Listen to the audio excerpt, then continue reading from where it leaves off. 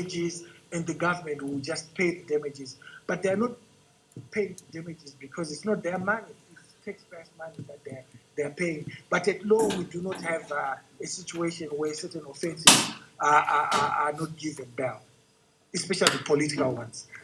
Yeah. So let me explain. Okay, let me explain something that is so noxious about Tanzania and so evil about our system in Tanzania.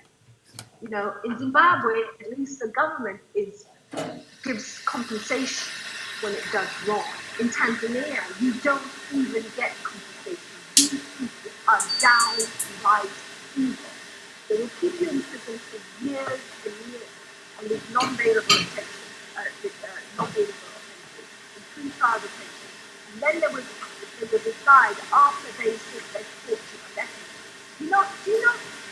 Do you know, Hopewell, I need to tell you how noxious Tanzania is. These state attorneys actually call it making you sit on the bench, and they enjoy it. They say, we're making him sit on the bench. You know, in other words, like in a football match, you know, when they bench you.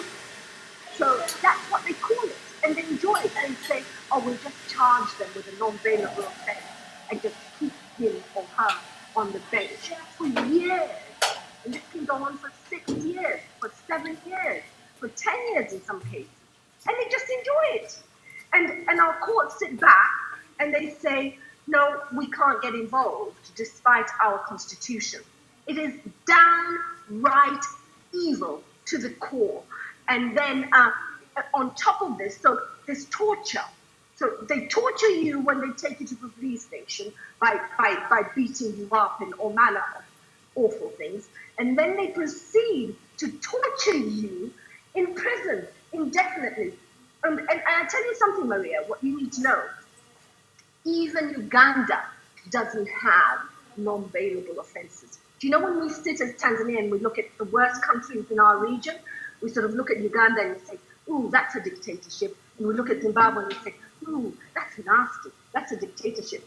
But even those two countries do not have non-bailable offenses on their statute book.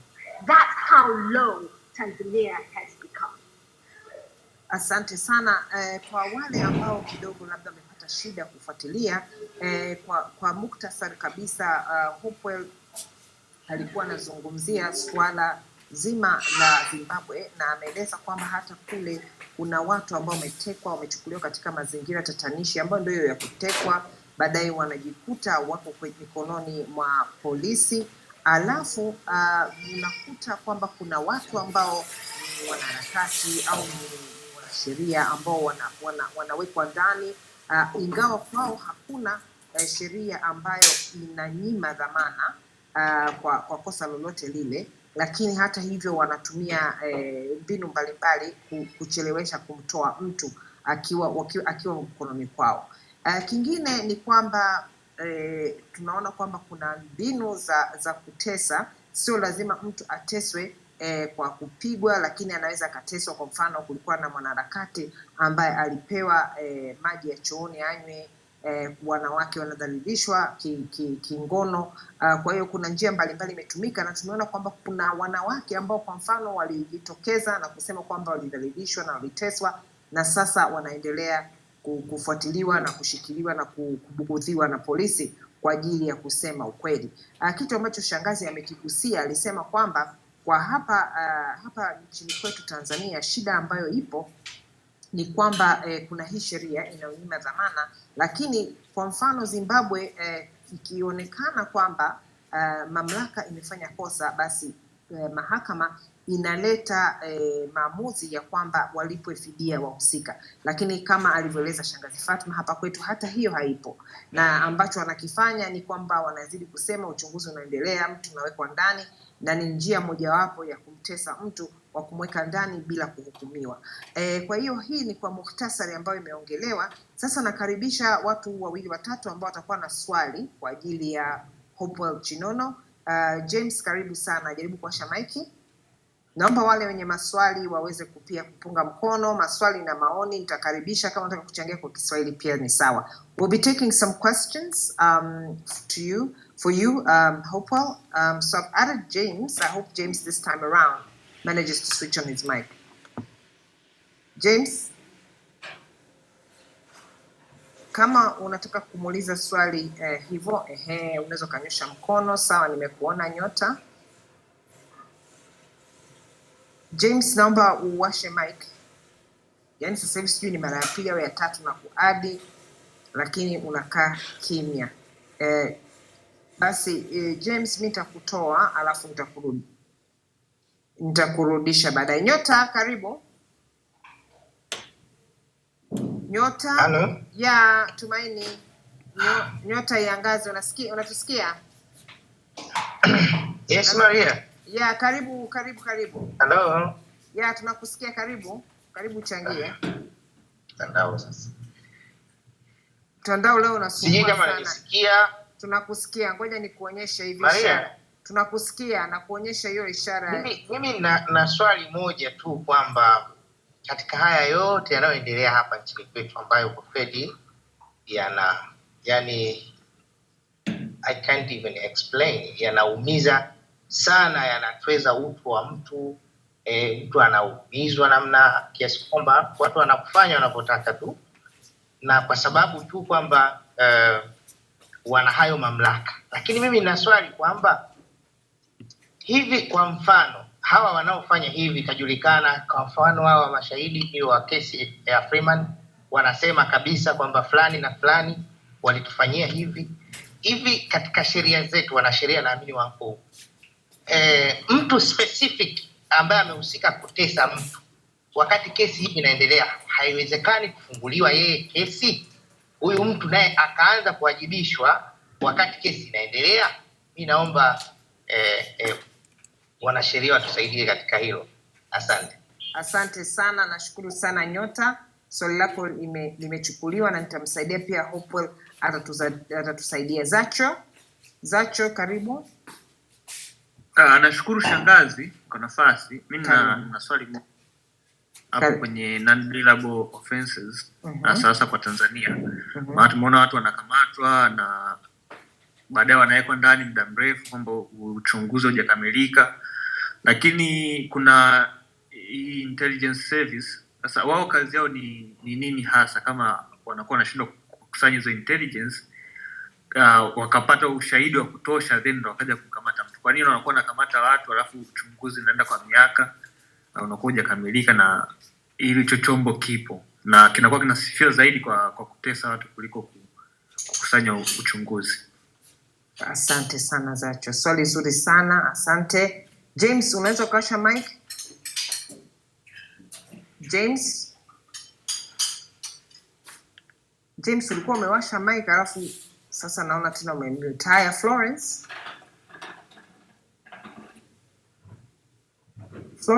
karibu. Yes, umewasha alafu kazima tena mic. Jaribu kuongea kidogo Florence. Karibu.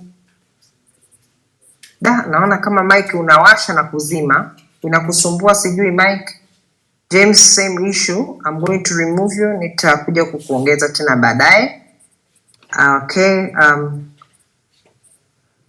Allen, when you join unaweza moja kwa moja ukauliza swali.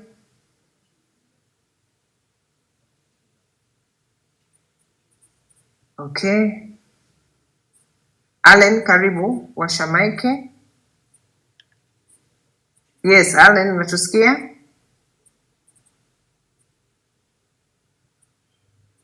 Okay. Florence, nitakutoa pia. Okay. Kuna mtu bado ana swali au turudi tena kwa majibu? Allen, unatusikia? Naona kama umewasha mic. Allen, tunakusikia lakini ni kama vile wewe hutusikii. Okay, naona kama kuna tatizo kidogo. kuna mtu nimeshakuona, kuna huyu Trips. Jamani, leo mtandao uko chini sana, poleni sana.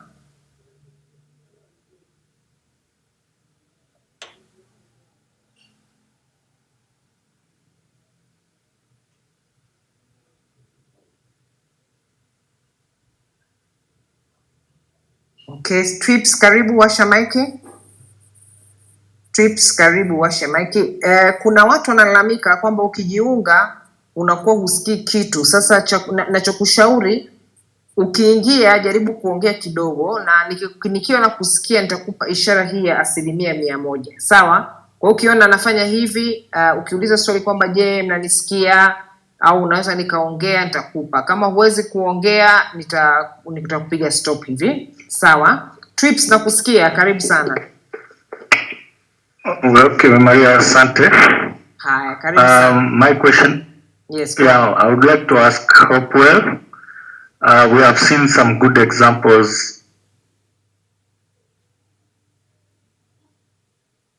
where the opposition has been tolerating for some time, and then at the end they come up in power, like they take up the administration in the government administration, and at the end they make the new dawn, like the way Zambian President Hichilema likes to refer, like always he's saying Zambia is a new dawn, a new dawn. So does he see, Hopewell, do you see Zimbabwe will be a new dawn like Zambia one day? Do you see like the opposition will come up one day and make things better again? That's one. Number two is like you have talked about African Union, they are all SADC, and they haven't been doing their job maybe for some time. Do you think there should be a restructuring of these organizations like SADC? Do you think there should be like more of reforms so that to make them effective for the conflicts which are happening within the countries? And what will be your perception? Like, let's say sometimes they don't have that authority to intervene into the country's affairs, let's say Zimbabwe or Tanzania, and that's how they remain themselves like the way they are. They operate like for them to preview, just to see from far. So what do you think about that? Thank you. Thank you very much. These are very good questions. So go on, Hopewell. So if you can answer them, and then I will also get you some of the other questions that was asked in Swahili. Go ahead, Hopewell. No, thank you very much. I think those are very good questions because they help an outsider from Zimbabwe politics to actually understand the difference between these countries that seem to be close to each other, yet they are not politically. So if you look at Zimbabwe, we got our independence through a protracted liberation struggle through the barrel of the gun. Our liberation fighters were trained in Morogoro, in Tanzania. They were trained in Mozambique. They were trained in Zambia. So what then happened was when we got our independence, the liberation fighters were then transformed into the National Army of Zimbabwe, and they became the colonels, they became the captains, they became the generals. And today, the people that are running the military came from ZANU and ZAPU, which then became ZANU PF. So the generals, their allegiances are to a political party as opposed to a state. So if you look at 2008, where Morgan Tsvangirai won the election with 73%, he was not able to go to the State House because the military then intervened and stopped that clean transfer of power. So it's different from Zambia because Zambia got its independence not through a protracted liberation struggle. And so UNIP in Zambia did not have military generals that came through a liberation struggle. So they were professionals, although they were picked by President Kaunda, and that is why when Kaunda lost the election, the generals allowed a transfer of power from President Kenneth Kaunda to Frederick Chiluba. And when MMD lost to PF, again, there was that smooth transfer of power. Of course, the presidents in Zambia would abuse the control of state apparatus like the security services, but not to the extent to which it has been abused in Zimbabwe. And when the new president, Hakainde Hichilema, won the election, there was another smooth transfer of power because the military was professional. It refused to be dragged into politics. And in Malawi, it is the same thing again. They did not get their independence through a protracted liberation struggle. So when President Banda lost the election in 1994, Bakili Muluzi took over without the military getting involved. And it has been like that until when the President Mtariki I died in office. There was an attempt to stop President Joyce Banda from taking over. But the military actually intervened and they wanted the constitution to be respected, which is the opposite of what happened in Zimbabwe. And when you look at the other question of reforms, reforms are quite difficult in an organization like SADC because the people that are gaining from the abuse of those institutions are the very people that are expected to reform them. So without pressure from citizens, I don't think SADC will ever be reformed, or without pressure from other bodies like the UN. I actually don't see the UN putting any pressure. And there won't be any reform that will take place. And I think a reform agenda can only be successful in SADC if it's driven by civil society, if it's driven by citizens. But then it has to be driven across the region at the same time with the same agenda. If citizens were going to say we are going to the streets because there's an abuse of power, these institutions must be reformed, you would find that in certain countries like Zambia, people might be allowed to protest, but in countries like Zimbabwe, citizens will be beaten or killed. So it's a very difficult expectation. I don't see it coming to fruition unless there's a proper coordinated campaign by citizens and civic society. Now, I think the third question, remind me again, what was it about? Oh, I don't recall that one because by that time I was trying to add someone else. Maybe Mshabaha, do you remember the third question from TRIPS? Mshabaha, do you recall? Otherwise, I'll check if he's still here. Okay, let me add another point. Okay, go on. Let me add another point in answering the second question. So in Zimbabwe, we had a SADC court which was supposed to adjudicate over matters which have overspilled from member states. And it ruled against Robert Mugabe's government in favor of a citizen who had lost their farm through the violent takeovers which started in 2000. But what SADC leaders simply did at the instigation of Robert Mugabe, they went and they changed the statutes for that court, and then they said that court is no longer there. So it answers the question about whether reforms can happen. It's difficult for them to happen, especially when we use such an example where we see that one state has lost a case at a SADC tribunal in Namibia, and the other member states agree that, okay, you've lost this case, what we are going to do is just to collapse this body that is ruled against you. So it's quite difficult, but I would like to hear what others think in terms of ideas or on how we can actually push for this kind of change for it to happen, right? We've got an election in 2023. I think Tweps was asking whether there's going to be change in 2023. Now, Yes, in yes, Zimbabwe, true. Yeah, he was talking about fundamental change and why some of the leaders, just like Ichilema and the others, they promise and then they turn. Yeah. So in Zimbabwe, for change to happen, the first thing that needs to happen is that the youth must understand the power that they hold through the vote. So to give you a good example of how this is difficult in a country like Zimbabwe at the moment until there's a change of heart by the youth, 450,000 young Zimbabweans turned 18 in 2019, which means they could now register to vote. Up to now, less than 1,000 have registered to vote.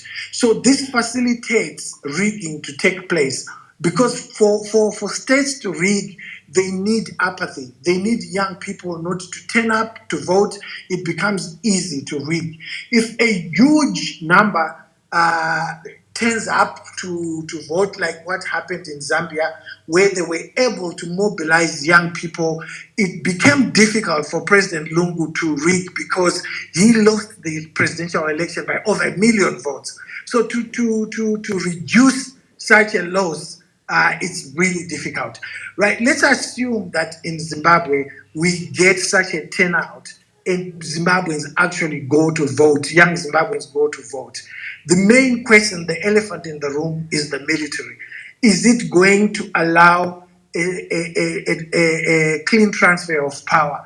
At the moment, based at what we are saying, the answer is no, because we have had so many examples where ZANU-PF has lost and the military intervenes. In fact, in 2002, the former commander of the Zimbabwe Defense Forces, General Zinawashe, is now late. He actually came out and said that this country will never be ruled by someone who did not participate in the liberation struggle. So it's the equivalent of, someone saying you can never rule Tanzania unless you were part of Chama cha Mapinduzi and you were part of the liberation struggle.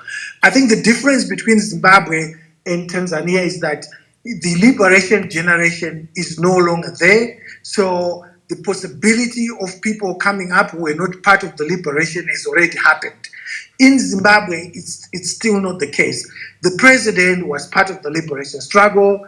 The vice president was part of the liberation struggle. And the vice president wants to have his turn. He's a former army general. So it's difficult to see how the military is going to suddenly say, we are going to be apolitical, we are going to respect the constitution, whoever wins should take over and whoever loses should accept that they have lost. And this is when you would have thought that bodies like SADC would come in, bodies like the AU would come in and say, listen, you've got to respect the election. This has happened in the west of the continent with ECOWAS. They have stood firm when people have lost elections in some cases, and right now they're standing firm against a coup. But I don't see SADC being able to do that because SADC is as Julius Malema called it, an old people's home where they take care of each other's interests and they massage each other's egos. We saw in the past 3 years, the new Tanzanian Defense Minister, Dr. Tax, literally behaving like a commissar for ZANU-PF, literally behaving like a commissar for the ruling party in Zimbabwe, organizing and tweeting about the protests against sanctions and getting into abusive exchanges with citizens. And so as long as we have that kind of mental makeup within our leadership, within the region, it's going to be difficult. It was even the case during President Magufuli's reign, where he came firmly on the side of tyranny that was taking place in Zimbabwe. So when the new president took over, we thought, wow, this is a breath of fresh air. It's a lady. She might see things differently. She might be compassionate. But as we are now seeing from afar in other countries in SADC, we're seeing that it was just a change in name, but not a change in deed, because people continue to be persecuted in Tanzania in a way that we thought we would not see after Magufuli's demise. And I think in Zambia, I would like to think that in Zambia, the new president is genuine. I like to give people an opportunity to prove themselves. So I want to believe that President Hichilema is going to be different. In Malawi, we had a change of power. When President Chakwera became the new president, when he defeated Mutharika II. But we have not seen a change of attitude. We have not seen a change of practice. He appointed his children, his son-in-law, relatives of the vice president, getting appointments, mother-in-law being sent as an ambassador. So that is a dangerous sign. It tells you that if somebody cannot be sensitive at that level when it comes to situations where they're about to lose power or where a colleague of theirs is about to lose power, nothing will change. And again, I think that citizens within the region must come together through civic society and make sure that they have some kind of coordinated plan to say we cannot accept what is happening in Zimbabwe. If Hopewell Chimono is arrested and sent to prison, we know that there's an order to send me to prison and for me to get convicted and sent to prison. If citizens in Tanzania and citizens in Zambia, Botswana, South Africa go to the streets and say, we are not going to accept a situation where one of ours is treated in this way through the abuse of state institutions, then there will be a time to reflect for these leaders. But if somebody is being persecuted in Tanzania and people in Zimbabwe are not paying attention to it, it will just be business as usual, because they invoke so-called sovereignty, sovereignty which trumps human rights, sovereignty which trumps the constitutional prescripts of that country. Sovereignty is not about abusing the constitution, but we've seen in Zimbabwe where the constitution is abused, you go to courts, you lose, and there's no other way. If you go to the streets, you are beaten up and you are thrown into prison. You are accused of treason. You are accused of trying to remove a constitutionally elected government. But I think if we come together, we must learn from the liberation struggle generation. Zimbabwe would not have been independent without Tanzania, without Mozambique, without Zambia. And because of that, these leaders came together. Julius Nyerere was instrumental in making sure that Zimbabwe became independent. He became involved. So if civic society in Tanzania gets involved and becomes instrumental in making sure that there is democracy in Zimbabwe, there is democracy in Zambia, and other countries do the same about Tanzania, and understand that our brothers and sisters in Tanzania are being persecuted, we need to do something about it, then we can prevail, because this is a model that has been used before and it has worked. That's the model that brought independence to our countries. Thank you. Thank you. Thank you very much, Hopewell. Fatma, I see you're back. There is an issue actually with network. Anyway, we will continue. Naomba kwa wale ambao wanapata shida kuingia au kuzungumza, naomba nisisitize tena matumizi ya VPN inasaidia sana.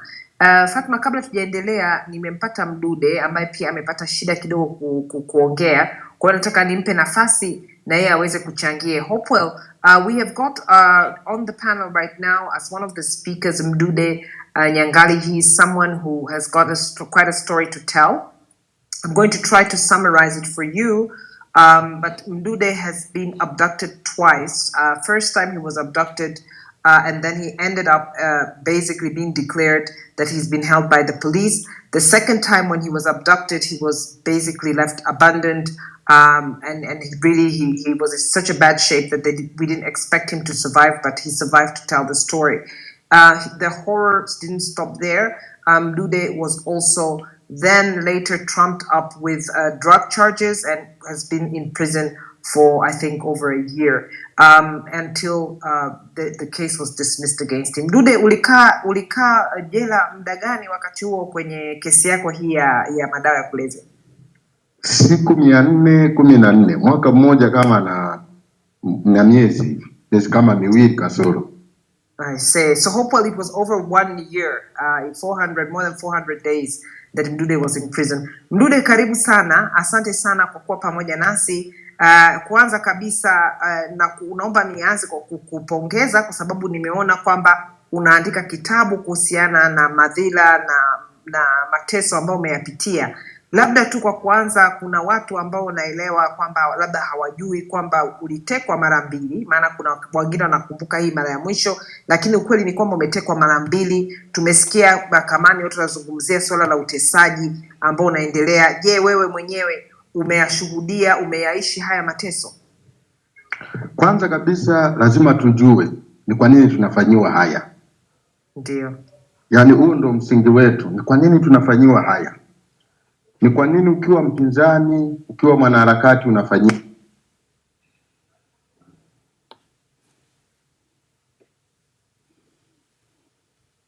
Mdude hatukusikii, tunasubiri kidogo urudi. Haya, okay, umerudi. Haya, tatizo lilianzia pale mwaka 1965 baada ya nchi yetu kupelekwa kwenye mfumo wa chama kimoja.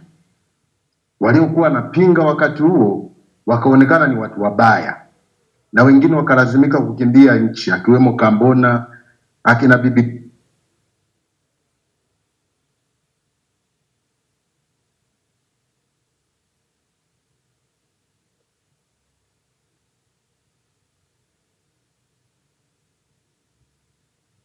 Haya, naona Mdude tena mtandao wako unasumbua kidogo. Tutasubiri urudi.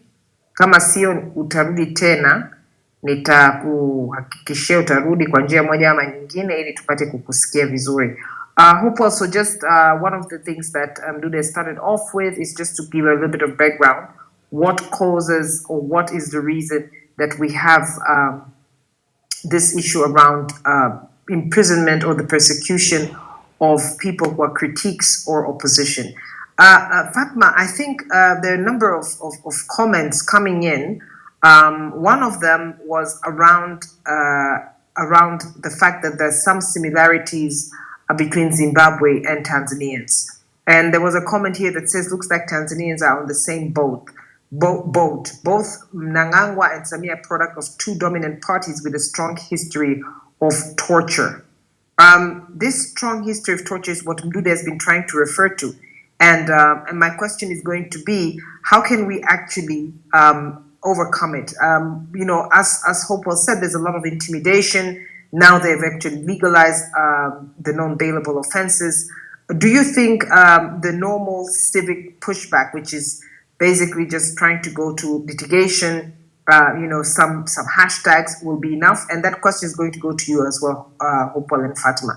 Swali ambao nimejaribu kumuuliza shangazi ni kuhusiana na swala hili la kwamba nini kifanyike ili tuweze kuondokana na hili tatizo la utesaji, unyimwaji dhamana na kadhalika. Karibu shangazi.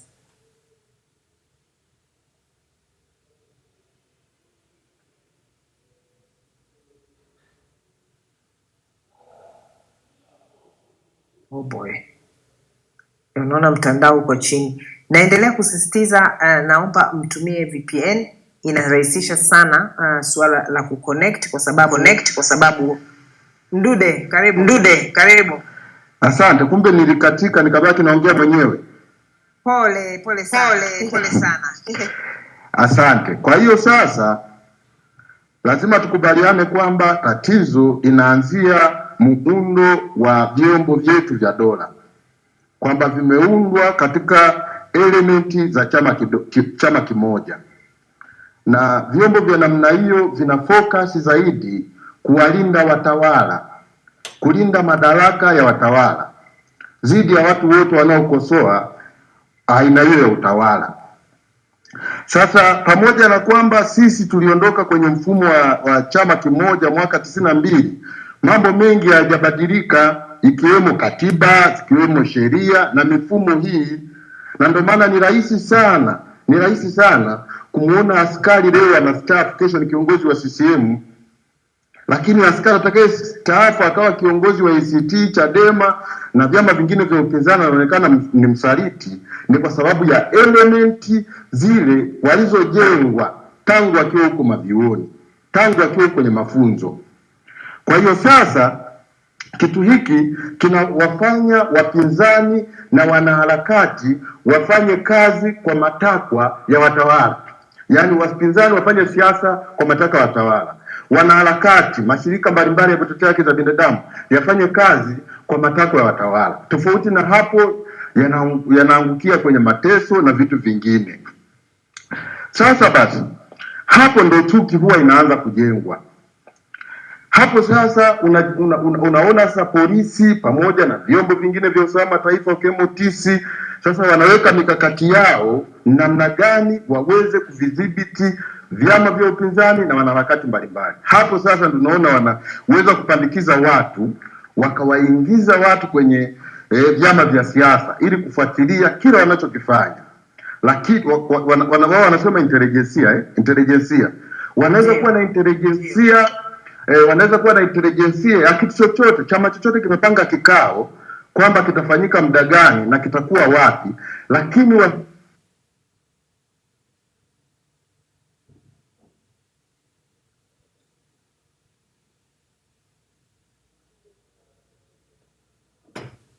bahati mbaya tena hatukusikii Mdude. Okay, hapo tumekusikia sasa. Wanaweza kuwa na intelijensia ya viongozi na wanaharakati wa vyama vya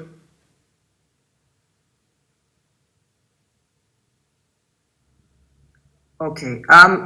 Pole sana Mdude, nitaendelea mimi kupambana mpaka utarudi tu. Leo mpaka tusikie kidogo. One of the things Hopo just in a nutshell has been a reference to the one party system that has allowed this kind of torture, detention, illegal detention to continue in Tanzania. And that is what Mdude was referring to, even though there has been a constitutional amendment to allow for multi-partism, but the basic fundamental structure remains the same. Fatma, karibu sana. Pole na wewe, naona shida ni mtandao kila mahali. Kuna watu waliuliza kuhusiana hata na swala la YouTube, tunapata shida ya mtandao, lakini tunaendelea kupambana. Kwa wale ambao watapenda, tuko live, tuna live stream Telegram, kwa hiyo tumebadilisha sasa platform, maana tunaona kuna changamoto kwa YouTube na Facebook, lakini tupo Telegram. Fatma, sijui unaweza kuongea kidogo, kuchangia kidogo? Ndio, nilivyoelewa Mdude na ninakubaliana naye kabisa kwenye hili. Anasema kwamba tatizo limeanza pale Tanzania 5 ilivyoamua kuondokana na mfumo wa vyama vingi, kuweka mfumo wa chama kimoja. Kwa hivyo ikawa sasa ukiwa mzalendo, wewe lazima uwe mtu unopenda TANU, kwa sababu TANU ndio ilikuwa inaonekana chama kilichotuokoa.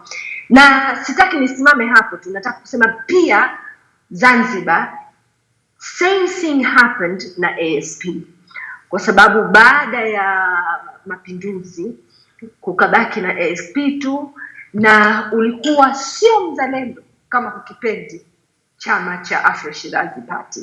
Of course this is all nonsense, kwa sababu uzalendo hauhusiani na kupenda chama. Uzalendo unahusiana na kupenda nchi yako. Chama ni chama cha siasa tu.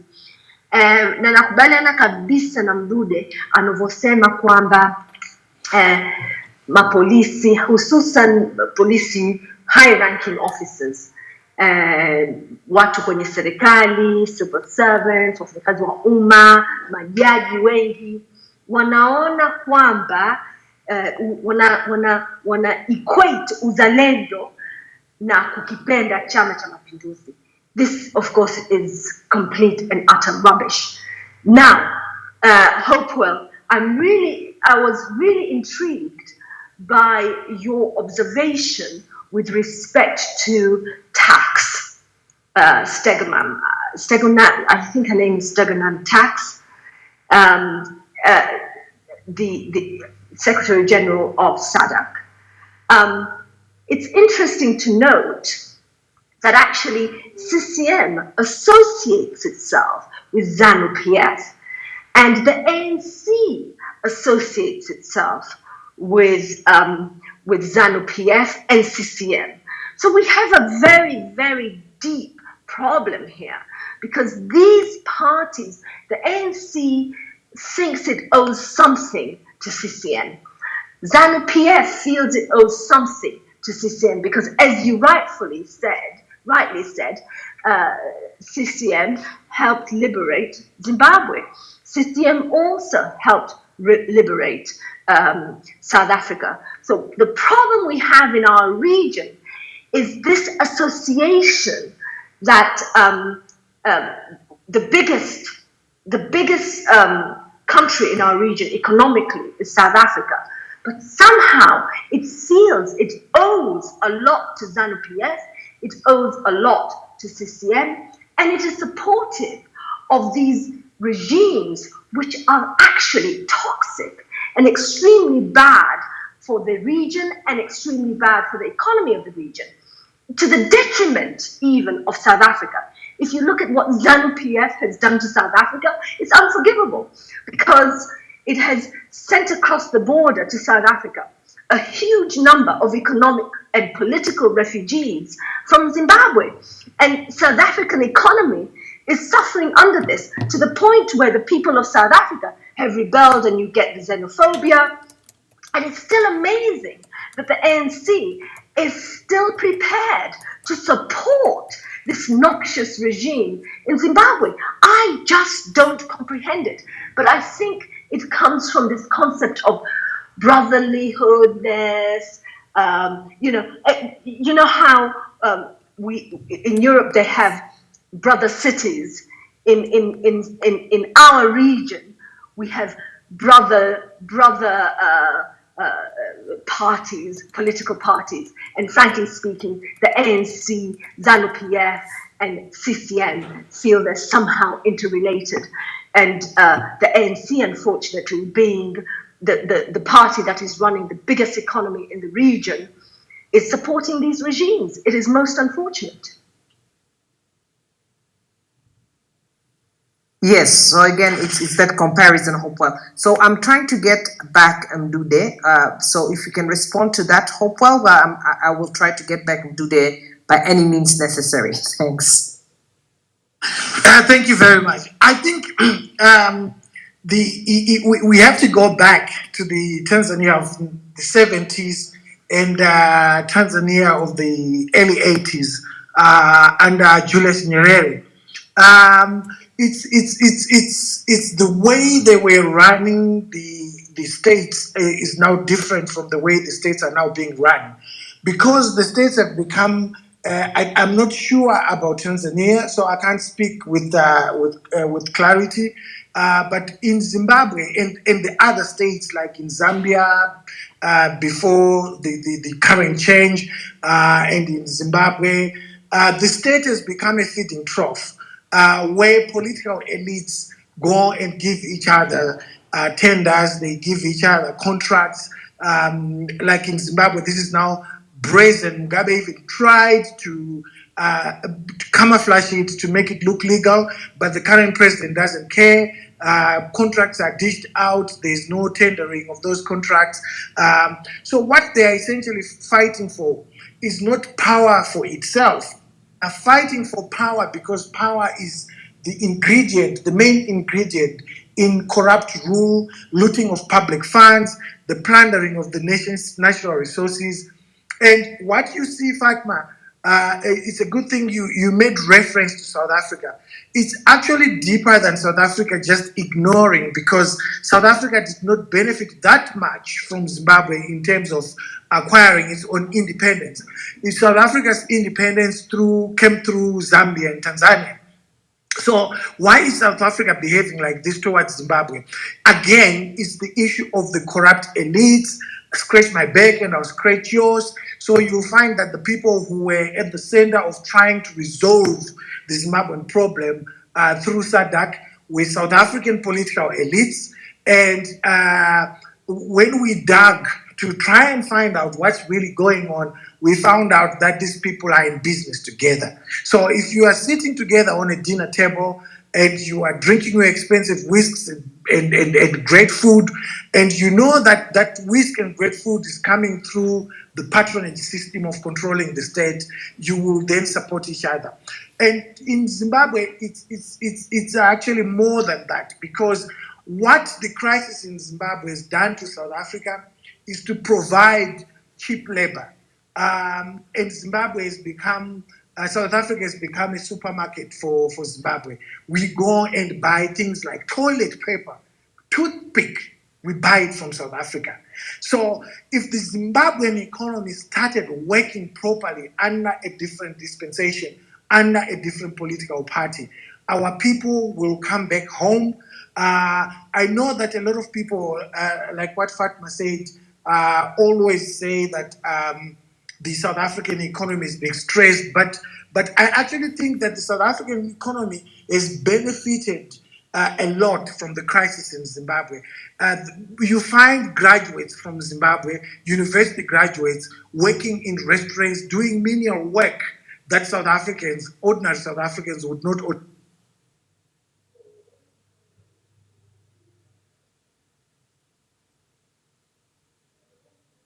Because they speak good English, they write well, and so they prefer them. They are prepared to work long hours, which South Africans are not prepared to something that South Africans are not prepared to do. They can work weekends, 12-hour shifts, and every day they attract the congestion at Beitbridge is caused by the collapse of the Zimbabwean economy. Because if you have to go and buy toilet paper from South Africa, if you have to buy toothpick from South Africa, I even know some wealthy people, they bring in salmon from South Africa. So the South African economy has gained in that sense. But there's also that element which Fatma has talked about, the issue of brotherliness, sisterliness, in terms of being part of the liberation struggle. In Tanzania, I must say that at least Julius Nyerere allowed for there to be leadership change, but I don't know whether it's meaningful leadership change, because this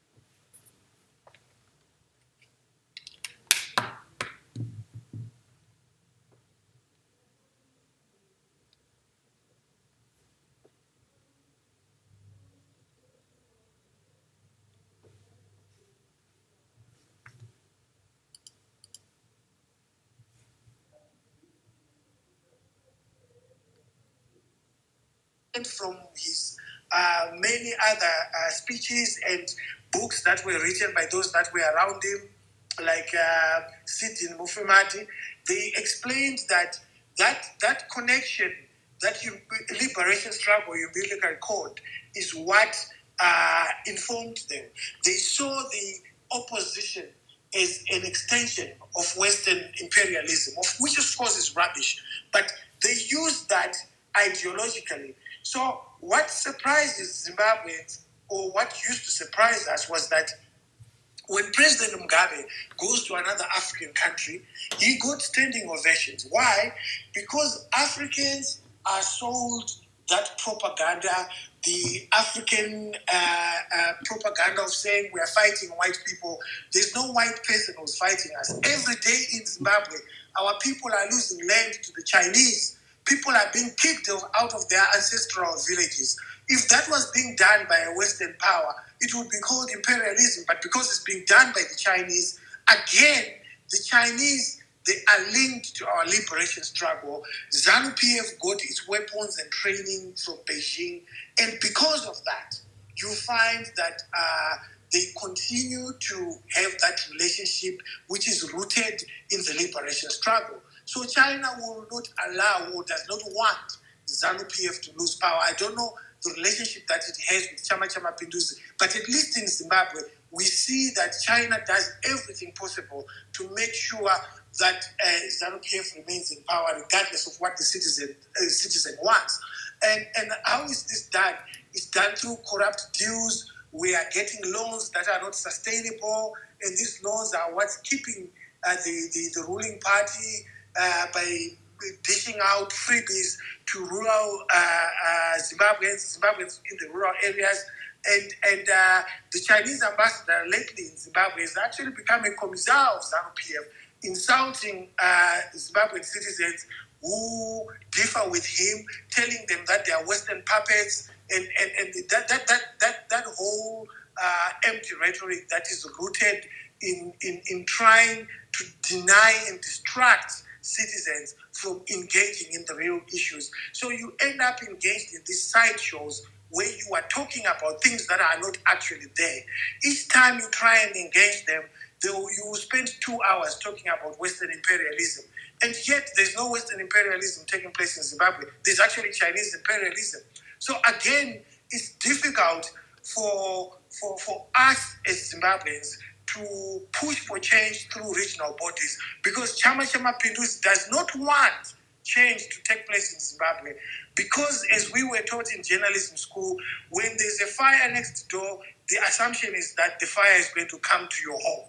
And that is one of the things that happened in Zambia, where our political elites, the presidential spokesperson in Zimbabwe, was insulting President Hakainde Hichilema, calling him a Western puppet, a sellout. He called him a sellout. And this was 3 months before the election. When President Hichilema won the election, when he had become president, he was again called a sellout by John Charamba, who is President Mnangagwa's spokesperson. So this is a thinking process that is taking place around the state houses in the SADC region. And until citizens decide that we have to unite together, like we are doing right now, this is a good start. That I'm on a space which is being hosted by Tanzanians. You can hear our sorrow, you can hear our pain, you can see what we are going through, and we can explain what we are going through to you, and you can do the same by explaining what you're going through to us. I'm now able to understand what's where we say we have rights within the Constitution, and we should use those rights within the Constitution to say, no, we cannot carry on like this, because it makes it difficult for black people in black African countries to succeed. Our children grow up thinking that the black person is an incompetent person, because whenever we have got a bit of money, we send them to school to Europe. We send them to school to America. And that in itself has actually been worse than even colonial rule. because these are black people who are doing this to their own fellow black men and black women. Thank you very much, Hopewell. And we have now Dude. I actually have to connect him through the back channel. So I'm inviting back Mdude. Tumempata kupitia back channel, kwa hiyo tutaendelea naye, na nimemkumbusha kwamba tulipokuwa tumefikia ni pale ambapo alikuwa anazungumzia baada ya mwaka 92 sheria ilikuja katiba ilikuja kufanyiwa mabadiliko, lakini bado kulikuwa na vitu ambavyo vilikwepo. Mdude, na kuona umerequest hapa, naomba ni kuadi kwanza, alafu kama ikishindikana nitajaribu kuweka kupitia back channel. Kwa hiyo na kuadi kwanza kama speaker, tuone kama utafanikiwa. Kama utafanikiwa, basi nitakachofanya utaendelea kupitia Twitter Space. Kama hutafanikiwa, basi tutaendelea kupitia channel yenyewe. Jamani, poleni sana, naomba wale ambao wana maswali waendelee kusubiri kidogo wakati tunaendelea kumunga Mdude ili tupate kuona kama ataweza kuingia. Mdude, unatupata? Sikika hapo? Yes, unasikika. Wewe unatusikia vizuri? Hapo nakusikia. Haya, naomba uendelee basi. Karibu sana.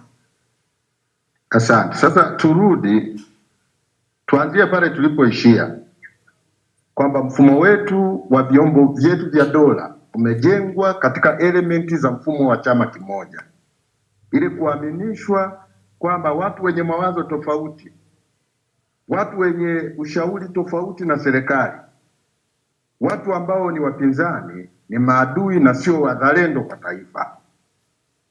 Sasa mwaka 92 mfumo wa vyama vingi ulivyorudi, kama kweli kulikuwa kuna dhamira ya dhati, kulipaswa kubadilisha katiba ya nchi. Maana katiba ya nchi ilipatikana wakati ule wa mfumo wa chama kimoja. Kulipaswa kubadilisha sheria nyingi, zikiwemo masheria ya uchochezi, masheria ya vyombo vya habari na matakataka mengi. Lakini kwa bahati mbaya sana, kwa kuwa lengo la kurudisha mfumo wa vyama vingi, yani watawala hawakuwa na lengo, yani hawakuwa na lengo la dhati kurudisha mfumo wa vyama vingi. Swala lao lilikuwa ni njaa tu. Njaa ilikuwa inawasumbua, hawawezi kujenga barabara, hawawezi kuleta maendeleo, hawawezi kujenga zahanati ili wapate misaada na mikopo, wakarudisha mifumo ya vyama vingi kwa shingo upande, lakini elementi zao bado zikawa zinaegemea kwenye mfumo wa chama kimoja.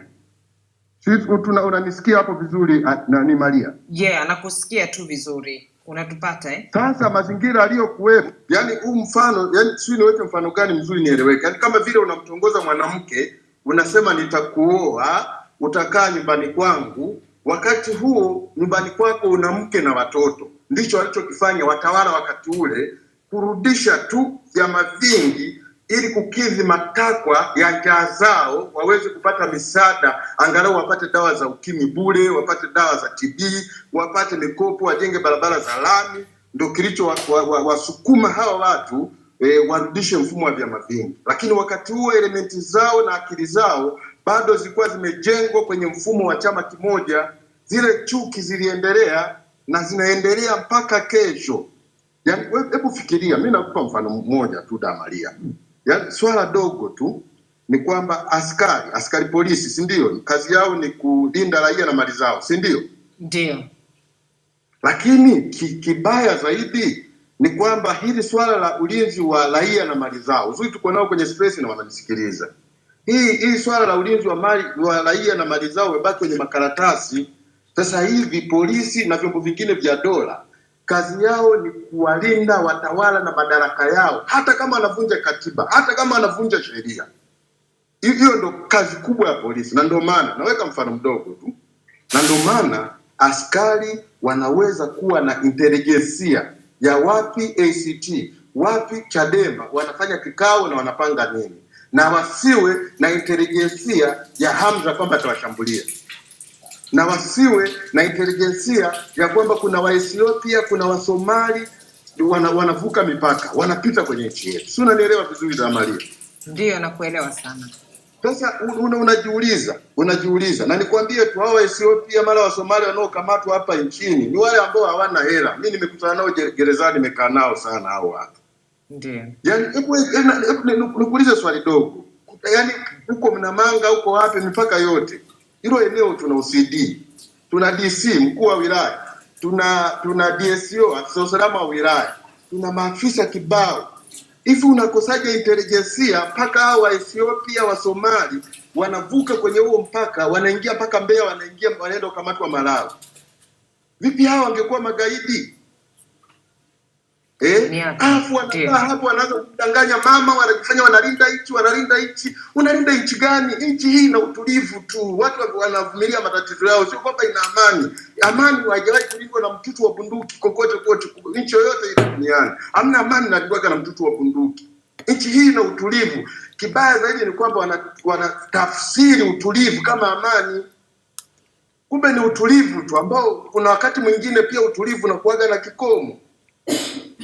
Sasa unajiuliza vyombo vya ulinzi na usalama ambao kazi yake ni kuhakikisha taifa letu liko salama, kuanzia wananchi, mali za umma, pesa za umma, uchumi wa nchi. Unajiuliza kwenye halmashauri tuna OCD, tuna DSO, tuna mkuu wa wilaya, tuna makorokoro kibao, lakini unaambiwa kuna hela za serikali zimepotea. Zinapoteaje wakati tuna DSO hapo na ana watu wake kwenye ofisi ya usalama wa taifa TC?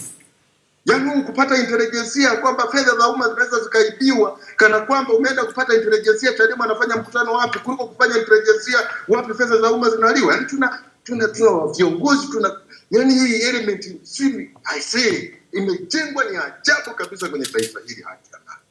Hebu can you imagine swala la namna hiyo? Unakuja mkoani, pana RCO, pana RICO, afisa usalama wa mkoa, pana RPC, pana mkuu wa mkoa. Lakini unaambiwa fedha zimepotea. Unaenda wizarani, fedha hizi zimetumika tofauti. Zinatumikaje tofauti wakati kote huko tumesambaza usalama wa taifa, wapo maagenti wa kukusanya taarifa? Alafu mnasema hizi tuna vyombo vya usalama ambavyo ni bora. Tuna ubora gani? Wanawadanganya watawala hao. Mimi nimekaa jela, nishawahi kuwauliza gerezani pale. Walikuwa wanakujaga kuchukua kero, mapolisi, majaji, sio na nini, wanakuja kuchukua kero gerezani pale. Nishawahi kumuuliza OCCID alikuwa ameongozana na deputy RCO wa Mbeya. Pale maafisa na wafungwa waliniteua mimi, ni mara nyingi walikuwa wananiteuaga kuzungumza kero zao unapokuja ugeni. Nikamuuliza yule OCCID pamoja na deputy RCO. Nikamwambia nimekaa hapa gerezani naenda kumaliza mwaka. Na kila siku naona nasikia press kwenye redio. Tunasikiliza redio mgerezani kwamba mmekamata majambazi na bunduki. Hayo majambazi mkiyakamata huwa mnayapeleka wapi? Kwa sababu kesi za ujambazi hazina dhamana, na hapa mimi namaliza mwaka, kesi ya ujambazi iliyokuja ni moja tu. Kwa bahati nzuri au bahati mbaya, mle tulikuwa na askari ambao ni watuhumiwa, wanakwambia unafikaga au viongozi sasa au marafisi wanakaaga tu, anaenda kutafuta mabunduki huko story, amechoka, anaenda kuchukua wezi wa kuku wangapi wakoroka kula na waleta, anaita media, tumekamata majambazi. Alikuwa anafanya wanafanya kazi kwenye media coverage kuwafurahisha mawaziri na rais ambao sio wataalamu haya mambo. Kwa sababu kwa ujinga wa namna hiyo huwezi kunidanganya mtu kama mimi ambaye nakujua kabisa wewe RPC hiyo press unafanya umekamata majambazi ni ya uongo. Sasa Mdude, naomba nikurudishe kidogo. Tulikuwa tunazungumzia haki ya kuishi salama, kwa maana ya kuangalia upande wa baadhi ya ushuhuda ambao tumesikia kwenye mahakama kutoka kwa walinzi wa Freeman Mbowe kuhusiana na baadhi ya mateso na kadhalika. Nimeona umetweet pia kwamba baadhi ya hayo mateso hata wewe uliyapitia ulivyokuwa huko kule, lakini swali ambalo linakuja ni kwamba wewe umeshakuwa mara 3 kwa nyakati tofauti, na nadhani hata hapa katikati ulishawahi kukamatwa, lakini ni mara 3 ambapo mara 2 ulichukuliwa kwa mazingira tatanishi, hii mara 3 ndio uliingia gerezani. Kwa njia hiyo unaweza ukaongelea vipi swala hili la utesaji na udhalilishaji ambao unaendelea? Kwanza kabisa kama nilivyoongea hapo awali, ndio kwamba msingi wa vyombo vyetu vya dola ndio ulioharibiwa tangu mwanzo. Kwa sababu gani? mimi ni miongoni mwa wahanga. Ndiyo. Kama ulivyoeleza, miaka mitano ya Magufuli nimeishi nikiwa nimeshika roho mkononi. Mimi nilikuwa miongoni mwa watu wa kwanza kabisa kufanywa tocha baada ya Magufuli kushika madaraka. Najaribu kuangalia elementi za watesaji. Kwa mfano ile 2016 ni ile ya mara ya kwanza kabisa. Wakati nimechukuliwa, nimefungwa kitambaa, nimepelekwa somewhere. Mmoja ya kitu ambacho naweza kukumbuka sehemu ambayo nilipelekwa ni kwamba ukiangalia dirishani kwenye kile kiroka walichoniweka nikiwa nasubiri zamu yangu ifike ya kuteswa. Ukichungulia unaweza kuangalia ubalozi wa Kongo. Unaona ubalozi, unaiona bendera ya Kongo, ubalozi wa Kongo. Sasa kwa wenyeji wa Dar es Salaam wanaweza kujua hiyo nyumba iko sehemu gani. Lakini ukichungulia unaweza kuiona bendera ipo. Maana yake hilo jengo lipo karibu na ubalozi wa Kongo. Sasa niko huko nimevuliwa nguo, nimefanywa tocha, nimepigwa. Unaona maswali nayo hojiwa na wale wakuu wa vile vyombo. Yani kwa namna ya element walivyojengewa zile element. Yani wanakutaka kwanza uchague. 2016 hii wananiambia mimi nichague. Nichague mambo yafuatayo. La kwanza kabisa, nifutiwe kesi, yani wanirudishe kituoni. Wakinirudisha kituo cha Oysterbay, nifutiwe mashtaka, na nikifutiwa mashtaka nihamie CCM. Ili niwe salama. Sasa tunarudi kwenye ule mwanzo kwamba wamejengwa katika elementi za kwamba ukiwa upinzani au ukiwa mkosoaji wewe sio mzalendo wala wewe sio mtu wa nchi hiyo. Hilo la kwanza. Lakini la pili, kama siwezi kuhamia CCM, basi niwe informa wao. Unanielewa Damaria? Ndio. Yani niwe informa wao na wanilipe mshahara. Na wakaniambiaje, wewe una maisha, tumekufuatilia, hauna nyumba, hauna gari ya kutembelea, Chadema nakulipa mshahara mdogo na nini. Sisi sikiliza, sisi tunakuwa informa, unatupa taarifa. Umeona, tutakulipa kwa mwezi milioni 2, tutakupeleka showroom, utachagua gari unalohitaji ambalo unalohisi kwa mshahara milioni 2 unaweza ukalimudu. Lakini tutakuhamisha huko polini unapokaa, si Mbeya si wapi, utahamia hapa Dar es Salaam na utapewa nyumba. Na nyumba utakayopewa ni hizi nyumba mpya zilizojengwa na National Housing Corporation. Tutakupa na hati yako, itakuwa ni nyumba yako. Ila tu uwe informa wetu. Unatupa taarifa kama uwezi kuhamia CCM. Baki huko lakini tupe kila kinachoendelea. Unanielewa? Nimekuelewa. Na wakasema una siku 3 za kufikiri. Wakanirudisha Oysterbay. Waliponirudisha kituo cha Oysterbay, kesho yake Lissu wakaja pale. Na mimi nikaamua kuropoka kwa sababu walipokuwa wanarudisha Oysterbay, wakaambia bana, ndugu zangu wa Chadema na watu wengine wakutafuta kwenye vituo mbalimbali vya polisi. Sasa ukirudi wakija kukuuliza pale Oysterbay, waambie kwamba wewe ulikuwa huko kwa DCI, ulipelekwa DCI kuhojiwa huko. Usiwaambie ulikuwa huko unateswa sio na nini. Wanajaribu kunilisha maneno ya uongo kwamba hata wale watu wanaonitesa na wenyewe kabla hawajajiunga na hiyo kikundi chao cha utesaji, si tax force kitu gani, na wenyewe walipitia mateso kama yangu. Yaani wananifariji. Tunanielewa. Kwa hiyo lengo lilikuwa ni siku 3 nifikirie, alafu baada ya siku 3 nikifikiria ndio nitoe jibu. Aidha nahamia CCM au unakuwa informa wao. Na mimi Lissu alipokuja tu kesho yake nikaropoka, nikamwambia brother, wana nyumba huku wanatesea watu. Watu wanavua nguo, wanapigisha shoti, nimepigishwa shoti za makalio, nimepigishwa shoti za korodani, nimeteswa, niko na hali mbaya na hospitali hawataka kunipeleka. Na Lissu mwenyewe aliniona hali niliyokuwa nayo.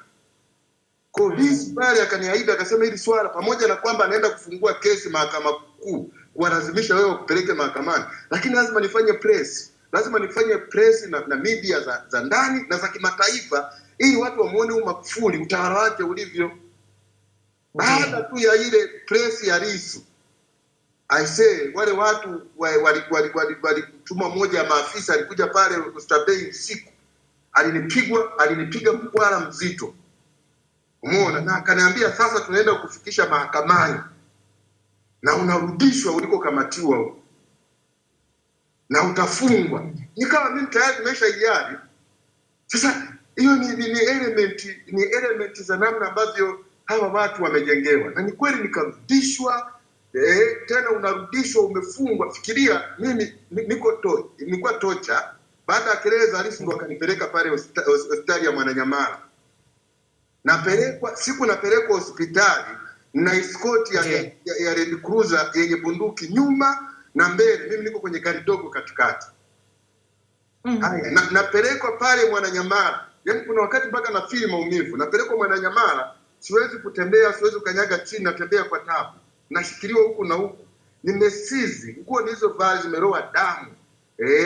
Shati imechanika kwa sababu ya kipigo. Nimekaa kwenye bench, wamenikaisha kwenye bench nasubiri foreign ya kuingia kwa daktari. Watu wananikimbia waliokuja kupata matibabu. Unakaje na jambazi? Wewe nilikimbia, nilifili sana. Nasema yani mpaka angalia nachukuliwa namna hii. Haya, natibiwa Mwananyamala, napigwa pingu kwenye kitanda. Niko right off, siwezi kukimbia. Haya, nimepigwa CT scan, nimepigwa hiyo x-ray. Nimepigwa x-ray kwa sababu ya miguu ilikuwa imevimba, siwezi kukanyaga chini. Wanaambia askari wasubiri vipimo sasa vya x-ray vikitoka ili wajue naweza kulazwa au la. Akasema hakuna, wewe mta dawa za maumivu na nini hizo zitatufuataga kule. Wakanibeba hivyo, sijamaliza hata matibabu, hata kupata ile ripoti ya x-ray sijaipata bado. Wananibeba mkuku na dawa na masindano, nikapigwa masindano kutuliza maumivu, kurudishwa pale hospitali. Na kubebwa kwanza kurudishwa. Haya, narudishwa Mbeya Songwe, nimefungwa pingu kwenye mikono yangu kwenye bomba juu ya gari. Sawa? Na miguu imefungwa. Nasafirishwa kilomita 800 na point from Dar es Salaam to Songwe region. Can you imagine? Nimefungwa muda wote na nikiomba kukojoa, hata kuomba kukojoa, naomba nikojoa, sema nikojolea, hatuna muda huo. Unatesa, unapita Iringa na Njombe, mikoa yenye baridi, niko kifua wazi, chati limechanika. Naomba hata shuka au bani wanifunike kwa sababu nilikuwa na hali mbaya. Wanaambia kufa hauna faida kweli. Sasa fikiria, haya unakuja hawa watekaji walioniteka mwaka jana. Na niseme tu katika matukio yote yaliyonikuta, hakuna tukio baya kama tukio la mwaka juzi 2019 mwezi Mei. Ndiyo. Ilikuwa tukio baya na litaendelea kuwa baya kuliko matukio yote yaliyonipata. Wale watekaji ukiwaangalia namna ambavyo walikuwa wananishughulikia kwenye gari, wananipiga baada ya kukamilisha kuniteka. Yaani wanalia, yaani mtu anakupiga huko anafiri. Angalia alivyoivishwa, yaani kama ni itikadi, ana itikadi gani huyo? Yaani namna alivyofundishwa na ameivishwa kwamba wapinzani ni watu wabaya wasiofaa. Yaani ananipiga na chupa ya bia Heken mpaka napasukia kichwani na nimepasuka, natoa damu masikioni na mdomoni. Anaendelea kunipiga mpaka wenzake wanamshika, sema tulia, usije ukammalizia kabla tujafika naye tunakwenda na. Ananunua ndege, anajenga stila, unakesha mtandaoni na mkosoa. Yaani huyo ni mtekaji, anatoa machozi. Sasa unataka uniambie huyo sawa, wale watekaji of course walikuwa si tisi tax force yao si nini. Hebu niambie kama anatoka huyo jeshini, kama ni afisa wa jeshi, ni afisa wa usalama wa taifa, ni polisi, hivi anawezaje kumtendea haki mtu wa upinzani? Anawezaje kumtendea haki mwanaharakati? Anafiri namna hii, yani namna alivyojengwa. Kwa hiyo hebu fikiria, anatoa machozi, analia, ananipiga mpaka wenzake wanamshikilia. Unanielewa vizuri? Yaani ni vitu vya yaani wanashusha kipigo. I say amnaga mateso nimepata kama yale. Yaani yatabaki historia. Na nikwambie idara ya usalama wa taifa wa Tanzania wana picha zangu za uchi nyingi, kwa sababu wamenipiga picha nikiwa uchi na video nyingi nikiwa uchi, wananihoji nikiwa uchi, wananipigisha shot kwenye makalio, kwenye korodani, ikiwa uchi kabisa. Kwa hiyo wana picha zangu nyingi sana kwenye hiyo nani. Lakini whatever sijali. Kwa hiyo inasaidia nini? Inawasaidia nini? Of course, waache wabaki nazo. Yani of course wabaki, yani mimi whatever mwili wangu. Kwamba watakudhalilisha. Yani hata wakinidhalilisha mimi kama mnyama tu, kwani mimi ni nani? Sisi si wanyama tu, mbona wanyama wanatembea uchi? Sisi tumeelewana kwenye vitu vya namna hiyo. Kwa hiyo kuna vitu vya hovyo kabisa kwenye hii taifa letu. Haya, niko gerezani. Wamenipa kesi hiyo ya madawa. Na hoja ilikuwa sio kesi ya madawa. Na hawakujiandaa. Yaani hawakujiandaa kwenye kesi ya madawa. Kesi ya madawa ilikuja usiku, yani walivyowaza wao. Ukamataji wao amekuja, wamenivizia, wamekuja kunikamata ofisi za chama. Na uzuri ofisi zetu za chama za kanda ziko karibu na ofisi za RCO na RPC. Alafu ni karibu na mahakama kuu kanda mbele. Haya, wamekuja pale, wameni arrest. Nikaambia naomba vitambulisho kwa sababu wote umevaa kiraia na nimeshaikutekwa mwaka jana na watu wenye magari kama haya kwenu haya. Na alikuwa kiraia, na nilipoambia atoe vitambulisho ugomvi ulianzia hapo, na nyie nataka vitambulisho mbele ya watu hawa mabodaboda na watu wengine. Ndio wakaanza kutoa vitambulisho, mimi ni jiputi RCO, mimi si ni RCO, si nini. Haya, kosa langu ni lipi? Kuchonganisha serikali, kwamba watu waichukie serikali ya Rais Magufuli, kufanya hatua za uchochezi, si na vitu gani. Ndio, okay sawa. Nilikuwa na mtu pale, nilikuwa na mtu ambaye alikuwa amenishikia begi yangu. Nikaambia, ni katibu wa Chadema mkoa wa Songwe. Nikaambia basi, kwa kuwa mnani arrest na mnanituhumu kwa tuhuma hizo, huyu hapa ataenda kuwa shahidi wangu wakati wa kutoa maelezo, hamna shida. Tukaingia naye kwenye gari. Tunaingia tu kwenye gari, kitu cha kwanza wamenirukia mwilini, wananisearch, wakanyang'anya simu. Wakachukua mpaka funguo za nyumbani kwangu. Yule ambaye ndio nimemchukua kama shahidi ili nani wakisha kuna nini maelezo, naye akanyang'anywa, akadabuliwa, akanyang'anywa simu. Tuko kwenye gari. Sasa hii ni namna gani? Tulia usitufundishe kazi. Tunafika kwenye hizo ofisi za RCO. Tunafika tu pale, tunaingizwa kwenye chumba cha mahojiano. Yule shahidi ambaye nimemchukua kama shahidi akaanza kupigwa mateke. Toka kwanza, umetuharibia mission. Hatuna shida na wewe, tuna shida na mdude hapa. Toka, wakamvuta, wakamchania mpaka suti yake. Alikuwa amevaa suti, wakachana koti, wakamsukumia nje ya fence. Akiwa nje ya fence akasema basi naombeni hata simu yangu basi niondoke. Wakamrushia simu huko, sio kama ipona au ifanyeje. Akarushiwa simu nje. Akawa anaondoka. Akaambia, basi sasa nyewe basi naomba hizo funguo za nyumbani kwangu nimpe yule, kwa sababu hizo ni funguo za nyumbani na ofisini. Hakuna, sisi tuna shida na wewe na nini. Haya, nimekaa pale. Haya, wanakuja watu. Hebu fikiria, afa wananionaga mimi mjinga, kuna wakati na wachora na waangalia, alafu wao wanaonaga kama mimi na moyo wa chuma. Kumbe na mimi na moyo wa binadamu, na feel maumivu. Namuomba sana Mungu anifikie nisije nikafanya revenge, kwa sababu najua ujinga anaofanya. I feel siku ile nimemuona mtu ambaye alikuwa ni miongoni mwa watu walioniteka hiyo Mei 2019. Ukamwona kule kwenye ile kesi. Nikamwona na nikamtambua. Na kibaya zaidi kilichofanya mimi nimtambue, aliniuliza kwa sababu nilipoanzia wanamwambia yule RCO wa Mbeya kwamba wewe una muda naye mwingi. Kwa hiyo tuachie sisi tumhoji tuondoke zetu kurudi Dar es Salaam. Kwa utaona mkakati wa mimi kupewa kesi ya madawa au kuanzia Mbeya ni mkakati ambao ulianza kusukwa tangu Dar es Salaam. Tumenielewa? Ndio. Wale watu wakaja pale nikakaa nao. Haya, tumekaa kwenye chumba cha mahojiano. Wamenipa kiti nimekaa na wenyewe wamekaa. Wakachukua simu yangu. Wakaanza kupekua, wanaangalia WhatsApp namba, wakikuta namba ni ya nje, alafu profile picture ni mzungu. Wanaanza kuhoja, ndio wanaokufadhili. Wewe una connection na mabarozi wangapi? Wanaokufadhili. Kama hivi nyie, kuna vitu vingine lazima mjiulize. Mnasema mimi nafadhili. Mimi ninachoandika ni kile kinachotoka kichwani mwangu, ninachoona akili sawa kwenye hili taifa. Mnaponiambia mimi nimefadhili, mshakuona mimi namiliki basketi. Mmeshaona mimi namiliki gari. Mmeshaona mimi namiliki majumba. Sasa ufadhili unautoa wapi? Hakuna. Wewe lazima unafadhiliwa na mabeberu. Tuambie ukweli. Nikamwambia ukweli gani? Yaani nipeni ukweli. Niambie beberu gani ananifadhili na ananipa shilingi ngapi? Na hizo anapeleka wapi? Hapa nyewe wenyewe si mmechukua hapa amenikuta shilingi ngapi? Alinikuta na 9,000 mfukoni. Nilikuwa na 9,000. Umeona?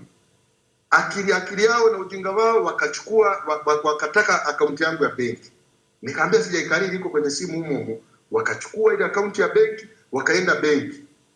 Na wananiambia wazi kabisa, safari hii tunakupa kesi ya kutakatisha fedha na uhujumu uchumi, utoki gerezani. Ambia sawa, kama hoja ni hiyo ni sawa. Umeona, mimi nilijua ni hiyo uchochezi kama mlivyo nikamatia. Kwa hiyo tuna ajenda nyingine, wala hamna shida. Haya, walipokuwa naenda benki wakamwambia yule jamaa wa cyber, mhoji huyu, malizana naye kwanza wakati sisi tunafanya utaratibu mwingine. Jamaa wa cyber anakuja kunihoji. Halafu bana, sikiliza. Nionyesha hao jamaa na ajenda nyingine. Mimi maelezo yangu kuhusu hizo uchochezi, hizo tweets, nini, mimi nitaenda kutolea mahakamani. Nisikutoa maelezo, na ni kawaida yangu hii, polisi sijai kutoa maelezo hata wanipige kiasi gani. Sitoaje maelezo polisi kwa sababu huwezi kuwa mlalamikaji mwenyewe, mshtaki mwenyewe, wewe ndio mchukua maelezo, wewe ndio mpeleke mahakamani. Asiwezi kupata haki kwenye eneo la namna hii. Naweza kutoa maelezo polisi kama mimi na Maria tumegombana na wote tumeenda polisi na polisi anakuwa na interest na upande wote, tunaweza kutoa maelezo. Lakini sio wewe mwenyewe mlalamikaji, wewe mwenyewe unichukue maelezo.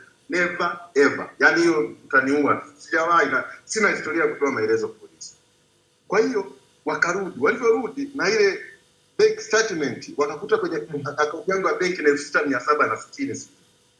Jamani. Wameangalia taarifa za benki hakuna. Na sasa wananipaje? Tutalipa kesi ya kutakatisha fedha 6000. Haitaleta impact. Unajua unapotengeneza uongo uendane na ukweli.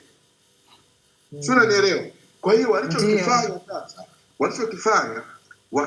hiyo ni saa 2 usiku, wakasema mpeleke Central, aende kwanza Central pale, afu tutajua cha kufanya kesho. Umeona? Kwa hiyo mkakati ukafanywa usiku, mimi nikiwa Central. Haya, niko Central, asubuhi nachukuliwa, naambiwa tunaenda kusearch nyumbani kwako. Nikamwambia, sasa naenda kusearch kutafuta nini? Kwa sababu mimi ni mzoefu wa hizi kesi mlizonishtaki. Kesi ya uchochezi huaga kinaangaliwa kifaa kilichofanya uchochezi. Kama ni simu, basi haina haja ya kuhangaika na vitu vingine. Nyie mmekamata simu zangu zote mbili, smartphone kubwa na simu ndogo mbili. Haya, katika zile simu mkauliza simu unayotumia kwenye mitandao ni ipi? Nikawaambia ni hii. Haya, sasa mnaenda kutafuta kitu gani kingine? Tunaenda kutafuta laptop sio na nini. Nikamwambia sasa nimeshauliza kitu gani nilitumia, niwaambia hii laptop inahusika na nini na hiyo.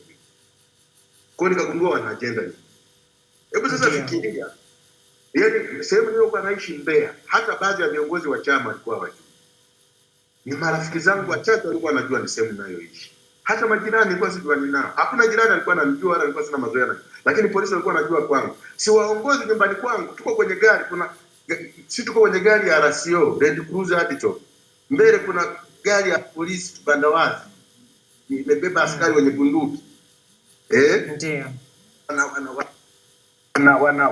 Wanatangulia, yani wako mbele wanaelekea kule nyumbani. Sasa nikajiuliza hawa wamefajiwaje nyumbani? Na hawaelekezi. Na wamefika, tumefika nyumbani tumeikuta Land Cruiser nyingine ya polisi, askari wapo pale, walishafika. Wamefajiwaje nyumbani kwangu? Hiyo ni hoja ya kwanza.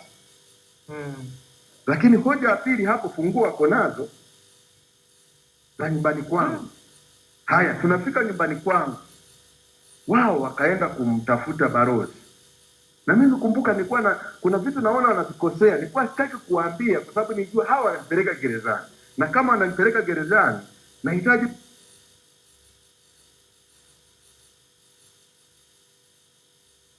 vitu wanavyokuja. Endelea, ulipotea kidogo. Mimi nakupata. Endelea. Haya.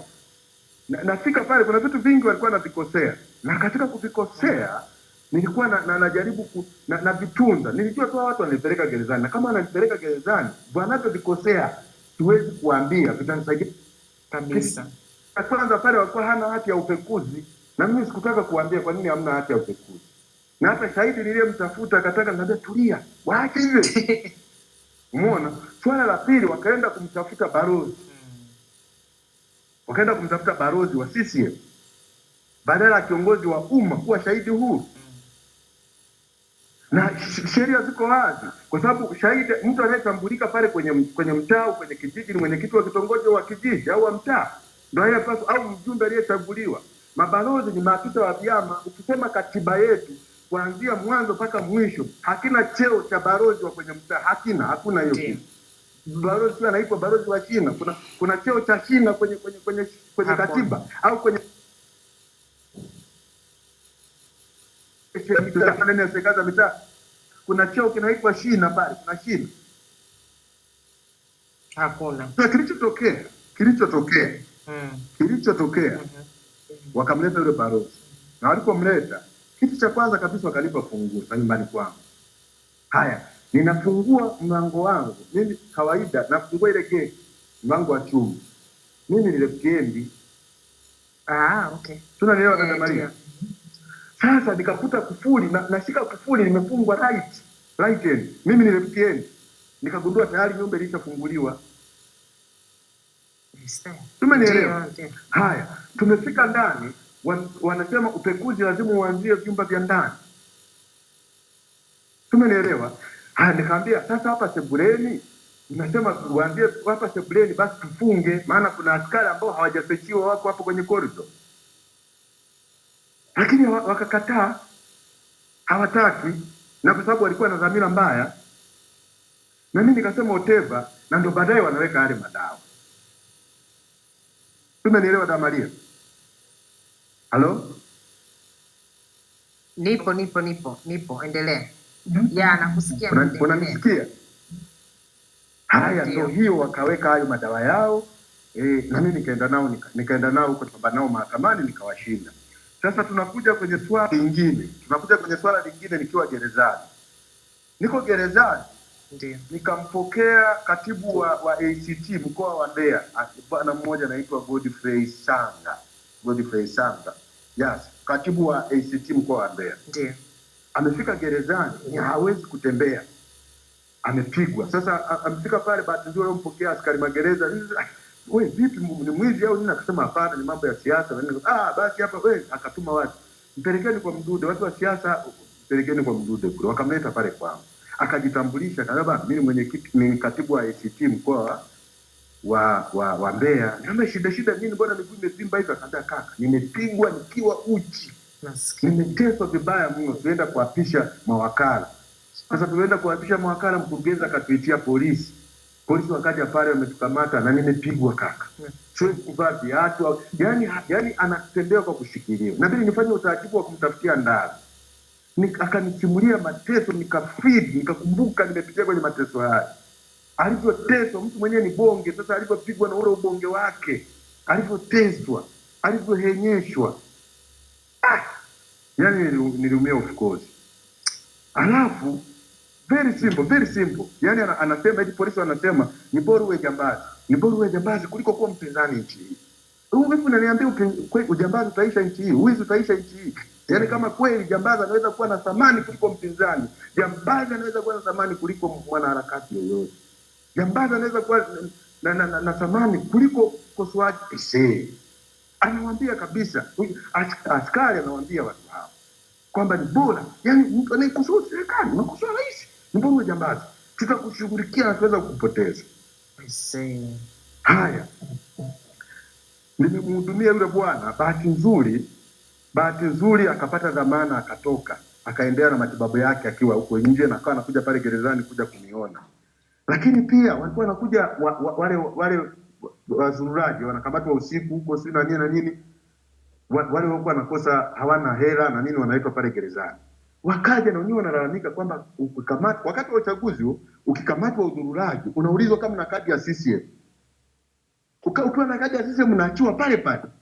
Kama una kadi ya CCM unapewa kwenye karandinga, unapelekwa kituoni, na hapo kutoka kuwe na 20,000, 50,000. Hauna ni mahakama ya mwanzo, uzururaji ni jela miezi 6.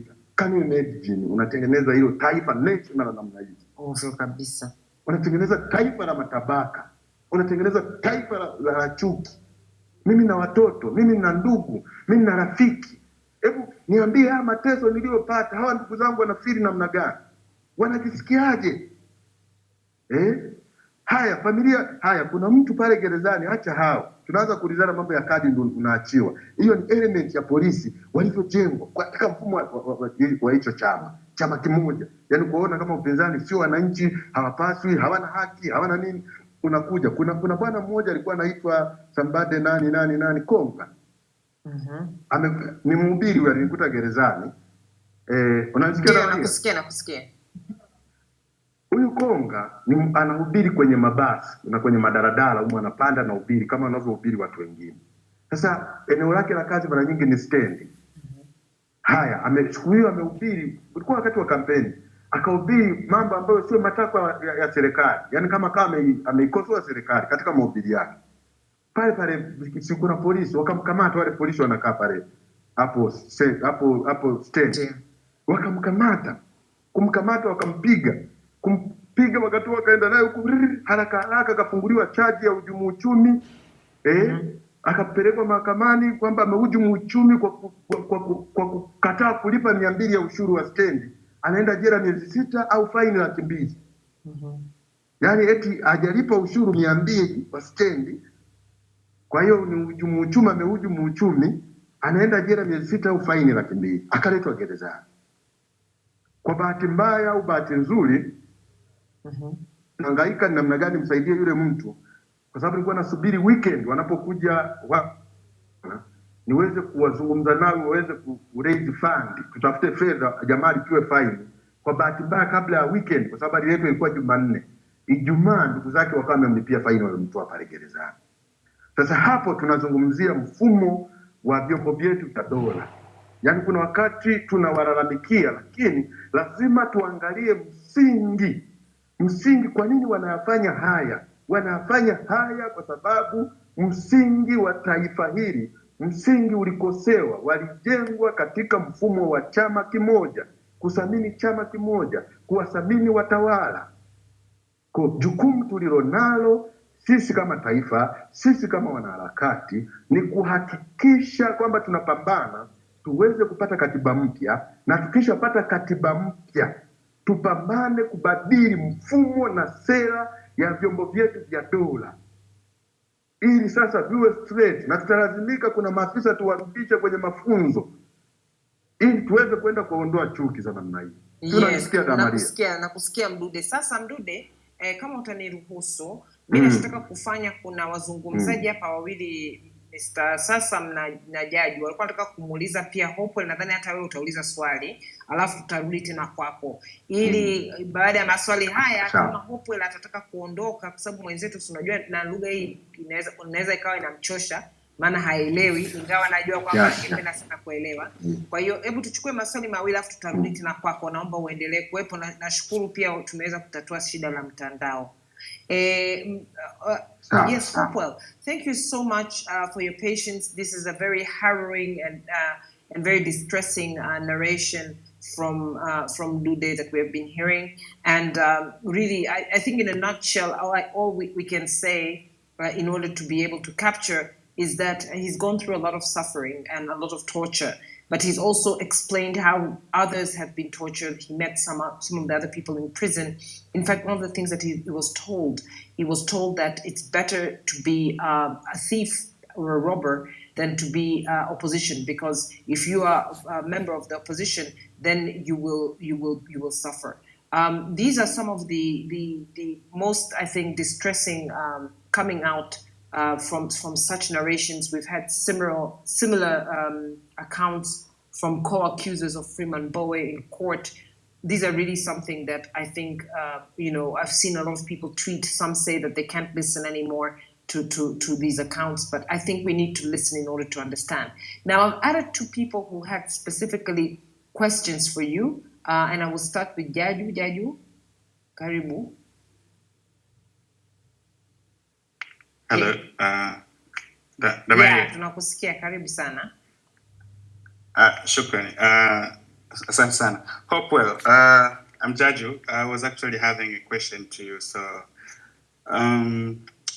having listened to you, like from the explanation that you gave, I get to know or to understand, or rather to understand, like most of African countries, we are literally facing same kind of challenges, and we might probably have the same kind of solution needed.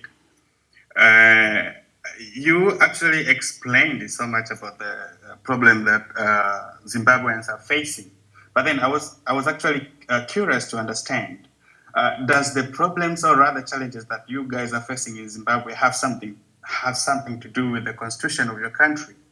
because some of us in my country, we probably believe if we have a new reformed constitution or completely new one, we might actually wake up tomorrow and have no same problems anymore. But then I wanted to understand, because maybe if I got in the middle, I didn't get you if you actually talked about your constitution. So I wanted to understand if you guys in Zimbabwe have a better constitution, but then the politicians are misusing the positions, or you also have the problem with the constitutions. And I was trying to see, like, if you do the comparative analysis, like Zambia, Malawi, like the countries which actually we are neighboring countries, they have been having changes for the position of presidency. There's some countries, the leaders, like coming from different parties, they've been having changes from this party and another year, another party, like different years, different parties. But then the same cry, the same cries, the same thing, same challenges. So what is your opinion? What is your take? What do we really need to do, like to abolish, or rather to remove, or even to reduce the cry that people are having? Because I think we still have the same problem over and over and over and over again. So does it have something to do with the constitution, as in for your country? And if you do the comparative analysis, what is your take on that? Thank you. Thank you, Jaju. Hopewell, before you answer, I've also been able actually to add Alan very quickly. And also there was Mr. Sassam. Mr. Sassam tried to join. I've tried to DM him a new link. Maybe he can join with that. If not, then we'll just take it. Okay, Alan, you've just dropped. I'm going to take one more. Okay, Mr. Sassam is back. Mr. Sassam, karibu sana. Unmute your mic, please. Sorry, Hopewell, today the network is quite a challenge. Mr. Sassam, naomba ujaribu ku-unmute mic yako. Itasaidia.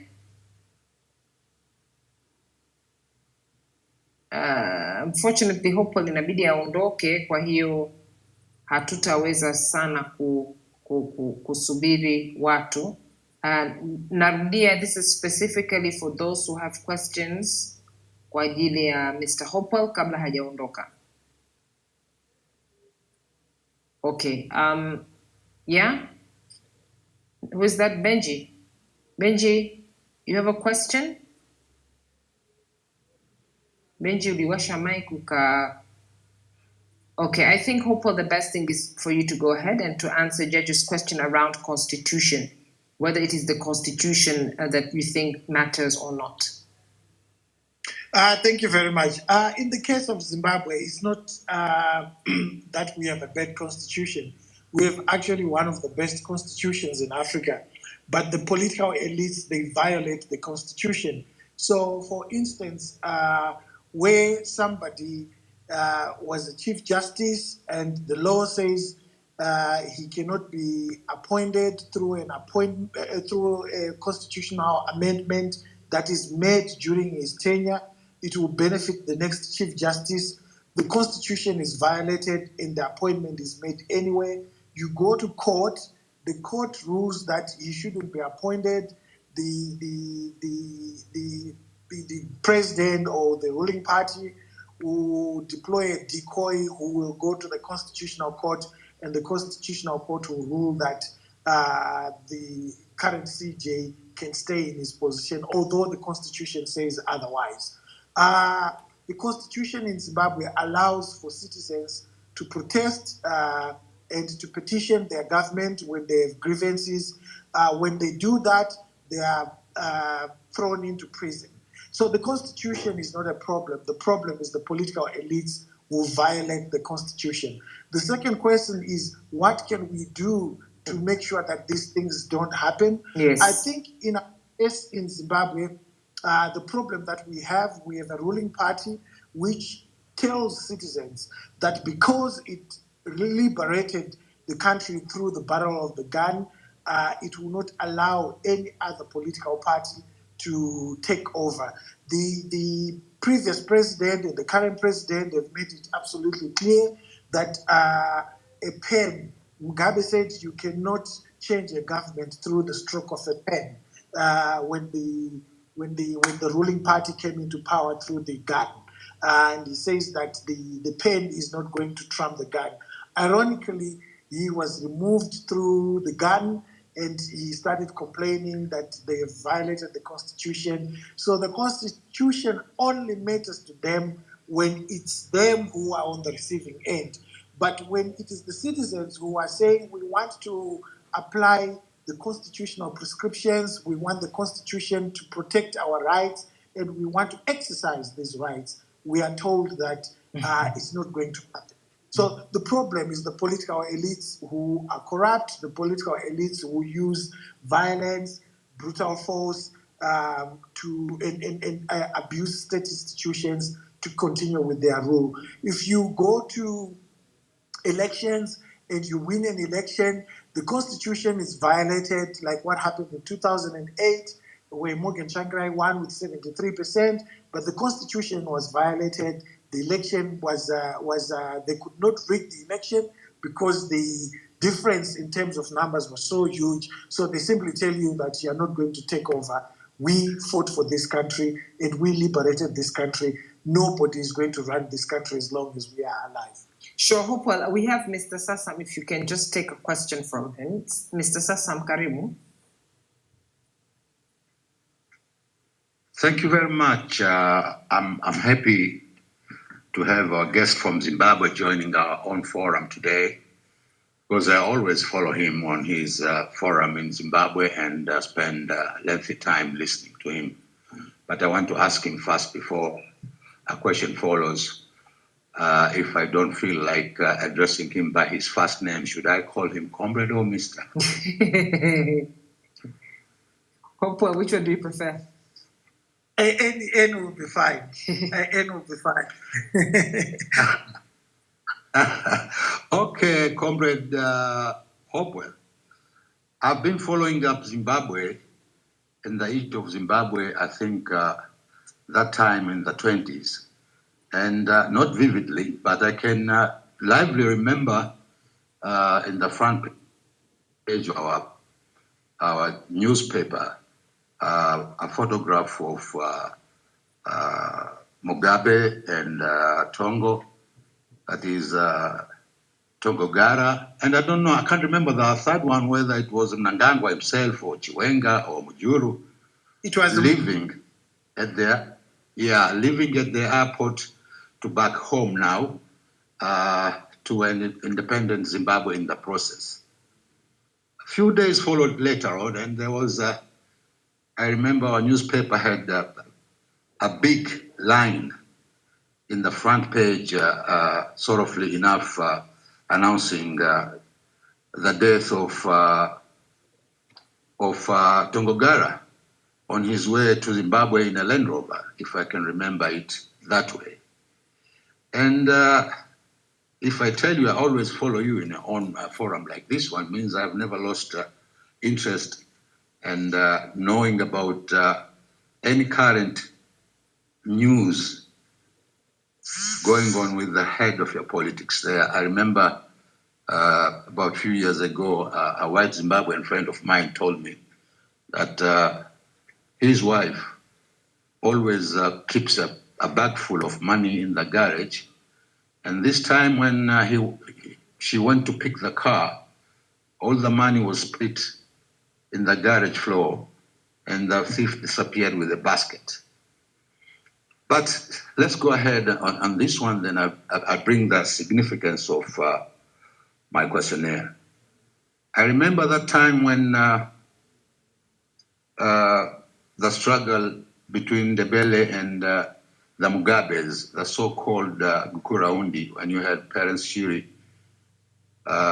commanding the battalion that ended up with the loss of over 30,000 lives in history, and then Nkomo went away. But I have always read that there's always a unity in power among individuals, but there has been a disparity in principles. The last figure that died in a so-called farmhouse inferno. That was Mujuru, and Joyce, then a vice president, wanted the magistrate to exhume the body, and the magistrate refused. And then we read about the notorious veterans going away and moving away with the support to ZANU-PF. With all this split you have in leadership, each one killing each other, don't you think that, and why, would the opposition and critical thinkers of Zimbabwe not grab power? Because the last one, when Mnangagwa said he went on a bicycle and he had his swollen feet to come and take power through Chiwenga, we saw photographs of policemen being broiled by the army, and you had the whole mass on the street supporting that revolution. What is the politics of Zimbabwe like until today that the opposition don't grab chances when you have split like those in leadership and supporters of ZANU-PF? Thank you very much. I think what you've described, there are internal power struggles within the ruling party. They've been there since the 70s. The founding leader of ZANU was called Dabading Stole. He was removed through what is known as the Gagao Declaration.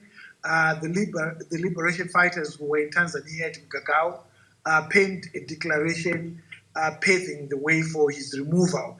And the guy who became the caretaker leader of ZANU was Advocate Herbert Chitepo, who was the first prosecutor general in Tanzania, black prosecutor general in Tanzania. When he took over the leadership of ZANU, again, he was killed by his comrades. He was driving out of his home in Zambia, and his VW Beetle was blown by a bomb, and he died. And Mugabe again was a product of the ZANU military wing called ZANLA. They installed him there. And when he came to power aided by the military side of ZANU-PF.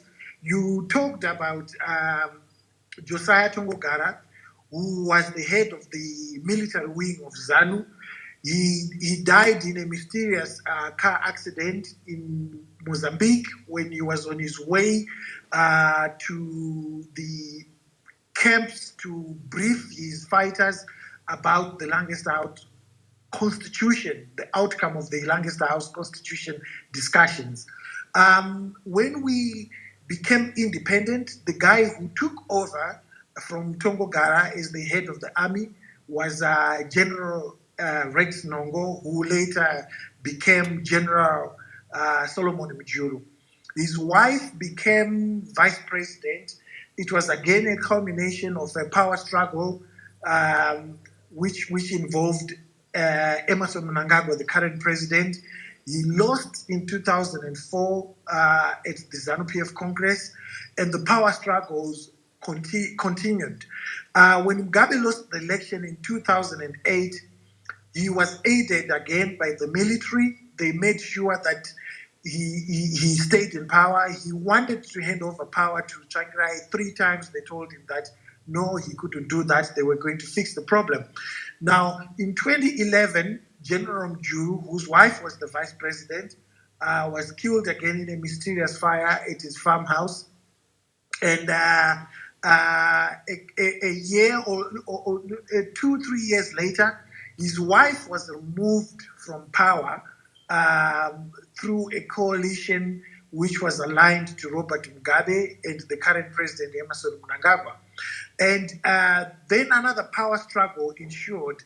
But in all these power struggles, there's one element that whilst the fight together, my father always used to characterize the power struggles in ZANU-PF using the analogy of baboons.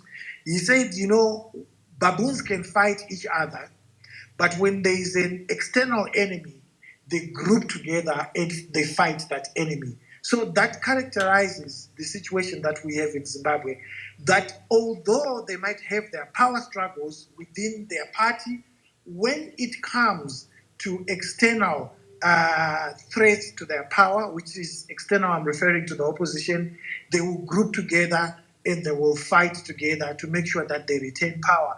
Once they retain power, they can go back to their daily fights. Right now, we are having what's being reported in newspapers is a factional fight between the president and the vice president. And this is about internal power within ZANU-PF, because ZANU-PF is the vehicle that they use to capture state power and to retain it. So the question that you posed is a very important question. Why is the opposition fails to take advantage of these power struggles? I think there are two answers to that. One is about strategy. The opposition has, I think, to its own disadvantage, maintained a puritanical attitude towards ZANU-PF, where they say they will not deal with anyone who is in ZANU-PF or was part of ZANU-PF.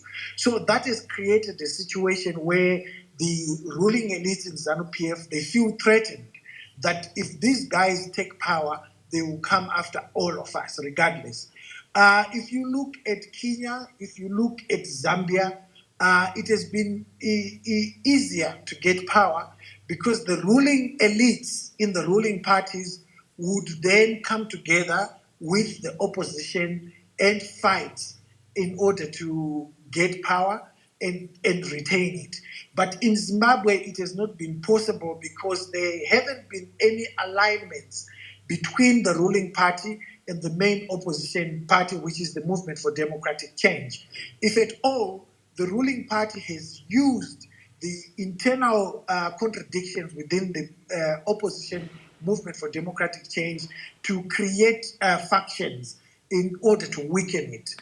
Secondly, the other reason that has made it difficult for the opposition to take power has been the fact that the ruling party or rather the military is seen as an extension of the ruling party. All the generals who are in charge of different parts of our military today, whether it's Air Force, whether it's the ground force, they all came from ZANU-PF. So ZANU-PF is their baby. If ZANU-PF loses, they feel that they would have lost their power in terms of patronage, their power in terms of access to public funds, and their power in terms to access to the natural resources of the country. That is why it has been difficult for the opposition to take over.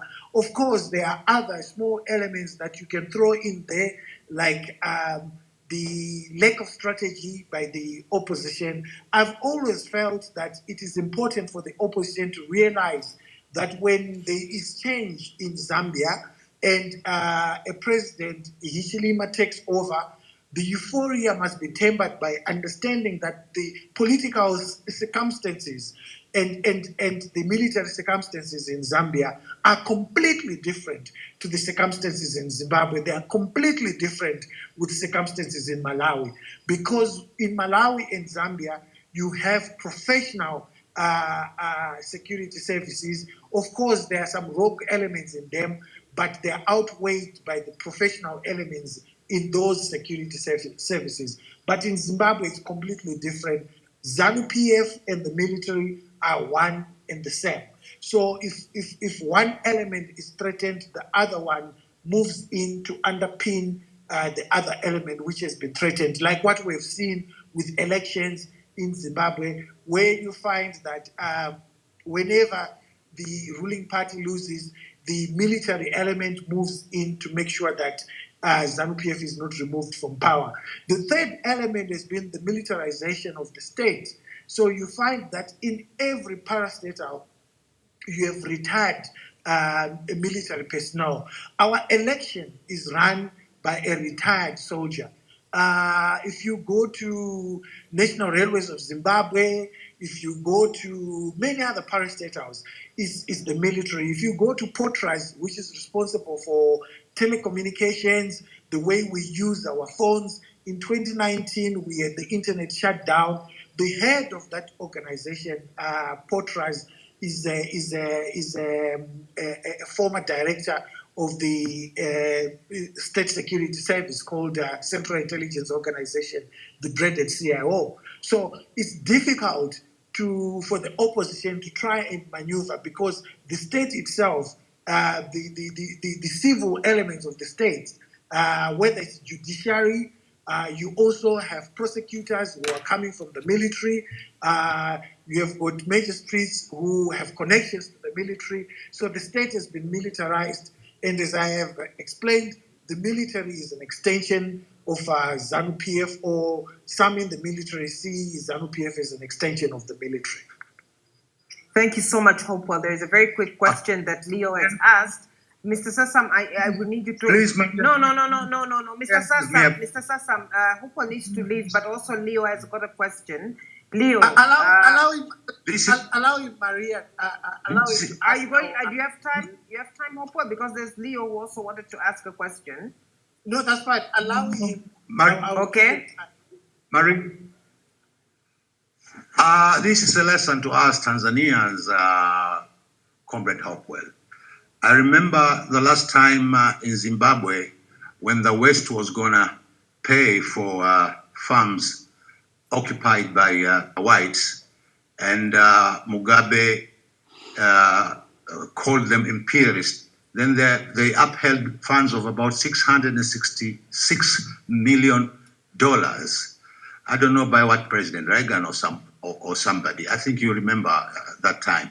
The meaning is because we have got here terminologies like mabeberu and the same like imperialist. Please give us a lesson.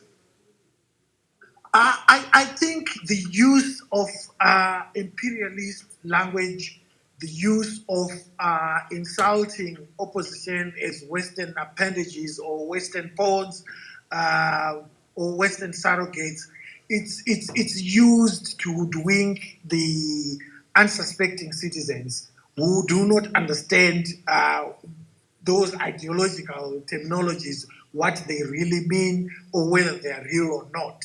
In fact, ZANU-PF was aided not only by China, it was also aided by the West. They were getting support from Sweden. In fact, General Tongogara, there's a famous video where he says the boots that he was wearing when he was giving an interview came from Sweden. He says the clothes that he's wearing came from Britain. So they've benefited from Western patronage. But it only becomes an issue when the West asks them to adhere to the Constitution, and then they mobilize across the continent trying to use colonial language, which says that the whites are trying to do this to us. So the African continent or the citizens respond by saying, no, the West cannot do this. They colonized us. But the citizens themselves don't actually take part in proper, deep discussions that define what is happening. I think if African citizens understood that the real issue is about corruption, the looting of public funds, if they understood that the real issue is about our resources that are being abused by the ruling elites, the African citizens would not respond in the way that they have responded to Robert Mugabe, where you'd get standing ovations across the continent. I'll give you a good example. The biggest hospital in Zimbabwe, which is named after the late president's wife, Salim Mugabe, is a hospital that is in shambles. It has only 2 maternity theaters that were built in 1977 by Ian Smith. Only one of those maternity theaters is working. 2,500 Zimbabwean women die every year trying to give birth, trying to bring life and build the nation by bringing life into being. And that's the equivalent of 15 jumbo jets crashing every year and killing women. If Africans understood that these women are dying not because of Western imperialism, but because the political elites in Zimbabwe are looting.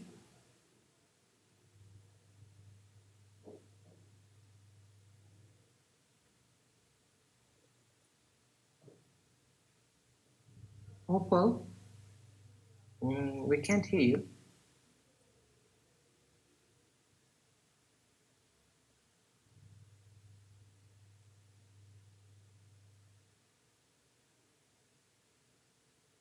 Yeah, Hopewell, can you hear us?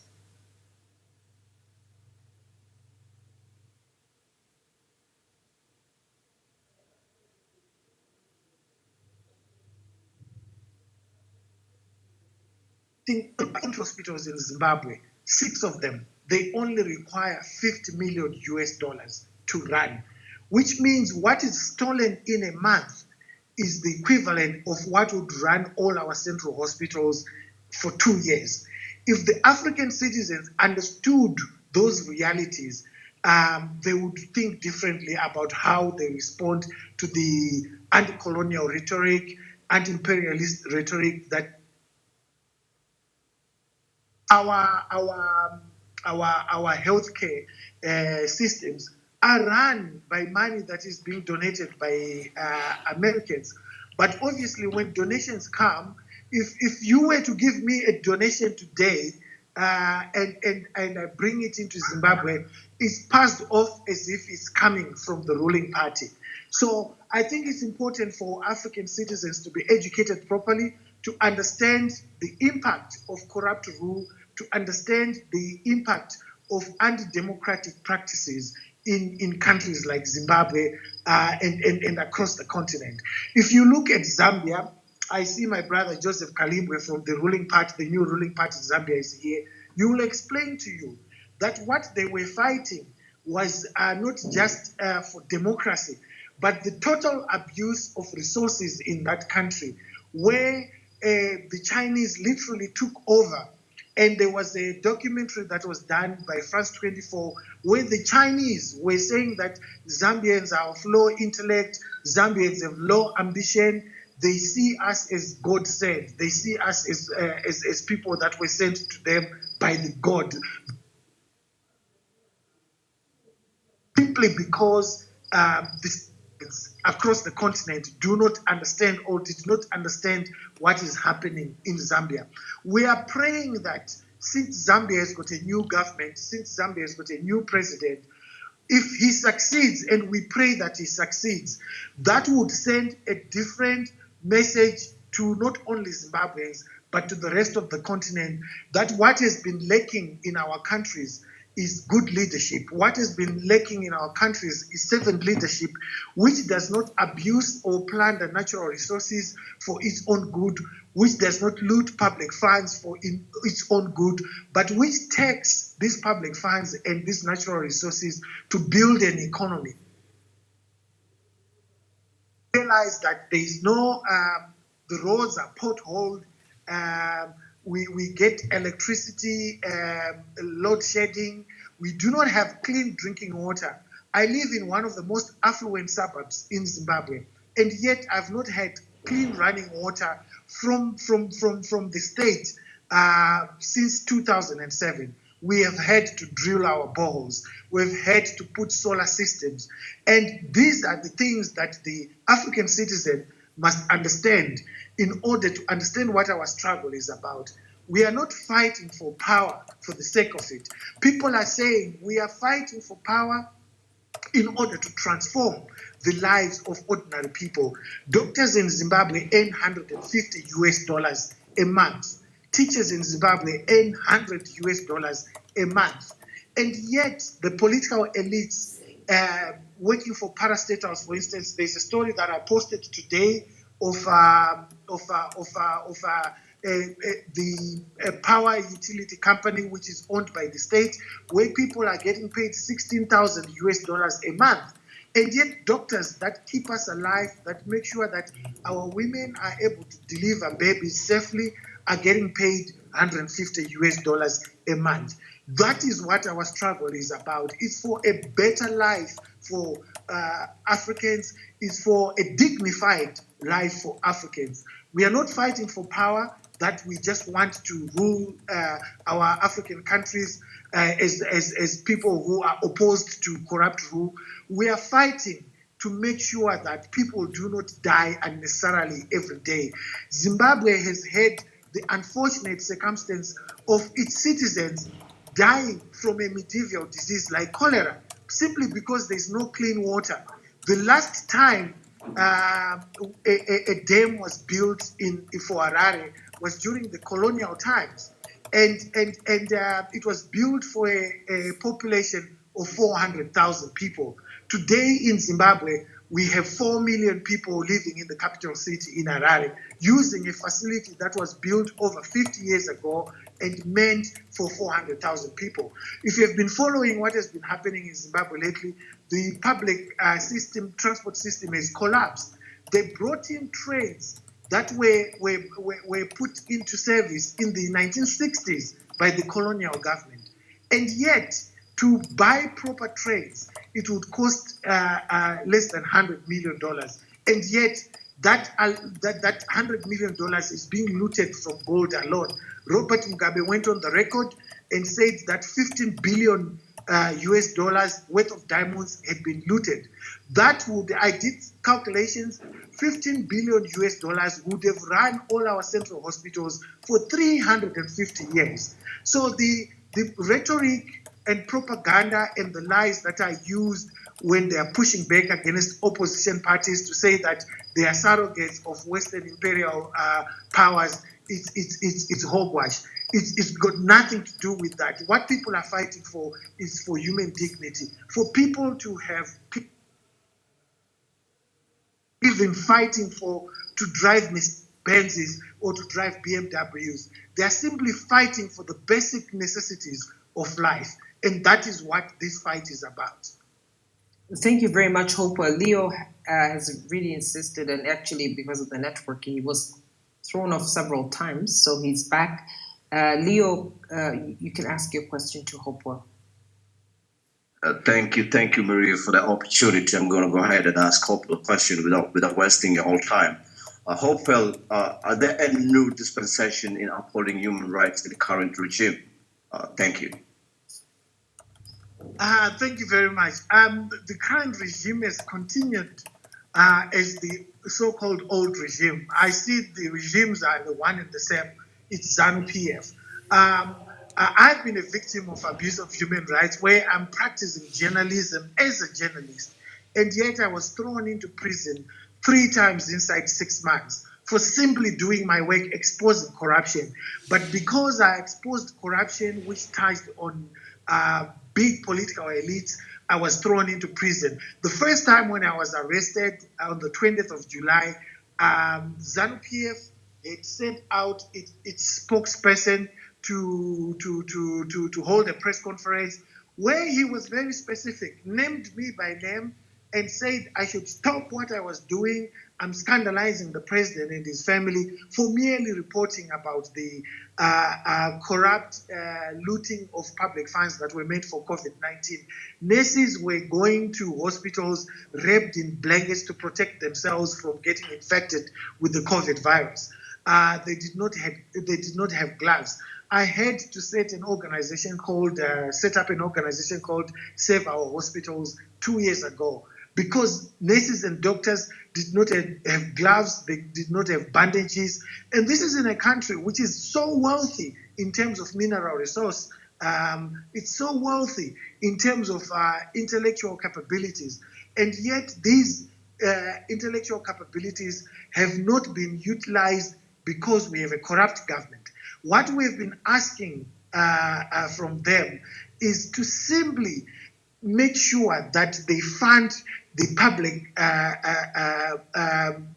public sector, to make sure that hospitals are working, to make sure that kids have got books, to make sure that citizens have got clean drinking water. But this has not been the case. And so it ends up manifesting itself through the abuse of human rights, because citizens, when they protest and they ask for their rights to be respected, the state will use jackboot tactics, where you are arrested, like what happened to me and many others, and we are thrown into prison, and the law is not applied properly. You're thrown into prison and you're denied bail. So what that does now is that the citizen who has not taken part in what Hopewell has done is now afraid to have their voice heard, because they will say that if I speak out, I will end up being subjected to the same abuse of human rights that people like Hopewell are being subjected to. We are then called Western puppets, Western pawns. The presidential spokesperson abuses me on a daily basis. He will go and write lies about me on a daily basis. But thankfully, we've got a citizenry that is now able to understand on social media, and they push back on that. But the majority of the citizens are not on social media, so they are not able to understand what's going on. Why? Because Zimbabwe has got only one TV station. We are the only country in Africa which is not at war that only has one TV station. All the radio stations in Zimbabwe are owned by the state except for one, which is owned by a ZANU-PF member of parliament. Some of them, they've got military links, newspapers have been captured, so it's difficult to have a proper dignified and truthful national discussion as citizens of Zimbabwe, as Zimbabweans. So you find that most of our citizens rely on South African Broadcasting Corporation and other TV stations around the globe, like CNN and BBC, to understand what is going on in their country. When I'm arrested and I'm released from prison, the people that give me an opportunity to state my case, as I'm doing now, is those international TV stations and radio stations. Locally, the case is never reported. Even the so-called private newspapers, they've got certain cases that they will not touch. I have never been interviewed substantively by a local media house, because they're either captured and in their financial inducements, or they are afraid to report because they don't want to go and spend 45 days like Hopewell in prison. Their families put pressure on them. I myself, as a citizen, have had pressure put on me by my own family. They're saying that these people will continue to arrest you. Why don't you stop what you're doing? So that in itself, if I stop what I'm doing, it becomes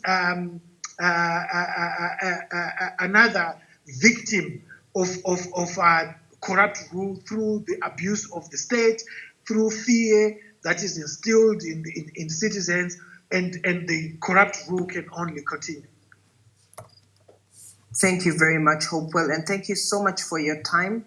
I really appreciate that, and I know that you have to drop off, so I really appreciate that you've taken so many questions, and I'm reading some of the tweets. People are saying that they've learned so much from you about Zimbabwe. It has been also really important for us to feel connected, to understand that we're not alone, some of the things that we go through, some of the suffering, for those of us who are bilingual, when we listen to Lude, we listen to you, we see so many parallels as well. And we feel that, despite the fact that we are so different, yet we are so similar. There was a comment I received in inbox, and somebody said, if during the Africa liberation, Tanzania, people like Kenneth Kaunda from Zambia, and I see Joseph is here. So, I deliberately have mentioned this because, we know that these were some of the founders and nurturers of the liberation movements. A lot of people from Zimbabwe and South Africa were exiled into Tanzania and Zambia.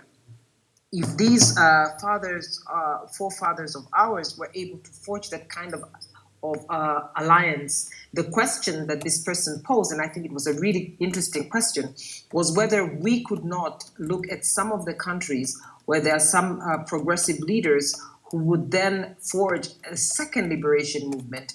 Meaning, for example, the example that he was giving was like, for example, for Hichilema to be able to host, if need be, those who are fleeing persecution from their own countries to be exiled and to live there, and to use that also as a platform, use the AU to voice some of the opposition's grievances. As you pointed out, Hopewell SADC does not discuss this, but some of the progressive leaders who now then get into power through democratic means can become a way and a good forerunners and promoters for the second liberation of Africa. So this was a very interesting proposition that was put forward, and I think we can all stay with that as well. Joseph, coming from Zambia, actually Zambia trended in Tanzania, just so you know, in the past few days. And one of the reasons it trended was because of Hichilema. A lot of people were very impressed in Tanzania by the way how his first UN General Assembly address was, and the visit as well. So one of the things that we just wanted to know was two, basically, not one, but two. One was a little bit to talk about the first few days of the presidency of Hichilema, but the second one is to talk about were you personally or your colleagues, and of course we know that Hichilema himself, going through some of the things that you're hearing from Zimbabwe and Tanzania, including torture. Can you talk about that as well? Too much, Maria. I was listening to Hopewell speak and some colleagues from Tanzania, and were I'm shocked by some of the revelations that have been put in place, where somebody was mentioning that it's better to be a criminal rather than be in the opposition. It's very shocking. But from a Zambian perspective, in as much as we were being persecuted, hearing what we're hearing from Zimbabwe and Tanzania, you guys go through the worst kind of oppression as compared to what we go through in Zambia, what we went through in the opposition. We were being persecuted. Our members were being arrested. They were being not given a chance to be able to express their views. But we never reached those extents where members of the opposition were being abducted or members of the opposition were being tortured. Our president was it's quite a common knowledge that he was in solitary confinement in 2017. But the Zambian police and the all state, state security forces, they have not been as much aligned to political party affiliations like the former ruling party of Edgar Lungu. We knew they were being controlled, but some of them were very professional. So they were those that were able to follow the constitution and not be able to take control from the ruling party. But there's never been instances in the Zambian political space where political opponents are being tortured. Not in the 21st century. We've never heard of that. But we cannot also deny the fact that we were being persecuted and we were being not given a chance to be able to express our views, because as compared to other opposition leaders and as compared to other presidents, we believed Edgar Lungu was just still a student of dictatorship. He was still learning the process and was going through that way. But we had to stop him midway through before he proceeded. In terms of our presidents and President Hakainde Hichilema's first month in office, we see there have been instances where, like Hopewell was mentioning, we are also being called puppets now on social media. They're calling him a puppet. He went to meet the IMF, he went to the White House, and they're saying he's a Western agent. But these are just propaganda machinery members that are just trying to divert us from what we go through. And we see some of them come from other countries within the African continent. But what we know is that those guys are still upset with the fact that as UPNG, we've been aligning ourselves with people that advocate for democracy. They are still pissed with the fact that as UPNG, we also invited opposition leaders to attend our inauguration. So those charlatans that come and go as Western agents, they're just trying to divert us from the real issues that we face. Now they are posting pictures to say President Hakainde is taking photos in America instead of returning to Zambia.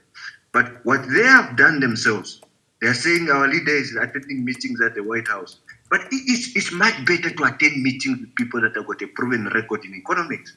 Then what happens? Others are attending meetings and seeking advices from compromised characters, from highly unintellectual individuals that have got intellectual bankrupt. They can't express themselves on issues of the nation, on economics, on social and political issues that nations face. But those are the people that are given chance to go and meet the president at the State House. And now they are calling us Western agents. But we're not going to be diverted from those charlatans. We'll continue to ensure that we speak about democratic processes in Africa. We'll continue to extend our hand of friendship to those that speak about democracy. And we see what happens with Freeman Mbowe and, other members of the opposition within the African continent that are being jailed for basically just expressing themselves and seeking change. So from a Zambian perspective and from the United Party for National Development point of view in terms of what is happening, we are never going to be diverted from these charlatans that are trying to ensure that we don't speak about democracy the way it must be spoken about. So thank you very much, Maria. I'll continue to listen. Thank you. Thank you so much, Joseph. And it was really good to hear from you and also to hear the shock that you've received after hearing that. So I would like to, if you'd allow me, Hopewell and Joseph, to a little bit get back to a bit more local, to some of the issues in Tanzania, and particularly in Mdude, because Mdude has talked about some very shocking torture that he had to go through, including the fact that he was beaten unconscious, left to die. Another time, first time he was taken to hospital by the police, but he was in such a bad shape that, in fact, people were even scared to sit with him in the hospital, thinking that he's some form of criminal. And as you rightfully pointed out, Joseph, they said it's better to be a criminal than to be opposition. The police told Mdude, in fact, that if you are the opposition, we'll mistreat you. If possible, we can even kill you for that. So if you allow me, I'll be taking some of the comments from some other people, but in case there's a question and you guys are still around that question, then you will be able to listen. Naomba nikaribishe sasa maoni na maswali, nitaendelea kuwaongeza, lakini pia naomba ni muombe, kulikuwa na mtu ambaye niliwasiliana naye inbox, kama ataona kule DM, alikuwa anataka kuchangia kidogo na alishanitumia pia na audio yake, lakini ni ndefu. Kama akiweza kuingia naweza kaongea kwa kifupi. Ni kuhusiana na mkasa aliopata akiwa ni mfanyabiashara wa sekta isiyo rasmi, yani machinga, akizungumzia hiyo kubomolewa kibanda na namna ambavyo wanaishi maisha ambayo hayana usalama kwenyewe, hasa katika usalama wa kibiashara. Naomba angalie inbox kama ataweza kujoin leo, ili kama itashindikana basi kwenye space ijayo tutakuja kuzungumzia. Fatma, wakati naongeza watu katika kuchangia, naomba niombe maoni yako kuhusiana na testimony ya Mdude, hasa ukizingatia kwamba tunasikia wengi wetu, tunasikia kwa mara ya kwanza. Mimi sio mara ya kwanza, lakini najua wengi wenu mnasikia kwa mara ya kwanza kile kilichotokea Mdude, ikiwemo utesaji ambao amepitia, namna ambavyo amedhalilishwa kwa njia mbalimbali na repeated, sio mara moja, ni mara nyingi tu wamekuwa wakimtesa Mdude kwa njia mbalimbali. Unafikiri kwamba kitu gani kinaweza kikasaidia haya mambo tukaondokana nayo? Ndio kila mtu ananiuliza, what should be done? Kitu gani kifanyike?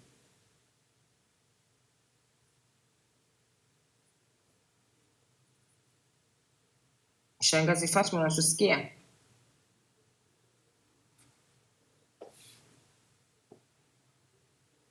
Shangazi sijui mtandao wake unamsumbua pia.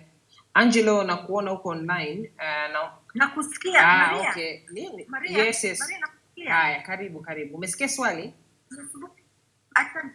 No, sijasikia. Hebu naomba ulize tena. Yes, nilikuwa nauliza kwamba baada ya kusikia yale aliyoyaeleza Mdude kwamba ameteswa repeatedly, sio mara moja, na inaonekana kwamba sio yeye peke yake, lakini ni watu wengi na mpitia mateso makali sana. Swali ambao kila mtu anauliza, what should be done? Nini kifanyike? Kwa sababu inaonekana kama walivyosema, hata uwezi ukaomba kufidiwa, watu hawachukuliwe hatua. Kulikuwa na swali hapa iliulizwa kwamba je, yule aliyetesa unaweza kumfungulia kesi? Watu wako frustrated kwamba kitu gani kinaweza kikafanyika.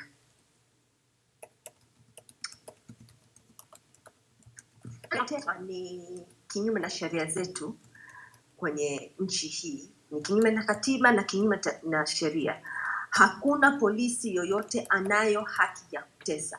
Hakuna mtu yoyote member wa TIS ana haki ya kumpiga au kumtesa mtu.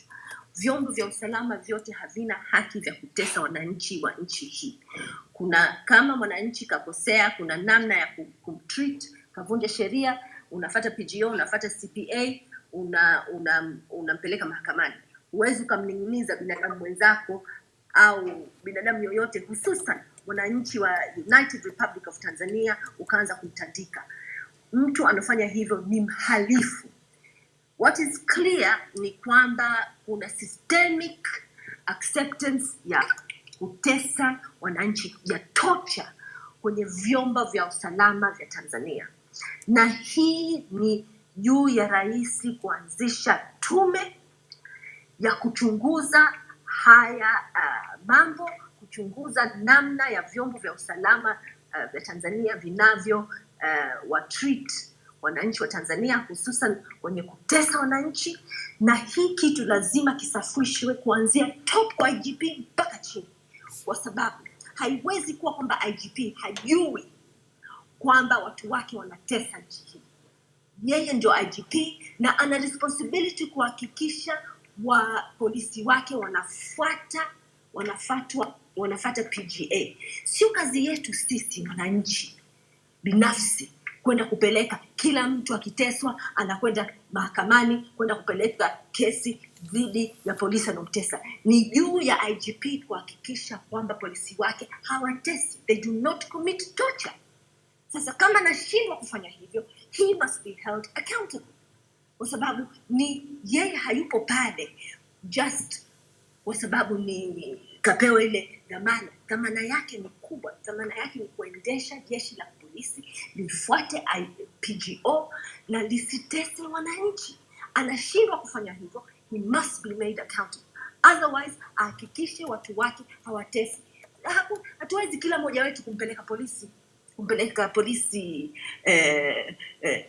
mahakamani. Maria, leo tumesikia ushahidi, kuna watu wengine polisi anakufunga macho yako ili hujui nani anakutesa. You understand? It's not possible kwamba sote tutapeleka polisi, kila anoteswa ampeleke polisi mahakamani. It's a systemic problem. And it is up to the President of the United Republic of Tanzania kuanzisha tume ili hili swali lipate mjadala, liwe investigated na mwisho kutoke recommendations, na kama lazima kumhold IGP accountable, awe held accountable.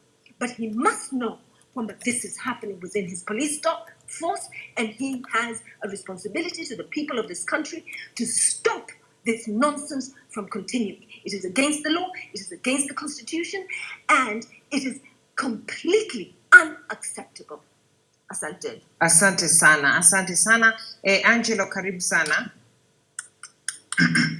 Asante dada Maria. Yes. Mimi nafikiri kwa upande wangu when I apply the political philosophy of Thomas Hobbes, anasema kwamba the government we create a monster. A monster. Sometimes people say the government is a necessary evil. Kwa hiyo mimi nafikiri mara nyingi kwa mfano kama serikali za Kiafrika, particularly Tanzania, ni kama tunatengeneza monster. Hatuwezi tuka question. Tunakuwa kama kwenye tradition zetu kwamba hatuwezi kwa question wazee wetu. Na wanakuwa pale hata wakifanya makosa hatuwafanyi chochote. Ndio maana hao wanaweza kufanya, wanaweza kutuonea, wanaweza kutuumiza. We create monsters. They are there. When they are there, we cannot question them. We cannot they can do whatever they want, but we cannot question them.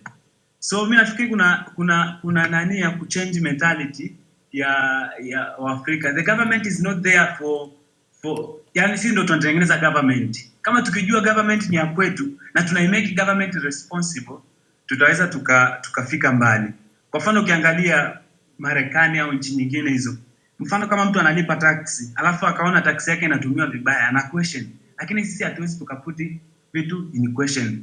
And again we are so selfish. Watu wako pale, mfano mtu akiteuliwa waziri anakaa pale, au akiteuliwa kuwa rais anakaa pale ili kuprevent kujitengenezea mazingira, kujitengenezea uwezo wa kulinda mali zake, kutengeneza cheo zaidi na zaidi. Na hiyo sio kwa Tanzania tu, ni kwa nchi nyingi.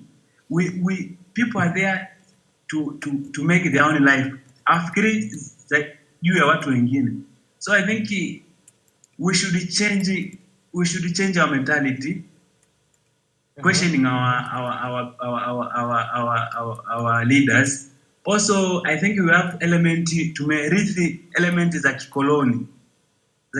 Kwa mfano polisi kuwatesa wananchi. Hawajui kwamba ni watu wametoka sehemu moja, wamezaliwa pamoja, wamekulia pamoja, lakini wanatesa ndugu zao. Hizi ni zile elementi za kikoloni hizi. Kwa hiyo huo ndo mchango wangu nilikuwa nao. Asante sana Angelo, asante, shukran sana. Lumola, karibu sana. Asante shangazi kwa kunipa nafasi hii. Karibu. Nasikika vizuri?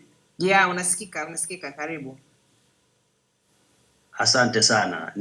Nimekuwa depressed sana na maelezo ya rafiki yangu Mdude. Kwa kweli inasikitisha sana kuona watu ambao wangeweza kuulinda huo usalama wao ndo wanauhatarisha usalama wetu. Shangazi, mimi leo kidogo nitakwenda Dodoma kwenye hotuba ya rais kama alivyokuwa anasherehesha kaka Mshabaha hapo juu. Kuna mambo kadhaa ambayo yamesemwa likiwemo la kujenga vituo vya afya kwenye tarafa 250. Lakini tukirejea kwenye ilani ya CCM, masuala haya kwa mujibu wa ilani yao, vituo vya afya ni kwa kila kata na sio kila tarafa kama ambavyo tunaona sasa. Rais anabadilisha huo mwelekeo. Kwa hiyo nimetaka Watanzania wakumbuke kwamba hawa walisema kila kata na sio kila tarafa kama ambavyo sasa wanataka kuaddress. Lakini kuna jambo limeshtua. Rais amesema amepata fedha kidogo mahali. Amepata fedha wapi?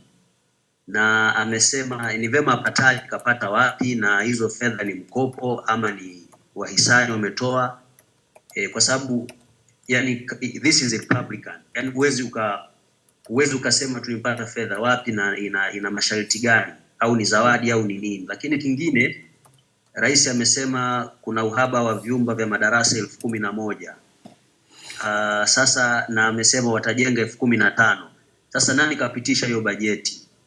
Sisi tuna bunge ambalo lina kazi ya serikali wanaandaa hiyo bajeti yao, kwenda bungeni inajadiliwa, alafu wanaamua kwamba hili fungu litaenda huku na huku. Sasa rais anasema moja kwa moja, inashtua sana, na si vyema haya mambo tukayapuuza tunapoyasikia. Ni vyema tukayasema ili wananchi waendelee kujua namna ambavyo hata katiba hii mbovu tulionayo inachezewa. La pili ambalo ni kwa umuhimu sana na ningependa kulisemea, tumekuwa tukisikia sana ya maneno kujenga vyumba vya madarasa, kujenga zahanati, kuchimba mashimo ya vyoo kwenye shule za msingi.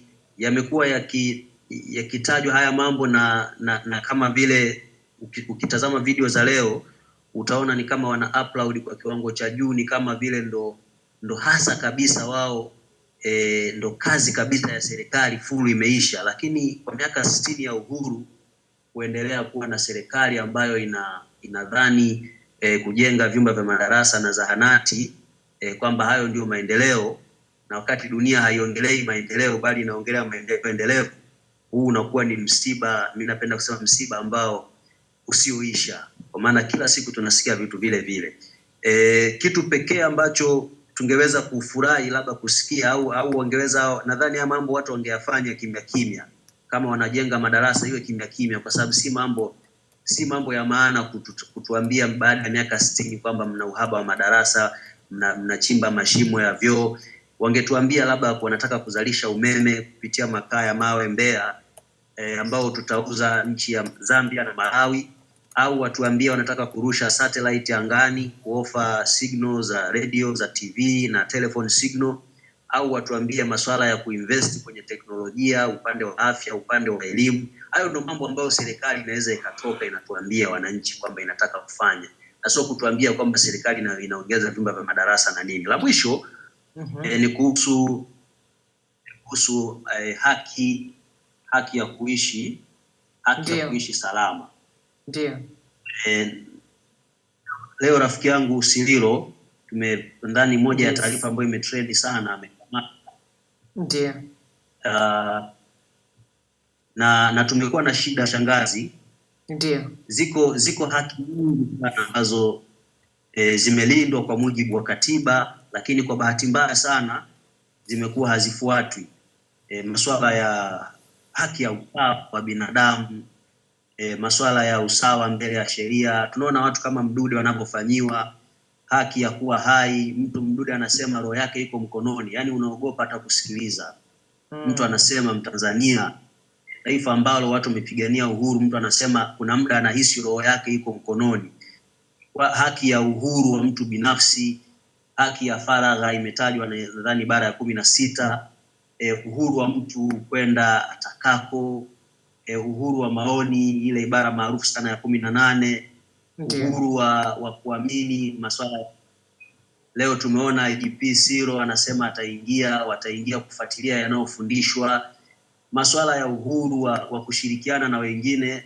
Tumeona makomando wale wanakuwa tortured kwamba eti wameenda kwa sababu tu anakwenda kufanya VIP protection ya mpinzani Freeman Mbowe, lakini katiba yetu inaelezea 20 uhuru wa mtu kushirikiana na wengine, watu wote ambao ni wananchi wa Jamhuri ya Muungano wa Tanzania. Masuala ya uhuru wa kushiriki shughuli za umma, haki ya kufanya kazi ambayo ndio hiyo tunaona leo imejadiliwa, ipo kwenye ibara ya 22 ya katiba yetu. Haki ya kupata ujira, haki ya kumiliki mali pamoja na haki zingine. Kwa hiyo shangazi, mimi nikupongeze kwa fursa hii na kazi hii nzito ambayo umeendelea kuifanya, na kwa sababu ya wachangiaji wengi naomba nikushukuru sana. Asante sana. Nashukuru sana Lumola, nashukuru kwa sababu umezungumzia haki zile za msingi. Naendelea kuwakaribisha wachangiaji na naomba sasa nimkaribishe Thomas. Thomas, karibu. Asante sana shangazi. Karibu sana. Na jambo ambalo mimi ningependa kuanza kuzungumza moja kwa moja kwenye mada. Kwanza nasikitisha kama nimemsikia mzungumzaji mmoja kutoka nadhani ni Zambia, amesema kwamba yeye ameshtuka kwamba kule kwao wananyanyaswa wapinzani, wanaonewa, lakini kwa yanayoendelea Tanzania yamemshtusha. Sasa ni taifa ambalo duniani kwa miaka mingi tangu kipindi cha Mwalimu limekuwa likizungumzwa kuwa ni kisiwa cha amani, lakini sasa hivi kuna sehemu ambazo dunia ikisikia yanayoendelea Tanzania, na ni bahati mbaya au bahati nzuri kwamba haya yanatokea katika era ambayo habari hazifichiki.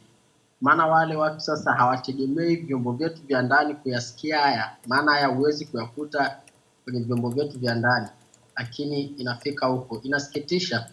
Na jambo lingine ambalo naweza kusema kwenye haki, kwa kweli kadri siku zinavyozidi kwenda, mimi kama mwananchi wa kawaida, kwanza unaweza kushangaa kwamba ukitazama ile nembo ya jeshi la polisi imeandikwa usalama wa raia. That means ni mahali ambapo wakati wote unapokuwa unajihisi hauko salama, yaani kwa raia, maanake hata kama utakuwa uko nyumbani kwako na kujihisi siko salama, sehemu sahihi pa kukimbilia ni maeneo ya jeshi la polisi, vituo hivi. Lakini kwa haya unayoyasikia leo, unaweza ukajiuliza mara mbili, hivi kweli nikiwa na shida, nikiwa niko unsafe, naweza kweli kukimbilia Central pale? Kwa haya yanayosimuliwa mahakamani, kwa haya yanayoelezwa kwa huko ambako kila muda utaona mtu huyu nimeitwa, and bahati mbaya wengine wanaitwa na kurudi, wengine warudi, wengine wako ndani mpaka sasa hivi wanateseka. Kwa nadhani ukijaribu tu hata kuangalia, ukiacha nini kipo kwenye katiba, lakini hata zile kauli zetu tu kama usalama wa raia zinatufanya tuanze kuona kuwa kuna mahali ambako tunaelekea ambako siko, labda niseme wazee wetu walipotuacha, siko ambako misingi ambayo taifa letu limejengwa. Na kuna mtu mmoja ameongea kitu cha msingi sana, nadhani Joseph, kwamba labda jeshi letu linakuwa kwamba hawa watu ambao wanafanywa haya mambo ni ndugu zao, ni wazazi wao, ni majirani. Kwa ni kitu ambacho kinasikitisha. Kwa mimi nadhani jambo moja labda la kusema kwamba tunafanya nini sasa, maana watu wamedai katiba mpya imeendelea. Tunafanya nini sasa? Watu wamekuwa wakionyesha mwamko kwenye kupiga kura, lakini tunaelewa ambayo yanatokea baada ya kupiga kura as we know so far. Upinzani tunafanya nini sasa? Kwa tuko katika mkwamo ambao kwa kweli bila watawala kuamka na kuliangalia taifa, basi baada ya miaka michache tutakuwa hata hatuna muda wa kukaa na kusema hivi tukae tujadiliane Maria Space kuona kwamba haki ya kuishi na usalama na haki ya kiuchumi ikoje, maana mambo yatakuwa yameharibika zaidi. Kwa hiyo nadhani bado tuna muda mchache wa kujirekebisha na kurudisha au kutengeneza mifumo ambayo ni imara. Na tatizo la nchi yetu bado mimi naona si watu, maana ni watu hawa leo wakija upinzani wanakuwa wazuri, wakiwa kwenye utawala wanakuwa wabaya, wakiwa yani hivyo, mtu akiwa huku mzuri akienda huko. Tatizo ni mfumo, kumbe inawezekana si watu. Kwa mimi naomba tu niishie hapo kwa uchache. Asante sana, nashukuru sana Thomas, shukran sana, mchango mzuri na unafikirisha sana. Naomba nimkaribishe Mowizi. Mowizi, natumaini leo utaweza kuwasha mic tukakusikia. Nashukuru Maria za huko salama tu za nyumbani wote na karibu sana. Nashukuru sana kwa kuwa tunapata wengine mawili matatu japo tuko nchi za watu, lakini tunapata, tunashukuru kwa yote. Karibu. Mimi kwa kuanzia kabisa namba pole kwanza kaka Mdude sana sana sana. Kwa kuanzia mimi naona kama nchi yetu au watawala wetu wanatutawala sisi wanajua wanatawala watu wa design gani au watu wa namna gani. Ukishajua unatawala watu namna gani au watu wa design gani, ndipo unapata kiburi cha kufanya unataka ufanye kitu gani. Mfano mzuri, ukiwa nyumbani una familia, mfano watoto wawili ama watatu, watoto wana tabia ya kusoma baba yukoje au mama yukoje. Wakishajua baba mkali mama mpole, wao kuna tabia fulani wanazionyesha kwa mama.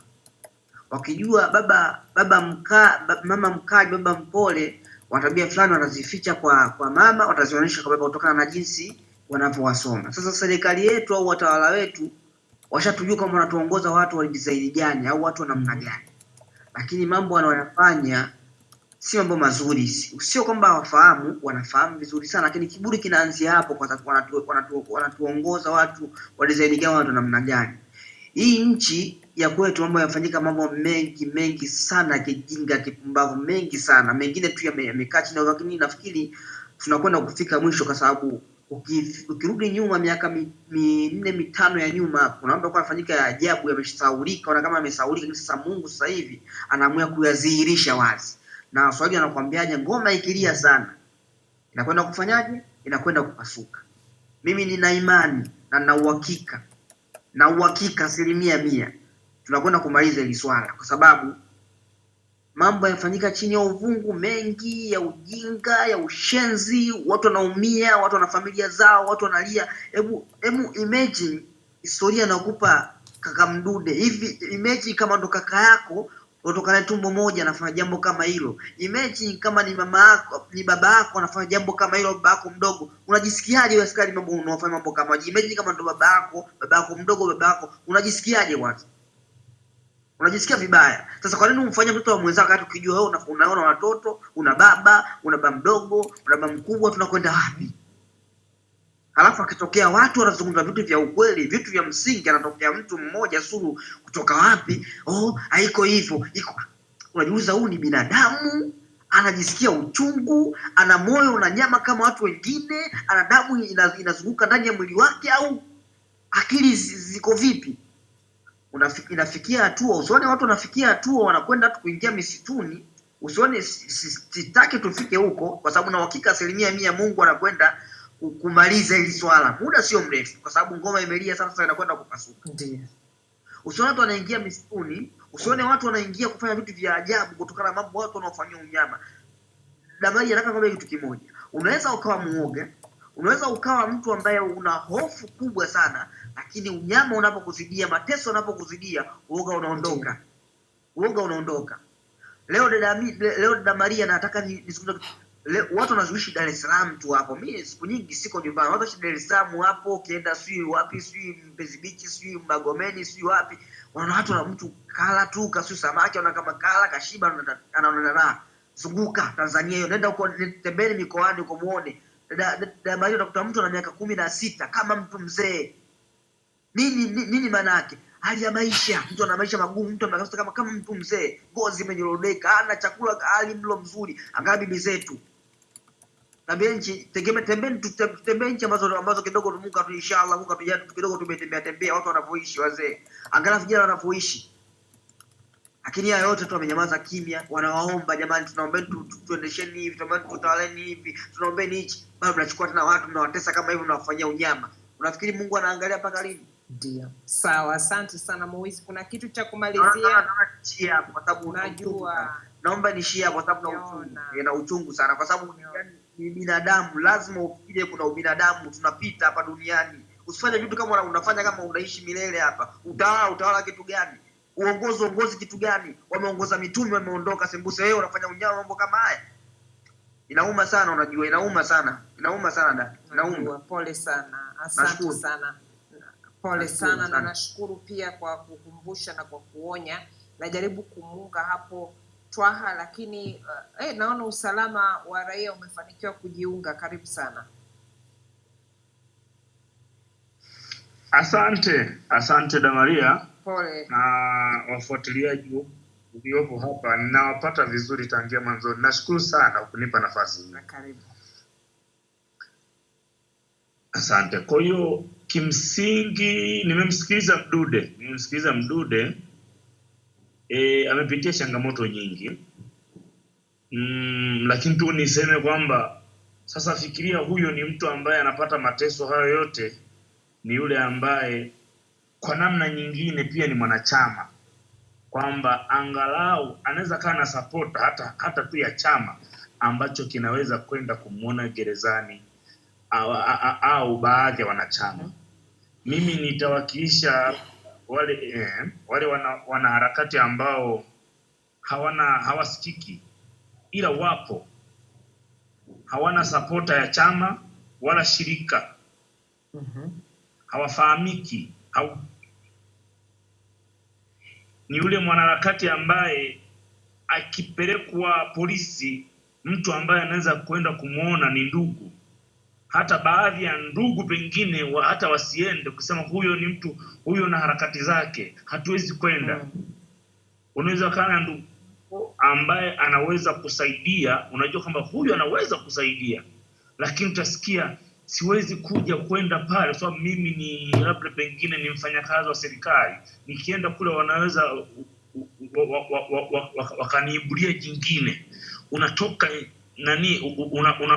unatoka lock up, unasikia pengine ndugu yako fulani akuja kuona kwa sababu fulani. Kimsingi mimi mwenyewe nilishawahi shikwa, siwezi kusema ni gani au ni lini kwa kufi, lakini najua sauti hii watu wanawasikiliza.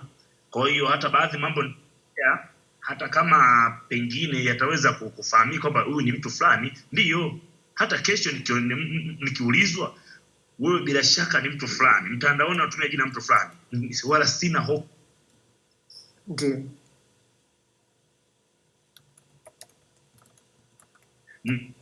Kwa na nikapekuliwa maeneo ya kazini na nyumbani. Nimekaguliwa, nimechukuliwa baadhi ya nyaraka zangu za muhimu. Nyaraka zile ambazo unajua kuna wakati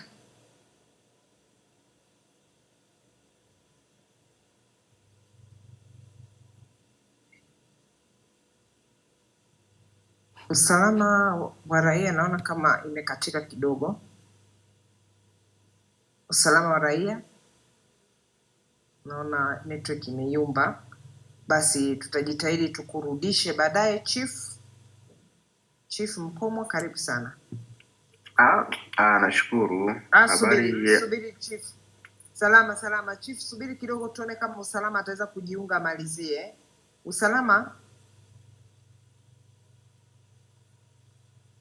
usalama wa raia umerudi, sijui unaweza kuwasha maiki ukaongea kidogo.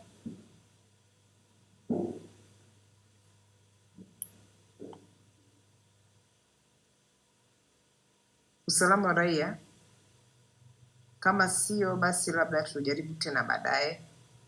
Wakati unaendelea kuweka mtambo vizuri. Chifu, endelea, wakati hata kirudi sasa hivi tumalizie tu, twende zetu. Endelea. Okay, asante na wasalimu, habari za jioni. Salama. Okay, nashukuru kwa nafasi hii.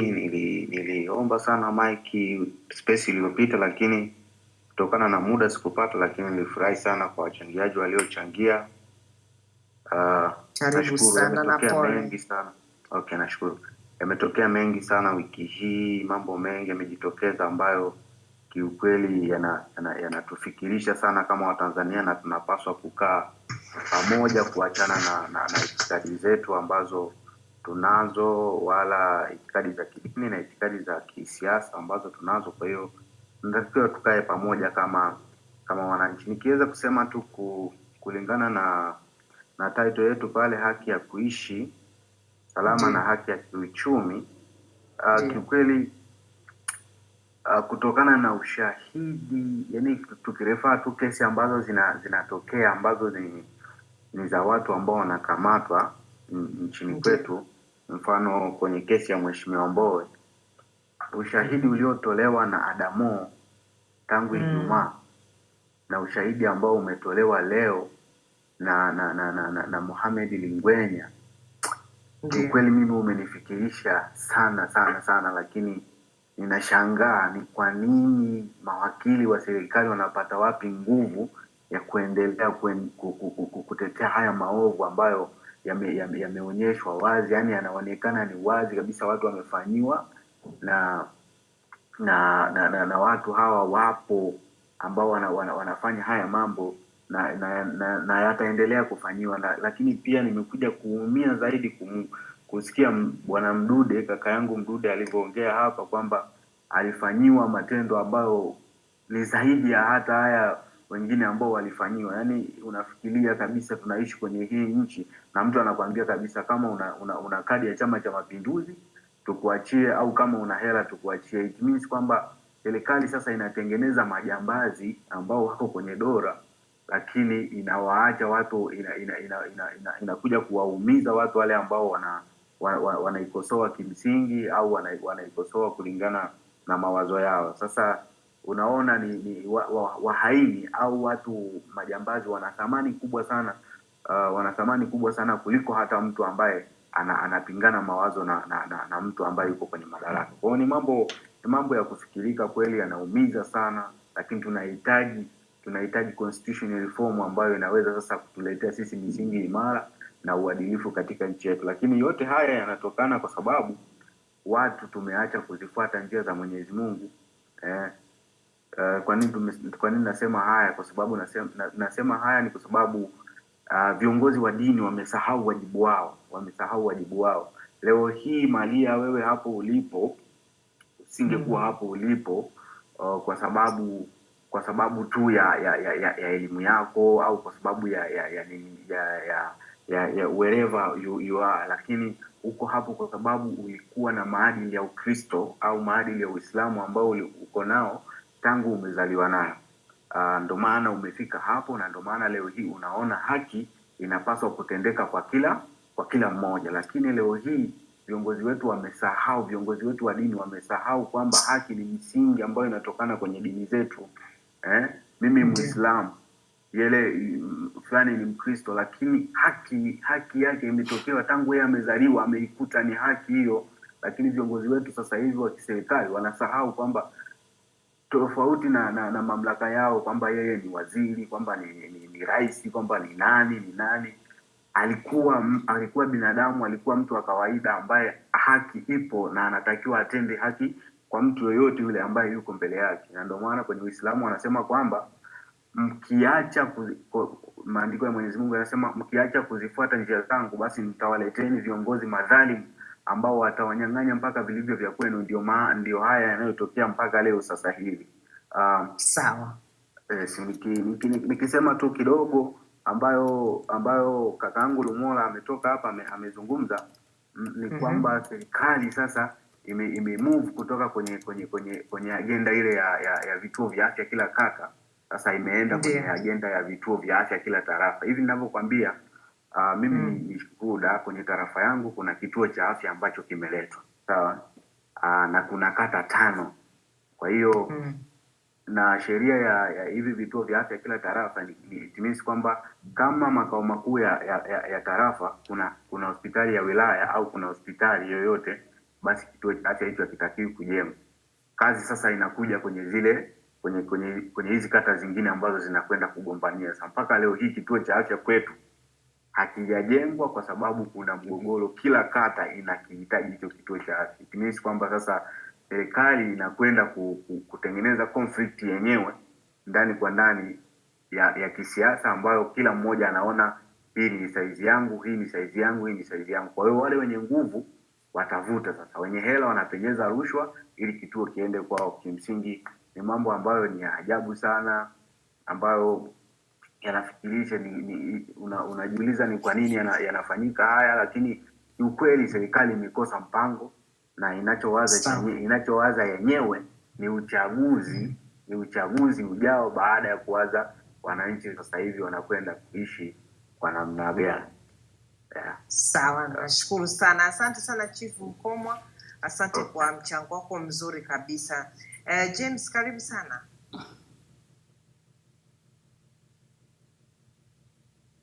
James, jaribu kuwasha mic. Unatumia Ahaz at 1863. Ahaz au James, tusaidie kwa kuwasha mic. Jose, karibu. Asante sana Damaria, sijui nasikika? Unasikika vizuri, karibu. Asante sana dada. Na kwanza kabisa nimpe pole Mdude.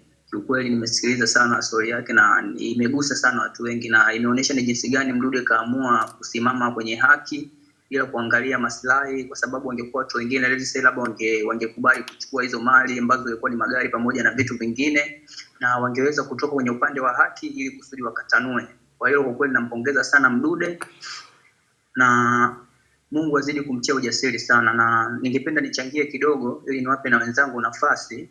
Ni kwamba kwanza kabisa dada Maria, tukienda kwenye haki ya kuishi na usalama kwa raia, kiukweli kabisa jeshi letu la polisi yani inatakiwa kwanza kabisa lifumuliwe. Yani mimi huwa siwaiti kwanza polisi, huwa nawaita ni makada waliovalia uniform za Haki. Mimi natumia jina sana makada kwa sababu tunaona wengi wana staff wanaenda kuchukua kadi za chama na wanagombea nafasi mbalimbali na kupata teuzi.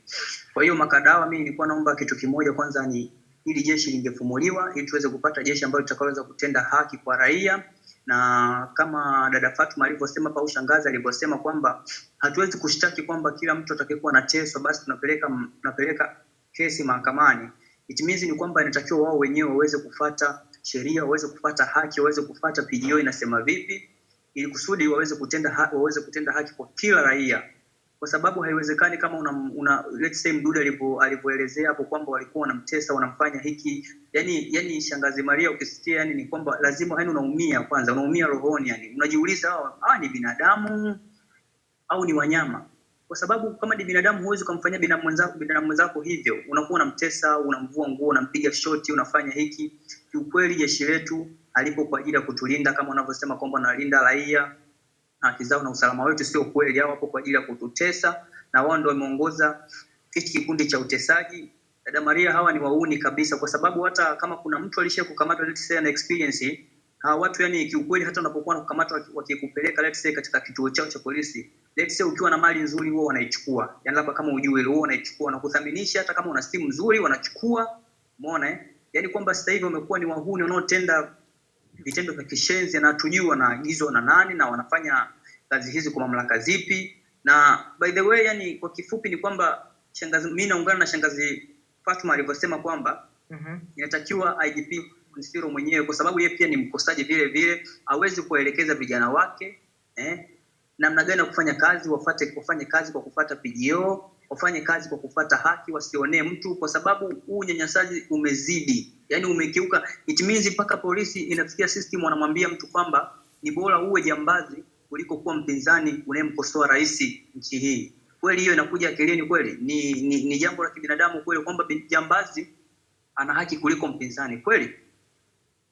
Yani ni kitu ambacho Shangazi Maria, yani ni kitu ambacho kinaumiza sana kiukweli. Mimi nimesikiliza story yake Mdude, kiukweli nimeumia, na nashukuru Mungu sana nimeweza kusikia ni yeye sauti yake, kwa sababu tuliaminishwa wengi kwamba account si ya kwake, kwamba Lex labda kuna watu wako wamechezea, wanajaribu kuwateka watu wawe karibu waweze kuwakamata. Mimi nimefurahi kwanza kusikia sauti yake ni yeye, na nashukuru sana Shangazi Maria. Na kitu kingine cha kugusia, nataka nikutonye kitu kingine, ni kwamba wiki ijayo Simbachaweni, waziri wa mambo ya ndani ya nchi, aliposema kwamba hizi spaces zinachangia kwamba tunakusanyika kama watu 2000 3000 hivi, tunaweza tukazua na nili kwamba jambo la taharuki kwa nchi. It means ni kwamba tumeshapenyezewa na kwa sababu wao wanafanya uchawa na sisi pia tunafanya uchawa. Ni kwamba ile kauli ya kuisema kimakusudi, ni kwamba it means kuna watu watakuwa wanawapenyeza kwenye hizi spaces, then wanaongea wanakashifu viongozi, au watakuwa wanaongea kwa kukashifu vitu, then ionekane kwamba space yako. Maria, nilikuwa nakushauri kwa hiyo kitu kuwa makini. Tushapata taarifa na nashukuru Mungu mpaka sasa hivi unaenda kwa makini, hatujapata mkasa wowote. Kwa hiyo take care sana Shangazi, kwamba kuna watu watakuwa wanawekwa humu wanakuwa wanaongea kashfa, then ionekane space yako inatukana viongozi. Na Simbachaweni aliongea kile kitu sio makusudi, alikuwa anamaanisha kitu kama hiko. Nimejaribu kukutonya, kwa hiyo kuwa makini Shangazi. Asante sana, nashukuru Jose, nashukuru sana. Na hivyo kama ulivyosema, hivi vitu ni kuviweka tu hadharani, kwa hiyo hata mtu akija tutajua kama yuko kwenye kazi maalum au yuko ni mchangiaji wa hakika ambaye anatoa tu mawazo yake. Abdi, karibu sana. Asante Shangazi Maria, habari za huko? Salama sana, karibu. Nashukuru, kwanza nimekuwa nikiomba muda mrefu sana kupewa muda kwa kuchangia. Mimi sina mengi sana ya kusema, lakini nilitaka tu niwaambie Tanzania wenzangu, unajua mimi naweza nikasema kwa namna moja bado ni kama tumelala, kwa sababu serikali iliyopo sasa hivi madarakani kwa zaidi ya miaka 7 iliyopita tangia ameingia mwenda zake, ni serikali inayotumia nguvu kufanya kila jambo, na sio kwamba jambo ambalo ni siri. Tunaona watu wamepigwa risasi hadharani, tumeona watu wamenyang'anywa mali zao, wamepewa kesi za hujumu uchumi ambazo hazina msingi, tumeona watu wametekwa, tumeona watu wamepotezwa, tumeona. Sasa je, sisi tunajua ya kwamba mahakama ni ya serikali, mahakama sio ya kwetu sisi, ni ya serikali. Jeshi la polisi ni la serikali. Hao watu wote wanaajiriwa na nani? Tunajua wote, sio kitu ambacho tunakidiscuss hapa. Je, sisi wa Tanzania tuko tayari kupotezwa hivi moja hadi lini? Mimi najua kuna watu humu ndani, of course hatuwezi tukawa wote ni watu ambao wanania njema na nchi yetu. Najua kuna watakao kuwa na record sauti na kujaribu kuangalia nani, lakini sio kwamba mimi ninashauri ya kwamba labda tuanze sisi kufanya labda revolution, sisi tuanze kutafuta namna ya kuweza kuikomboa nchi hii. Lakini kwa ufupi ni kwamba hivi watu wameuawa mchana ambao ni waheshimiwa, wamepigwa risasi. Kwa mfano kama kitendo cha mheshimiwa Tundu Lissu kupigwa risasi mchana kweupe kwenye eneo la bunge, sio eneo ambalo hatuzungumzii Kariakoo au sehemu ambao kama Magomeni, ni eneo la bunge, eneo ambalo kuna usalama, ina CCTV. Vitu vyote vimenyofolewa mchana kweupe, hakuna ushahidi, hakuna kesi mpaka wa leo, unaona? Sasa watu wamenyang'anywa mali zao, yani vitu ambavyo vinafanyika sio vitu ambavyo ni vitu vidogo, unaona? Lakini wanasema tabia hujenga mazoea. Mazoea hujenga tabia. Kwa maana ya kwamba sisi tushaona watu wanapotea, tushaona watu wanauawa, kwa sisi sasa hivi tushaanza kuzoea. Na ukishaona kitu umeanza kukizoea, unajua, kwa sababu mwanzoni wakati walikuwa wanaanza kufanya hivi vurugu na kuweza kuibaka demokrasia mchana kweupe, wengi tulishtuka tukasema, ala, vipi hawa wanaelekea wapi? Lakini leo imekuwa ni sehemu ya maisha, unaona? Kuna kina Bensanane, kina Zori Gwanda, mpaka leo hatujui wamekufa, wamezikwa wakiwa hai, hakuna anayejua, Unaona? Ndio. Kwa mimi ningeshauri, na sio kwamba nachochea au ninajaribu kuweza kuwashauri watu labda pengine waanze kutafuta namna ya kuondoa CCM tofauti na zile kura ambazo tunapiga, lakini kiukweli kama tunataka kuambiana ukweli ni kwamba hatutawatoa CCM madarakani kwa kupiga kura. Yaani hiyo tusahau, jambo la kwanza. Kwa sababu hawawezi kupitisha katiba tofauti na hii walionayo ambayo ni one party constitution. Hawawezi. Na wameshatuambia hadharani, wameshajitokeza wanasema tumia dola ili ubaki madarakani. Umenielewa? Tumia dola kushika dola, ndio. Kushika dola. Na ukae naye hivyo hivyo. Tuna zaidi ya miaka 60 ambapo tuna uhuru sisi. Hatuwezi tukapata mtawala tofauti na CCM. Labda pengine watu tuseme waanze kwenda nchi za jirani, waanze kuingia maporini huko, tuanze kupigania nchi, tumwage damu ndio tuchukue uhuru tena. La sivyo itakuwa ni hivi, mtindo ni huu. Kwa mfano, kwa bahati mbaya sijasikiza hadithi zile za Mdude kuhusu magereza na nini, lakini mimi nimeshawaingia nishaingia vituo vingi sana Tanzania, na ninajua namna ambavyo watu wanakaa ndani ya vituo. Ndio. Yaani unapoingia kituoni kama mtuhumiwa, wewe unageuka kuwa tayari mfungwa. Uko kituoni, hauna kesi, halijafunguliwa jalada, haupo kwenye daftari ya kituo, wewe umeshikwa tu kama mbuzi ndani. Unaweza kukaa siku 7, haujulikani una kesi gani. Kisa mtu mmekwaruzana labda kibiashara au kwa vyovyote vile, lakini unaweza ukahifadhiwa tu ndani. Mwisho wa siku kutoka kwako dhamana unainunua. Hicho kitu kipo wazi. Unaona? Sasa sisi Tanzania sijui hila ana imetutokea wapi. Lakini anyway, tunatakiwa tutafute njia nyingine ya kuweza kuikomboa nchi hii. Lakini swala la sijui katiba, kura, ndio tutaendelea kupiga kelele. Lakini halisaidii kelele pekee. Nitachukua mfano mdogo tu kwa kumalizia. Kuna mfalme mmoja wa Kiarabu alishawahi kumuita shekhe mmoja, akamwambia, bwana, hebu njoo shekhe, wewe unajifanya unasoma Qur'ani sana, hebu njoo kikombe hichi hapa kisomee Qur'ani mpaka kivunjike. Shekhe akawa anasoma kikombe hakivunjiki. Yule mfalme akamwambia, sasa sikiza wewe. Mfalme akasoma aya 2, akachukua na kijiti akakipiga ile kikombe, akamwambia, sasa sikiza wewe, hii sio Qur'ani tu, unatakiwa na action. Sisi hatutakiwi kubaki kwenye vyombo vya habari au kwenye social media kuongea.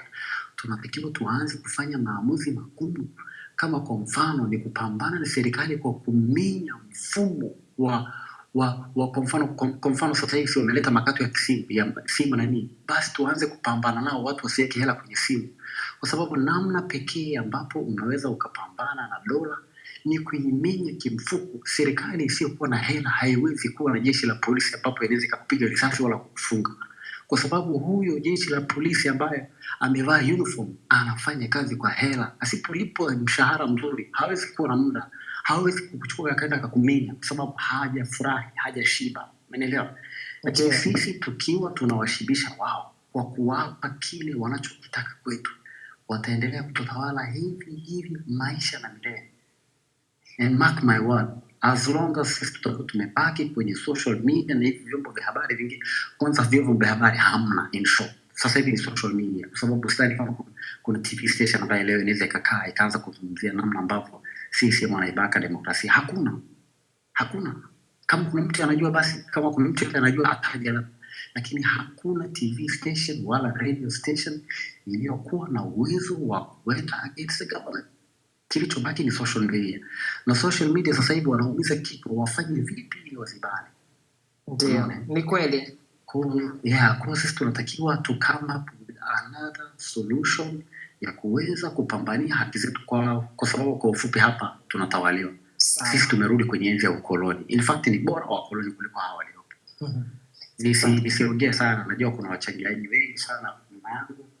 Mimi nashukuru sana kwa kupewa muda. Asante. Aluta continua.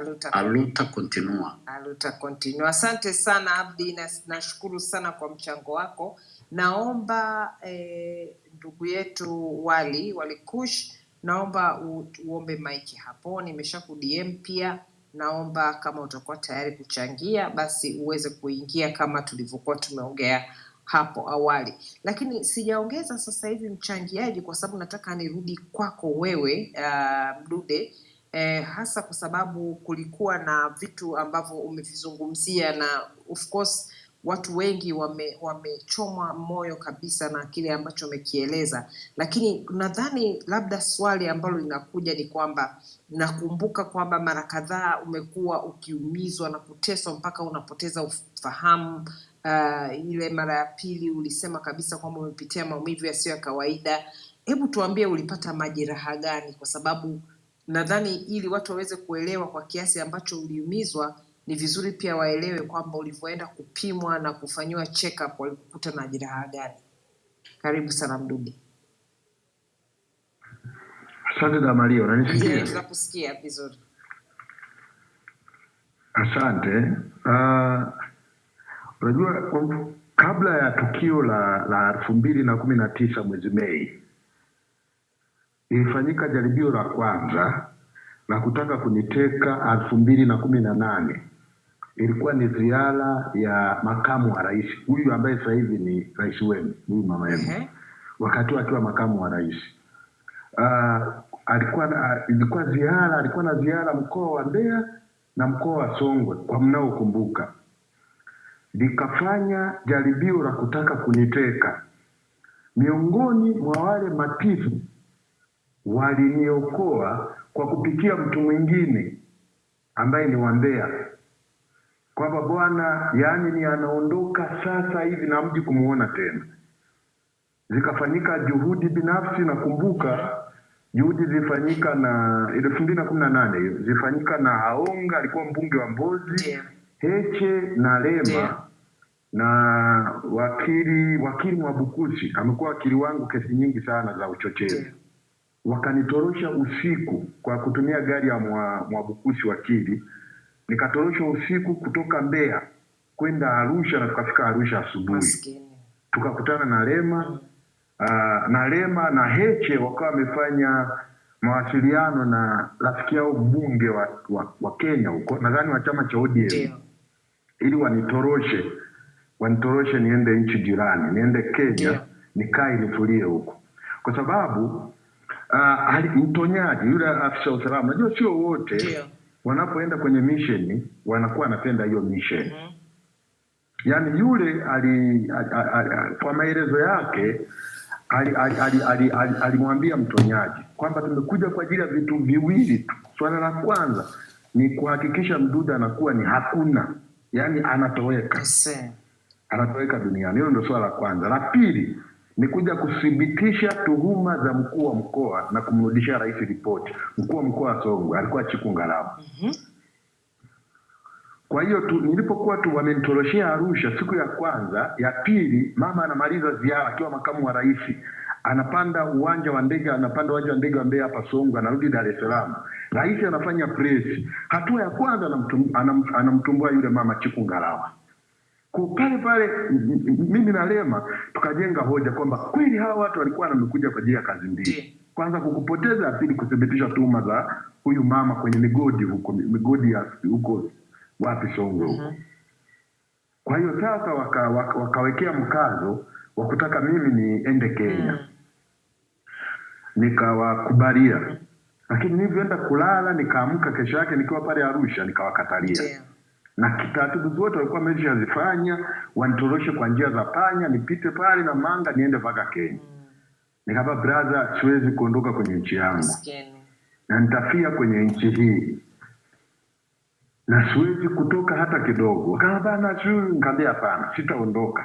Wakasema basi usirudi Mbeya, ngoja tuangalie upepo huu utulie. Kwa sababu fikiria kama alisema walikuja na kazi mbili. Kwa sababu unajua kama ni vitisho, lakini walisema walikuja na kazi mbili na tayari huyu ameshatumbuliwa. Tafsiri yake ni kweli walikuja kwa ajili yako. Na kweli na alikuwa amepanga kwa inabidi nikae kwanza Arusha 2018. Nikakaa Arusha kwanza, nikakaa kwa muda mrefu. Basi na wakati hata kulikuwa kuna vikao vya chama pale, nilikuwa na siwezi kwenda. Umeona, muda mwingi nilikuwa nashinda na Lema, nashinda kwenye gari, nashinda nimelala, nimejifungia ndani. Ndio maisha yangu ya miaka yote 5 ya Magufuli, na mama huyo ameingia na yeye, ninaona maisha ni yale yale kama alivyokuwa mtangulizi wake. Kwa hiyo nikaona sawa, nitaendelea kuishi kwa staili hiyo. Lakini waliendelea kuniwinda sana na mimi nilibadilisha staili ya maisha yangu, namna ya kuishi. Kwanza hunikuti nikiwa peke yangu natembea, hunikuti na dhurura, hunikuti basi, hunikuti wapi. Kwa hiyo ikawa ni ngumu sana. Na hatimaye sasa nikaja kutekwa mwezi Mei 2019. Rais anafanya ziara tena hapa. Angalia, nilikoswa kutekwa wakati makamu wa rais anafanya ziara hapa. Mwaka mmoja kabla ya tukio la kutekwa lenyewe. Nikaja kutekwa, rais ametokea Malawi, ana ziara siku 8 Mbeya. Umeona? Haya, kuna vitu vinajengwa hapa. Yaani lazima kuna question ujiulize. Mimi kwanza sikuwepo mkoa wa Mbeya, sikuwepo mkoa wa Songwe na Mbeya. Nilikuwa Rukwa kwenye shughuli za chama, nilikuwa mkoa wa Rukwa. Na niliporudi nikawa safari yangu niende Mbeya, lakini kwa sababu rais alikuwa anafanya ziara na mimi kwa ajili ya mambo ya kiusalama nikaona kwenda Mbeya kwangu itakuwa sio salama. Nikatulia kwanza Bwawa. Na Bwawa pale kwa sababu na ghetto, nikaenda nyumbani kwangu ghetto. Nikatulia kwa siku zote rais anafanya ziara. Sijawahi kutoka hata nje. Siku ambayo rais sasa amemaliza ziara anarudi Dar es Salaam, na mimi ndio siku yangu ya kwanza natoka, yani na siku zaidi ya 5 sasa kutoka ndani. Natoka, ngoja nikazurure kidogo niangalie hata mji na nini. Na siku natekwa hiyo. Yani nimeonekana siku hiyo hiyo na kutekwa siku hiyo, na nilikuwa sijawahi kuonekana kwenye ile eneo miezi 6. Sijawahi kuonekana kabisa. Ilikuwa ni siku nimeonekana kwa mara ya kwanza baada ya miezi 6 kupita, kwa sababu nilikuwa busy kwenye shughuli za machama na nini, Rukwa sina maeneo mengine. Siku hiyo ndio nimefika, na nimefika rais akiwa ziarani. Nikasema ngoja nitulie kwanza ndani. Nikawa nashinda tu ndani, chakula changu nakula na nini hivyo ndani muda wote. Siku hiyo sasa hivi naondoka, ngoja nipite kidogo mjini. Na ndio siku hiyo natekwa. Haya, angalia mazingira ya watekaji wenyewe. Wamekuja pale, wamepaki gari. Hiyo Nissan Patrol na Land Cruiser hadi top. Nissan Patrol haina number plate. Mtu anatembea gari nchi hii haina number plate. Haya, kuna askofu mmoja ni marehemu, bahati mbaya amekufa juzi na nimeshindwa kushiriki msiba wake. Alikuja, alinipigia simu, akawa na shida sana na mimi, askofu wa makanisa ya Pentecoste.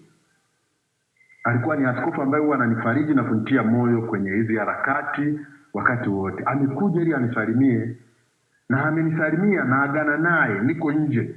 Namaliza kuagana naye ndio wale jamaa wanakuja, wanashuka kwenye gari wanakuja.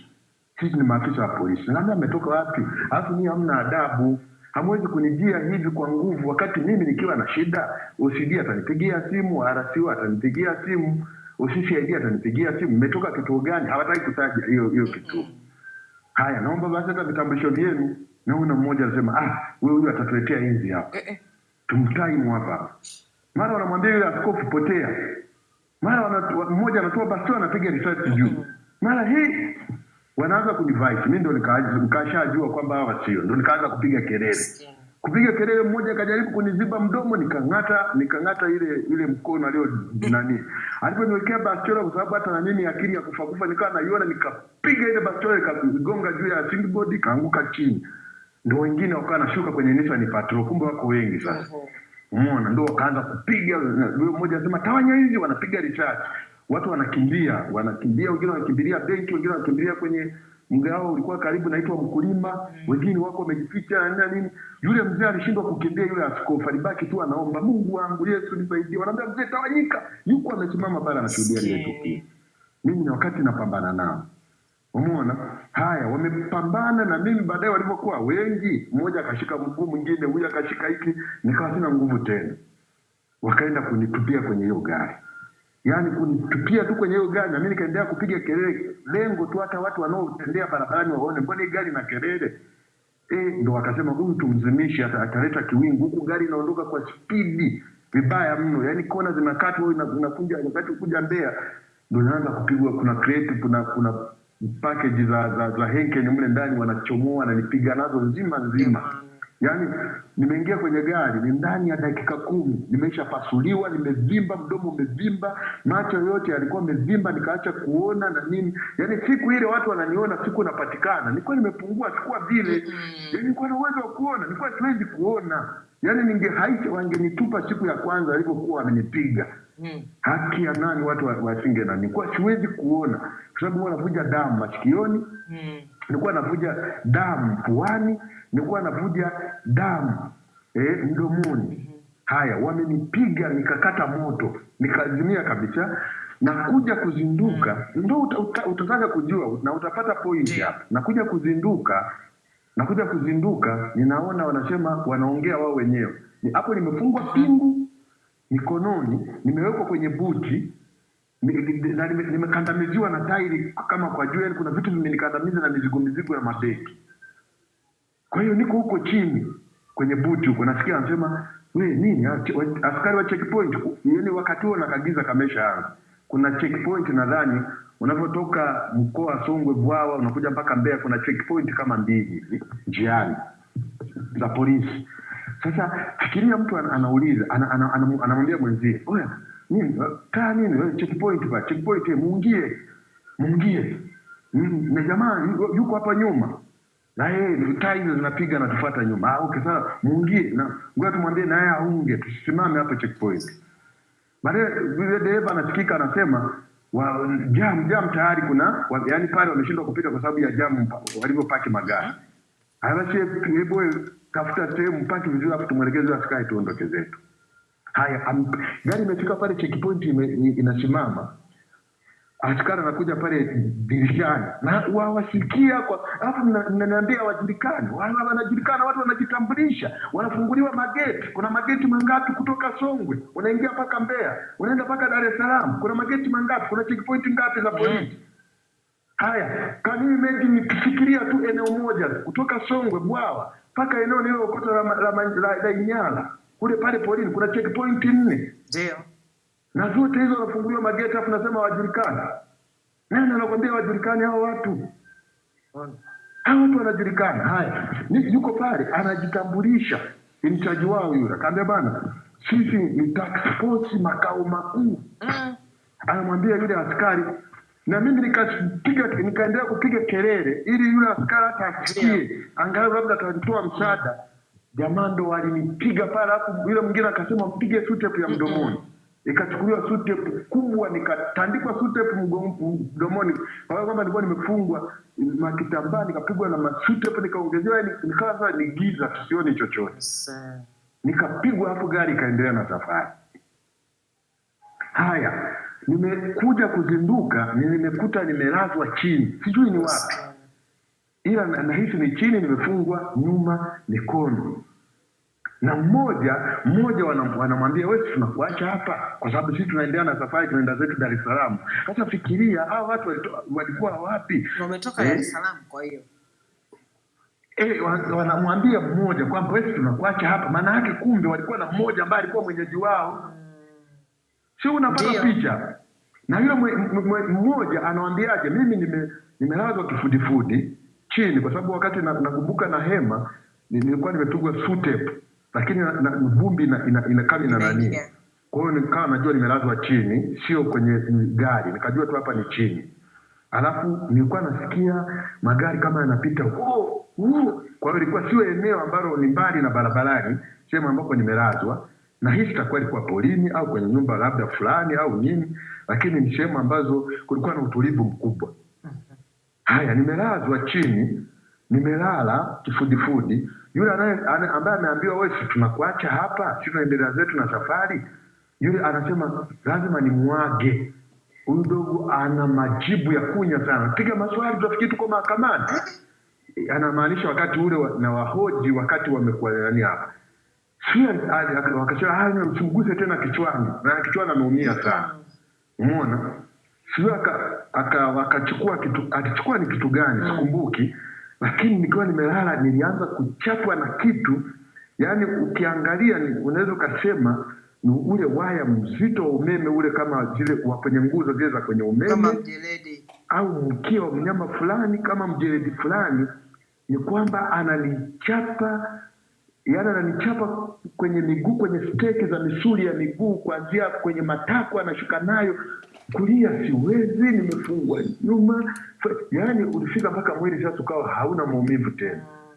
akachapa, yani niko hoi. Umeona? Yani hapa ndo nimeridhika. Senge sana huyu. Hii serikali haichezewi bana. Alikuwa anashika serikali ya Kikwete ndo alikuwa anashika matako. Hii haishiki matako. Umeona? Sasa hivi sasa ndo haji kuonekana tena. Naona wanaenda wakaondoka lile. Yaani nimelala tu pale mpaka nikaa nahisi ndo wameniacha au kumbe alikuwa kwenye majadiliano, lakini nilikuwa naona nasikia gari iko silence. Naona nakuja tena wananibeba kwa sababu kwa siwezi kutembea. Anaulizwa mmoja, tumuingize kwenye gari hili, anaambia muingize kwenye Nissan Patrol. Kwa kumbe pale walikuwa wananibadilisha kwenye gari. Awali ilikuwa Land Cruiser, nikaa naingizwa kwenye Nissan Patrol. Naburuzwa kama mzoga. Nasikia napata hisia. Umeona? Naingizwa kwenye ile gari.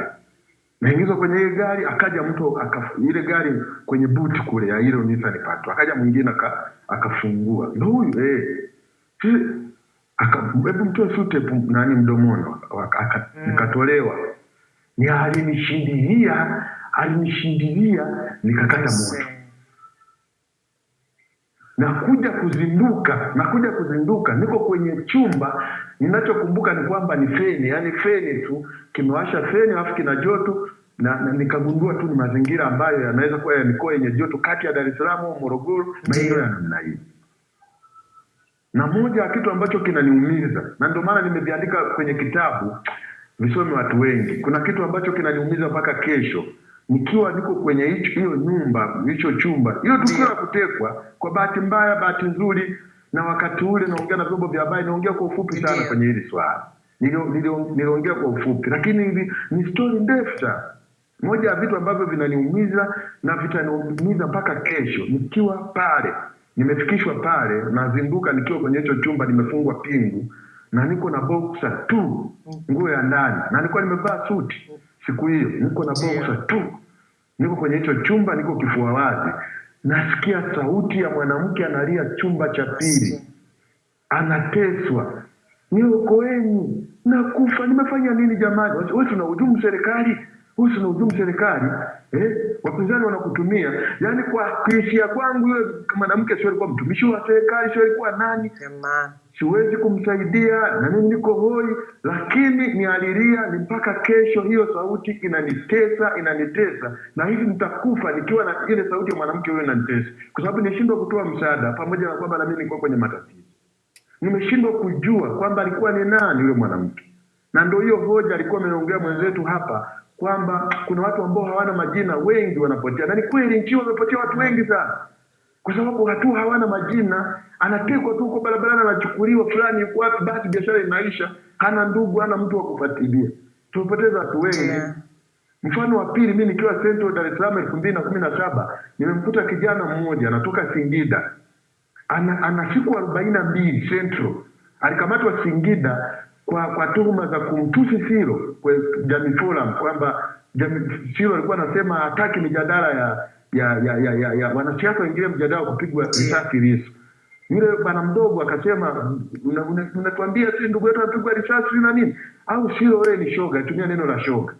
Alifuatwa Singida, ni mtoto wa miaka 17, ni mdogo.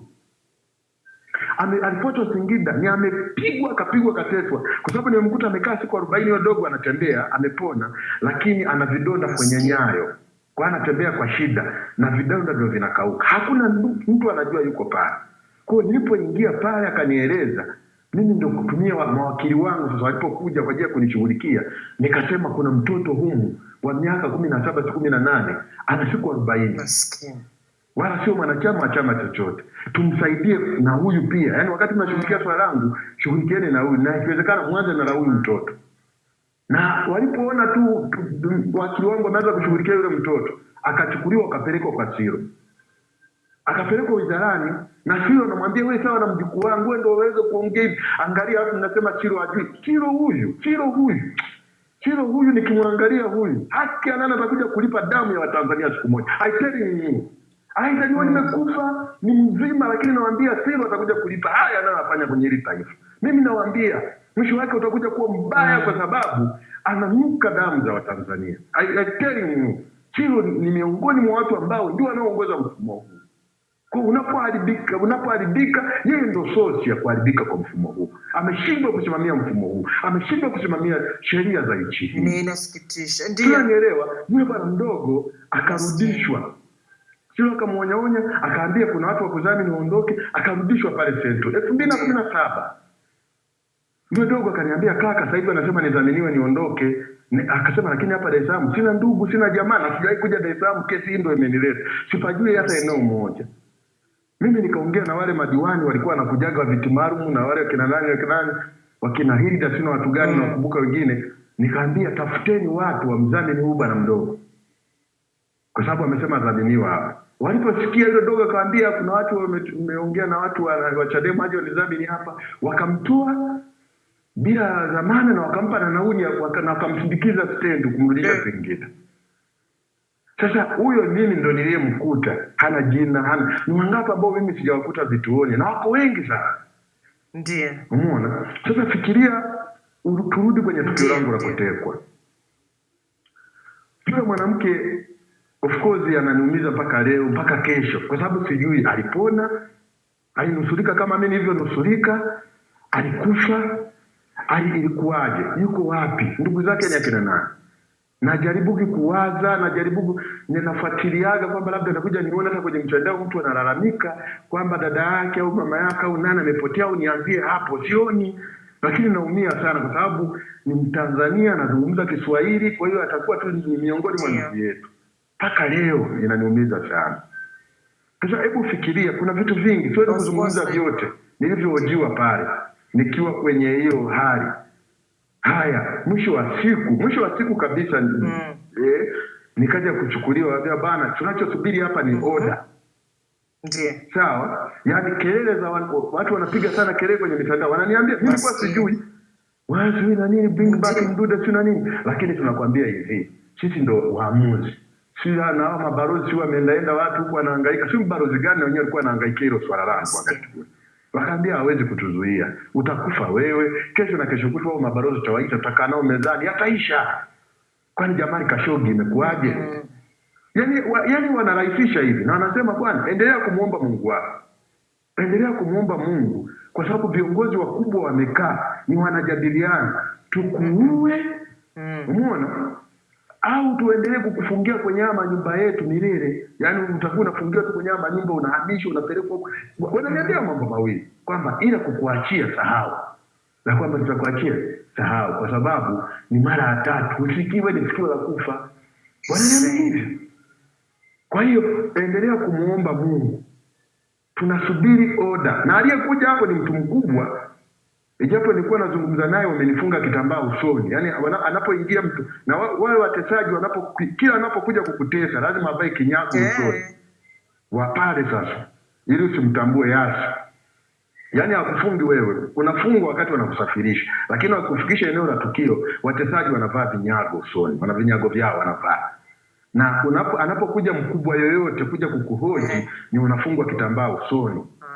Huenda mnamjua labda ni mtu mkubwa, anajulikana kwa taito yake, anafasi kwenye vyombo vya ulinzi na usalama, kwa hiyo unafungwa usoni. Ananiambia kabisa. Yaani kwanza amehoji, kuna vitu vya kushangaza sana. Angalia watu walivyo makini. Mpaka nikasemaga huu makini kwa nini wasiupeleke kwenye mambo mengine ya ulinzi wa raia na mali zake, ulinzi wa uchumi wa nchi yetu, ulinzi wa fedha zetu mpaka zinapotea, na tuna usalama, hela zetu zinapotea kwenye halmashauri zinaliwa na mafisadi, kwenye mawizara zinaliwa na, wakati tuna usalama wa kusanya taarifa tuna nini. Fikiria huyo kiongozi amekuja kwanza akataja kijiji nilichozaliwa, akamtaja mama yangu, akamtaja baba yangu. Hamna mtu nchi hii mtu huyo anajua mgogoro wa mimi na mama yangu na baba yangu. Huyo mtu anajua, huyo afisa anajua. Na anataja mgogoro wa mama yangu na baba yangu wa miaka zaidi ya 20 iliyopita. Anataja shule nilizosoma, anataja sehemu ambazo nimezunguka. Umenielewa? Anazungumza kila kitu ambacho kinanihusu mimi. Alafu mwisho wa siku anasema muombe Mungu wako. Kuna vitu viwili ambavyo wewe unapaswa kupatiwa. Kitu cha kwanza ni tukuue. Na kitu cha pili ni tuendelee kukushikilia. Tuendelea kukaa tu huko na nini hivi, tutakuwa naishi hivi. Alafu miaka yote utakuwa umefungiwa huko. Ila kukuachia sahau, kwa sababu wewe ni sikio la kufa. Kusikii ni mara ngapi? Unapata fursa unanusurika unarudia. Unapata nusu unanusurika unarudia. Kwa hiyo nikawa na mimi naendelea kumuomba Mungu nafanyeje. Baadaye wamekuja kunitoa. Wakanipeleka chumba kingine, wakawasha redio, wakaniuliza dini yangu, nikaambia mimi ni Mkristo, wakasema sali, nikasali, wakasema ngoja tukuwekee na wimbo wa dini wakati tunakushughulikia. Sisi hatuna chaguo lingine, wakaweka ule wimbo wa Nigeria sio, ikuene, wakaweka ule. Wakaongeza na sauti. Wakaanza kunigonga upya. Yaani nikavuliwa nguo, ninapigwa, yaani napigwa, inakuja wanachukua vifaa vya shoti, wanachukua hizi chuchu, wanapigisha kwenye chuchu, wanapigishwa shoti, wanachukua maji, yale maji madogo yale, chupa ya maji madogo ya nani, masafi yale. Yanaitwa Masafi, sio kampuni la nani lile. Maji madogo yale. Yanachukuliwa yale maji na Maria madogo yakiwa na maji ndani. Unapigwa kwenye uume na yale maji. Yaani kuna wakati unasimama unasema uume labda kuna wakati hautafanya kazi. Yaani unasema sidhani kama utafanya tena kazi. Unapigwa na yale maji kwenye uume. Alafu kirahisi tu mtu anatoka, unajua Mdude ana maneno makali sio na nini. Hivi wanajua shida nilizopitia kwenye nchi hii? Hivi wanajua mimi ninachokipigania nchi hii? Na wanajua mimi nina msimamo kwa sababu ninachokipigania kwenye nchi hii hakijapatikana. Alafu watu wanakuja kurahisisha. Nilipigwa kwa akili yangu, nikajenga tu kwamba ile oda sasa ambayo walisema ni mambo mawili, ni uwawe au sasa imekuja ya kuniua. Nilipigwa nikiwa uchi. Napigwa na upanga wa mabapa na mgongoni mpaka leo nina maalama. Napigwa na upanga ubapa mgongoni mpaka zile unakosea wanakukata kidogo mgongoni. Lazima ukatwe. Unapigwa kila eneo, na ndio maana ulikuwa ukinigusa kila eneo unajisikia maumivu. Ndio. Unateswa. Unapigishwa shoti kwenye makalio. Asheni wale jamaa walimtesa. Wana kifaa fulani cha shoti. Kifaa fulani cha shoti, wanakipigisha shoti kwenye haja kubwa, kwenye ile nani haja. Acheni nini? Mateso tumeteswa nchi hii. Alafu mtu kweli aisee. Yaani mtu leo ukiunga mkono juhudi yaani nasikitika sana, of course. Nasikitika, lakini anyway, hakuna lenye mwanzo likakosa kuwa na mwisho. Hata Yesu wakati wa mwisho alikimbiwa na watu wengi, lakini ndio ukombozi ulikuja. Kwa hiyo sikatishi tamaa na watu wanaohama, wanaokimbia, wanaoogopa. Kwa sababu najuaga siku zote wanaoongoza ushindi ni watu wachache sana, sio rundo la watu. Ila wengi ndio wanakuja kupongeza baada ya ushindi. Lakini naamini tutafika. Wamekuja kunipiga nikiwa uchi vile, wamenitesa vile nilivyo, napigishwa shoti mpaka sehemu ya haja kubwa. Na hivyo vifaa mpaka nakuja kupoteza fahamu. Na ndio hiyo nakuja kuokotwa na dereva bodaboda Inyara, Mbeya. Na amekuokoa huyo dereva. Unanielewa Damaria? Naelewa, na ndio amekuja dereva huyo wa bajaji. Maana yake wamenitoa, maana yake mimi wao sasa kwa mazingira hayo walijua wameshaniua. Na ndio maana wakatafuta eneo wakaona wakanitupe pale Inyara hapo polini. Huyo dereva bodaboda alikuwa sio anaenda wapi usiku, akachepuka kwenye barabara fulani, ndio anaona anapiga torch. Yaani ile pikipiki wakati anayumba nayo, anapita kwenye zile barabara za uchochoroni, ameacha sasa barabara kuu ya lami, anaingia uchochoroni. Sasa ghafla akamuona nyoka mbele, ile nyoka amesimama hivi, akayumba. Ile nyoka kamchanganya, kayumba, kaanguka, taa ikamulika mimi nilikokuwa nimetupiwa. Ndio ile anaangalia kule taa ilikomulika kuna mtu. Kwa kwanza kaangalia kwanza usalama wake na yule nyoka. Zeni alipoona kuna mtu, yule dereva bodaboda anasimulia mpaka leo kwamba alitaka akimbie kwa sababu alijua nimekufa. Lakini aliponisogelea alikuta ni mtu ninaye hema, ijapo nilikuwa nimefungwa sutepu mdomoni na kitambaa usoni. na nimefungwa kamba, walikuwa wamenifungulia pingu, nifungwa kamba ya kawaida. Ndo akarudi barabarani kusimamisha magari, alikuwa anapita mabasi ya kutoka Dar, kutoka, hakuna iliyosimama kutoa msaada. Inabidi awashe sasa pikipiki arudi kijijini, kwa sababu pana umbali sasa mpaka kujikuta kaya za watu, kwenda kumchukua mwenyekiti wa kitongoji, mwenyekiti wa kijiji, kuja safari kunichukua na kunipeleka mwenyekiti wa kijiji, kwanza kulipa huduma ya kwanza, kunitoa ni masutepu manini, kwanza kukoroga uji, sikufanya nini, kunifanya zile huduma zote za kwanza, huku akipiga simu polisi na kwenye chama. Sasa angalia hawa watu walivyo, wamepigiwa simu na mwenyekiti wa kijiji kwamba yule mtu ambaye alitekwa amepatikana, tumemkuta huku, tumemkuta huku, tunampatia huduma ya kwanza, hawakuja. Yaani viongozi wa chama wanafika mpaka wanakuja na magari, wananibeba, polisi hawajafika eneo la tukio. Haya, nimebebwa, nimepelekwa Central Police Mbeya. Nimefika pale, jamani, yule mtu amepatikana, hiyo yuko right of, takiwa tumwaishe kwenye matibabu, tunaomba PF3. Wakakataa kutoa PF3. Hebu jengeni hiyo kitu kwamba mazingira namna gani, ni wadui wa namna gani ambao uko kati ya Mdido na polisi. Umeona? Haya, wamekataa kutoa hiyo PF3.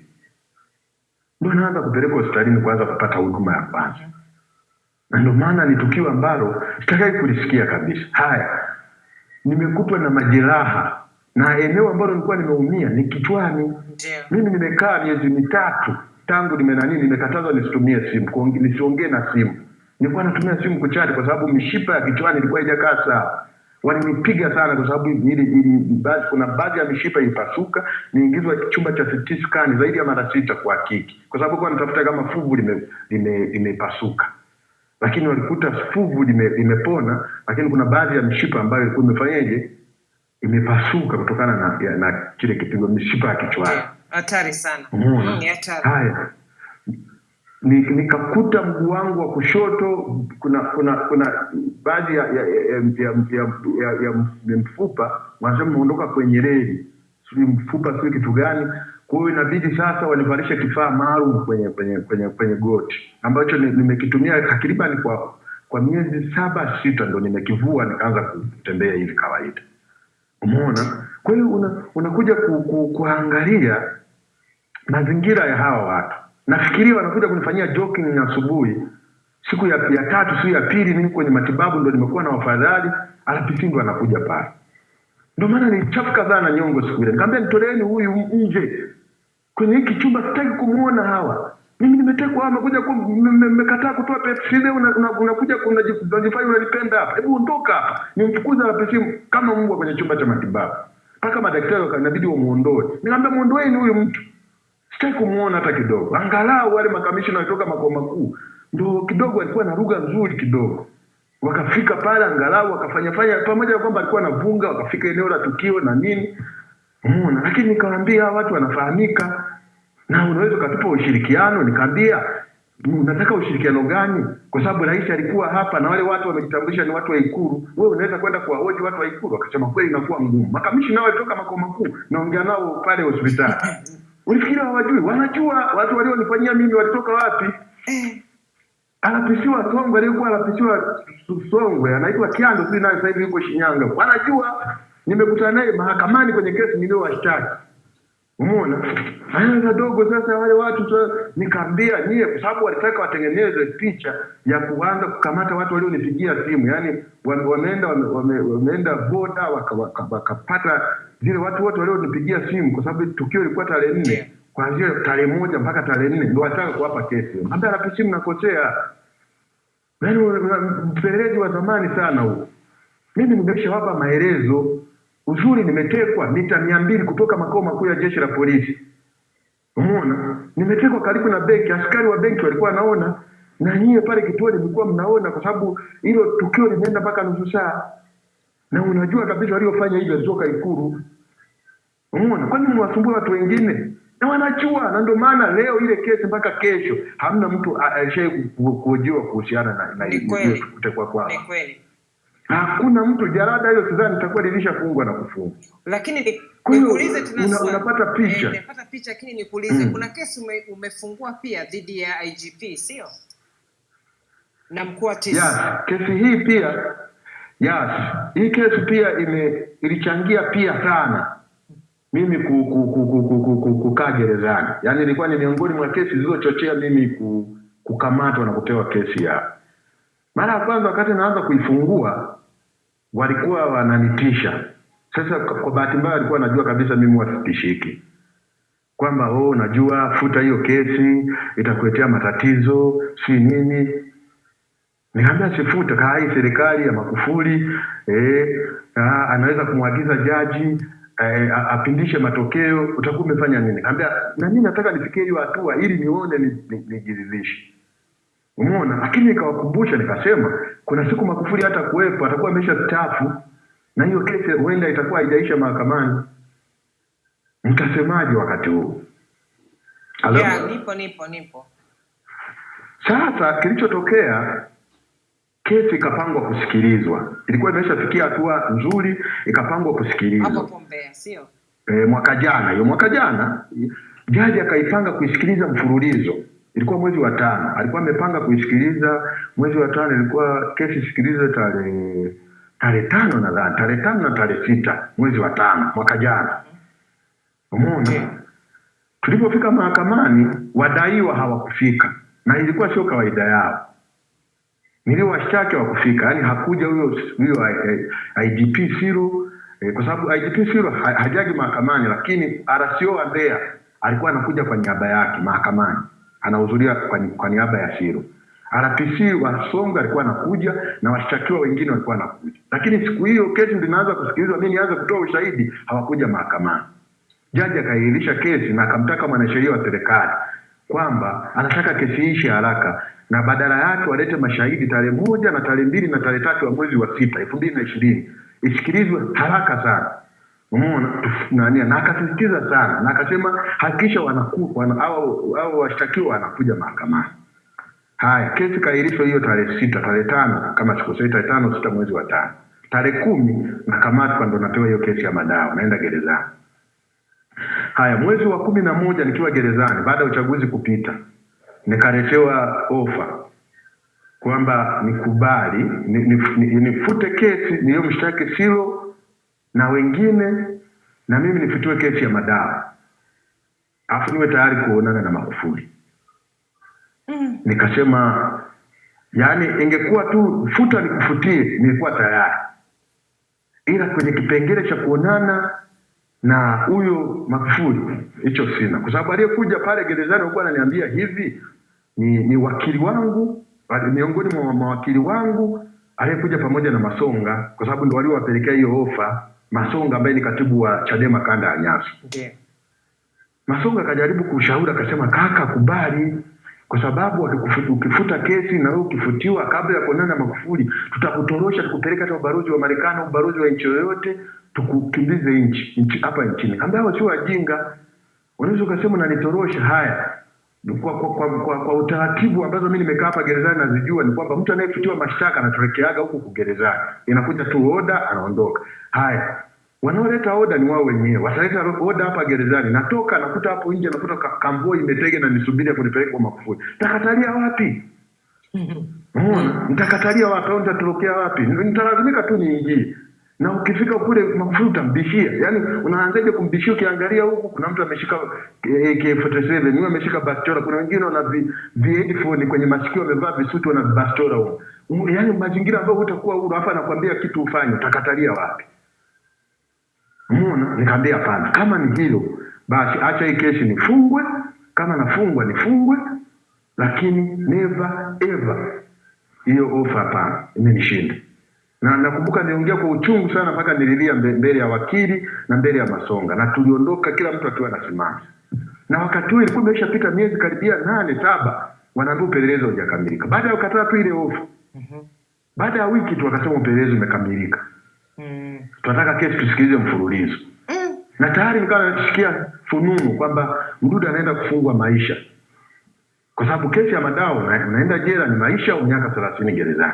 Na mimi nikawa nimeshaandaa akili yangu na tayari nikawa nimeshaandaa kila kitu kwamba tayari. Na magereza na wenyewe wanasema Mdude akifungwa tunampiga special escort. tunamuondoa kwenda kumpeleka kwenye magereza ya mateso kwa sababu anatusumbua sana. Sababu hatuwezi kumpiga escort, ni mahabusu, sio mali yetu. Na mimi kweli nilikuwa nawatetea watu. Nikiona magereza yalikuwa nafanya kuonea watu pale, nilikuwa nawatetea sana watu gerezani. Na hata siku naachiwa walilia watu wengi sana gerezani. Nilikuwa nasimama na vaa usika wao. Kwa magereza na wenyewe wakawa yale tayari ndio nimeshatengeneza maadui wengi. Gerezani na tuampiga special escort, tuampeleka gereza la Ngwala, gereza la Kitau la Kitai Songea, au gereza la Mtego wa Simba iko Morogoro. Na hilo la Kitai naonaga kabisa kuna watu walienda escort, mmoja amerudi hana jicho. Na mpaka leo yuko gerezani. Hajafanywa operation ya ile jicho, hajafanya. Nimeshapiga kelele sana, na alikuja kamishna pale nikampigia kelele kamishna wa magereza. Kama huyu aliumia akiwa anafanya shughuli za magereza, hana jicho. Ni mfungwa lakini binadamu ana haki zake. Kamishna akachukua majina yake pale, na naona mpaka leo hakuna kinachoendelea. Na wakati natoka akanifuata tena akasema kaka, endelea kunisaidia ili jicho angalau basi nifanywe hata operation. Nifikiria tabu ninayofanya. Yaani kila ukifika baada ya muda fulani anaenda kulisafisha jicho hospitali. Sasa mimi nataka wanipeleke huko. Na mimi hamna shida. Kwa ni kweli mwezi wa 12 ule wakaleta mashahidi wote.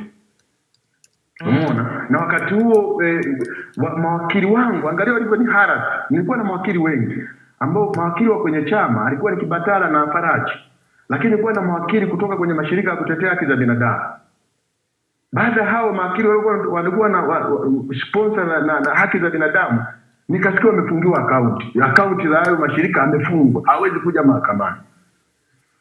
Kwa hiyo nikabaki nategemea mawakili wa chama. Mawakili wa chama chama hakina ruzuku, kimekataa kutambua uchaguzi na kimesusa. Ukipokea ruzuku maana yake unabariki uchaguzi.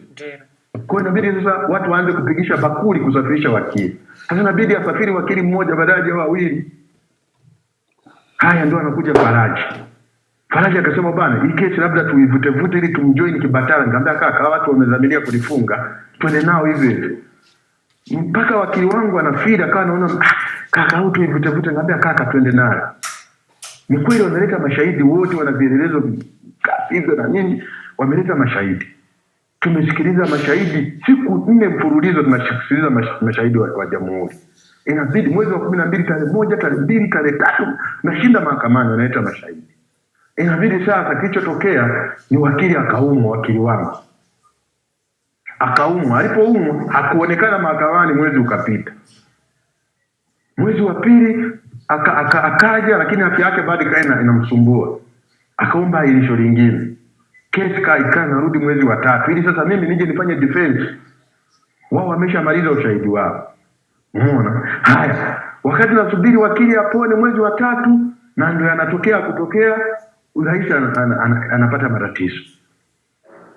Haya, napata matatizo nikiwa gerezani. Sasa ile kesi ambayo nimemshtaki Siro ilikuwa imesimama na niambia nitatumiwa tu summons. Ilikaa isikilizi tena. Jaji akaniambia utatumiwa summons.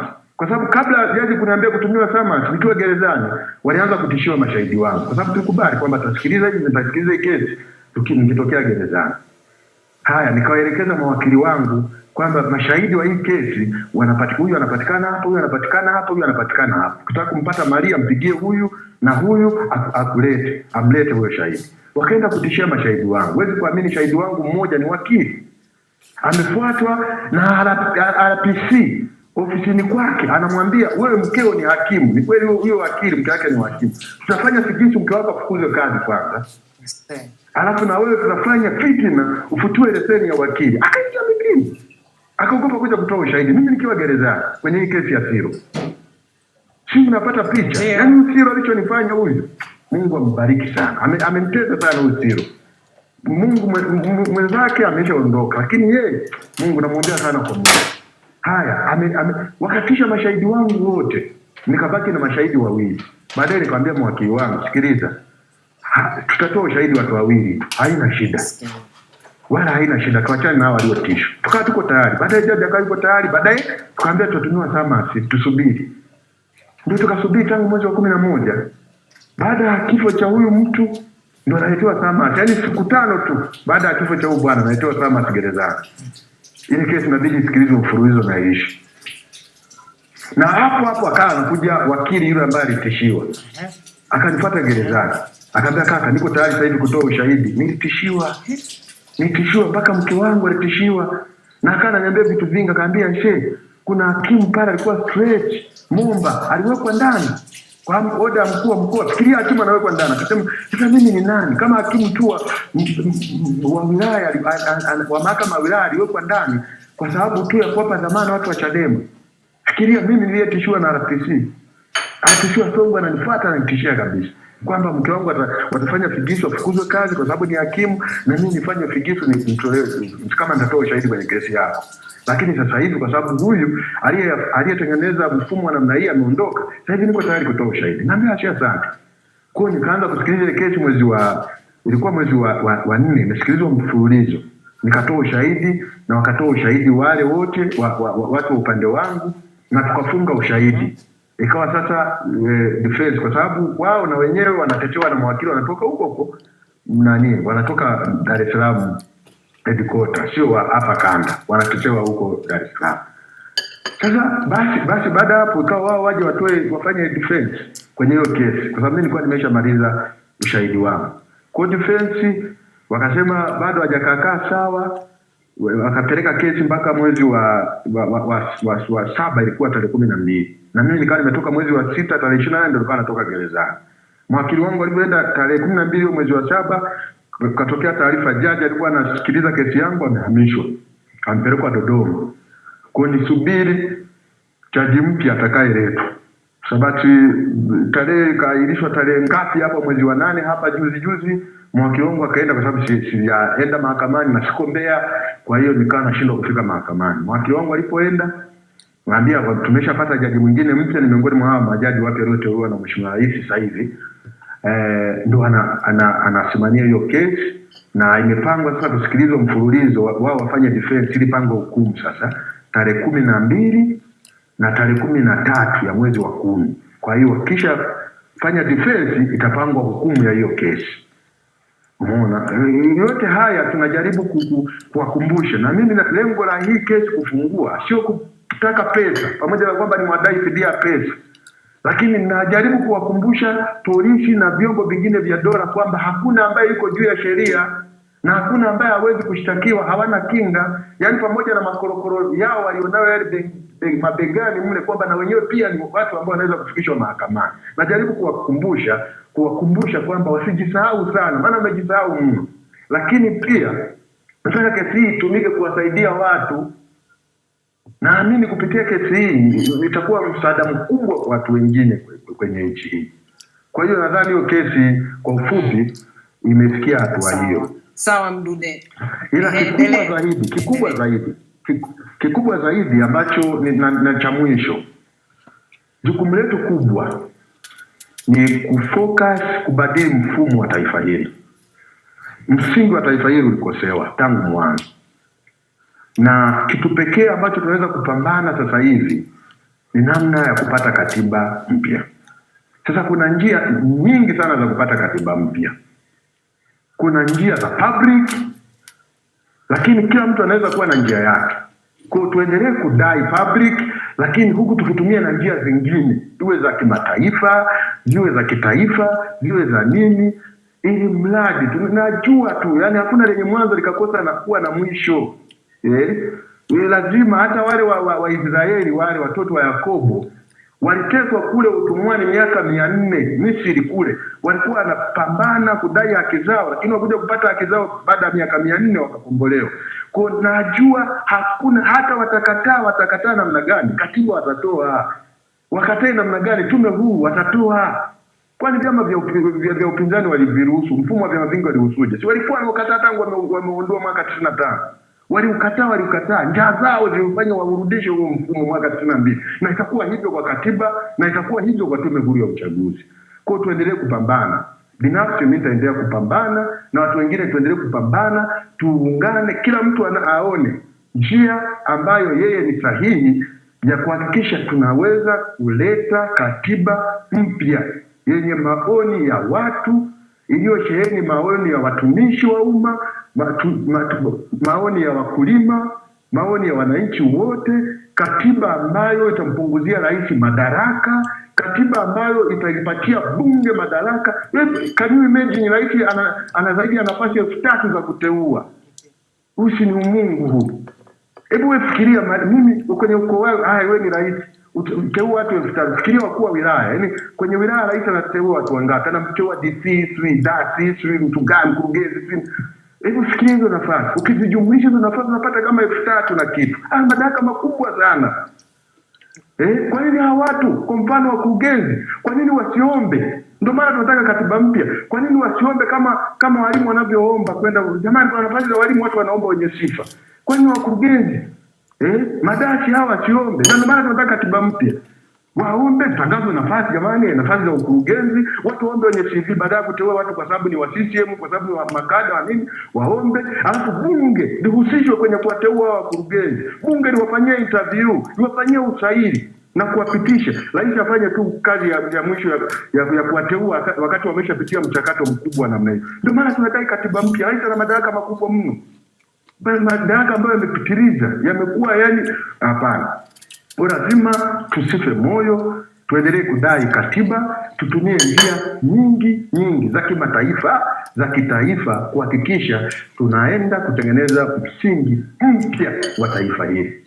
Asante sana Mdude, na nashukuru sana kwa sababu leo umeweza kuongea na mengi sana kuhusiana na uliyoyapitia, ikiwemo kutusaidia kuelewa kwamba sio Tanzania ambayo tunaifahamu hii ambayo umeisimulia, lakini ndio uhalisia.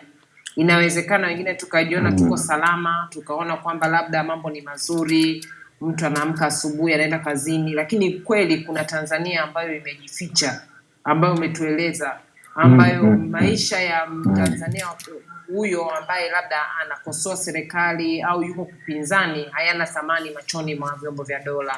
Naomba kwa leo umesema kwamba tutafakari. Naomba kama mtaniruhusu basi niweze kumaliza space ya leo.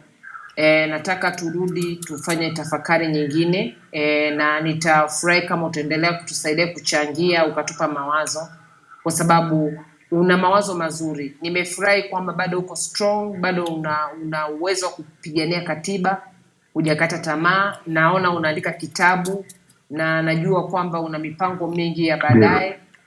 Kwa kweli wengi wanajiuliza kwamba hii nguvu unaitoa wapi? Je, wewe ni mtu wa imani sana, mtu wa dini? Kwanza Damaria, ukae ukijua kila mtu duniani aliumbwa kwa sababu. Ukiona hujui, yani ukiona hauna sababu, ujue bado hujakuwa. Tumeumbwa kwa sababu, yani Mwenyezi Mungu ametuumba kwa sababu. Na Mwenyezi Mungu ametuumba kwa kalama tofauti tofauti. Alichonacho Maria sio ndo alichonacho Fatuma, na alichonacho Fatuma sio ndo alichonacho Mdude, na alichonacho Mdude sio ndo alichonacho Samia. Mungu amempa kila mtu kalama yake, na ndio maana kuna mashehe, kuna imamu, kuna maaskofu, kuna padri, kuna wainjilisti. Kila mtu ana jukumu lake. Kwa hiyo sasa ukishajua position yako kwamba wewe ni mtu wa kutetea watu, ni lazima uendelee kutetea watu, ni lazima usimame ili kulinda ile position. Lakini ukisaliti, tafsiri yake umemkosea Mungu aliyekupa hiyo karama ndani yako. Kwa kitu cha kwanza kinachofanya mimi nijiamini, kitu cha kwanza ni Mungu. Kwa sababu Mungu ndiye aliyeniumba kwa sababu, na akanipa position hii. Nisimame niwatetee watu katika taifa hili. Nisimame tujenge msingi wa taifa hili ambao ulikosewa tangu mwanzo. Tusimame tutengeneze taifa ambalo leo CCM na Chadema tutacheka, tutakaa baa, yani wa CCM watakuwa na wasiwasi, wa Chadema watakuwa na wasiwasi. Fikiria tu, mimi naishi hapa Tanzania. Mimi niko hapa Tanzania. Miaka yote napata matatizo. Nikienda hata hoteli, nikakaa baa, yani watu wanaogopa kuja kukaa na mimi. Hapa nitafukuzwa kazi. Fikiria unatengeneza taifa na namna gani? Alafu mtu akiona unaenda chooni kukojoa na kufuata chooni kukusalimia. kwa bana nini mtumishi wa serikali bana kina kuunga mkono. Ndio hivyo sasa, yani unatengeneza nchi, tunataka tuondoke huko. Kwa kitu cha kwanza ni kwamba moja ya vitu ambavyo watawala wametupatia ni kwamba wamegundua udhaifu wetu, yaani udhaifu. Wamegundua Tanzania wengi ni waoga.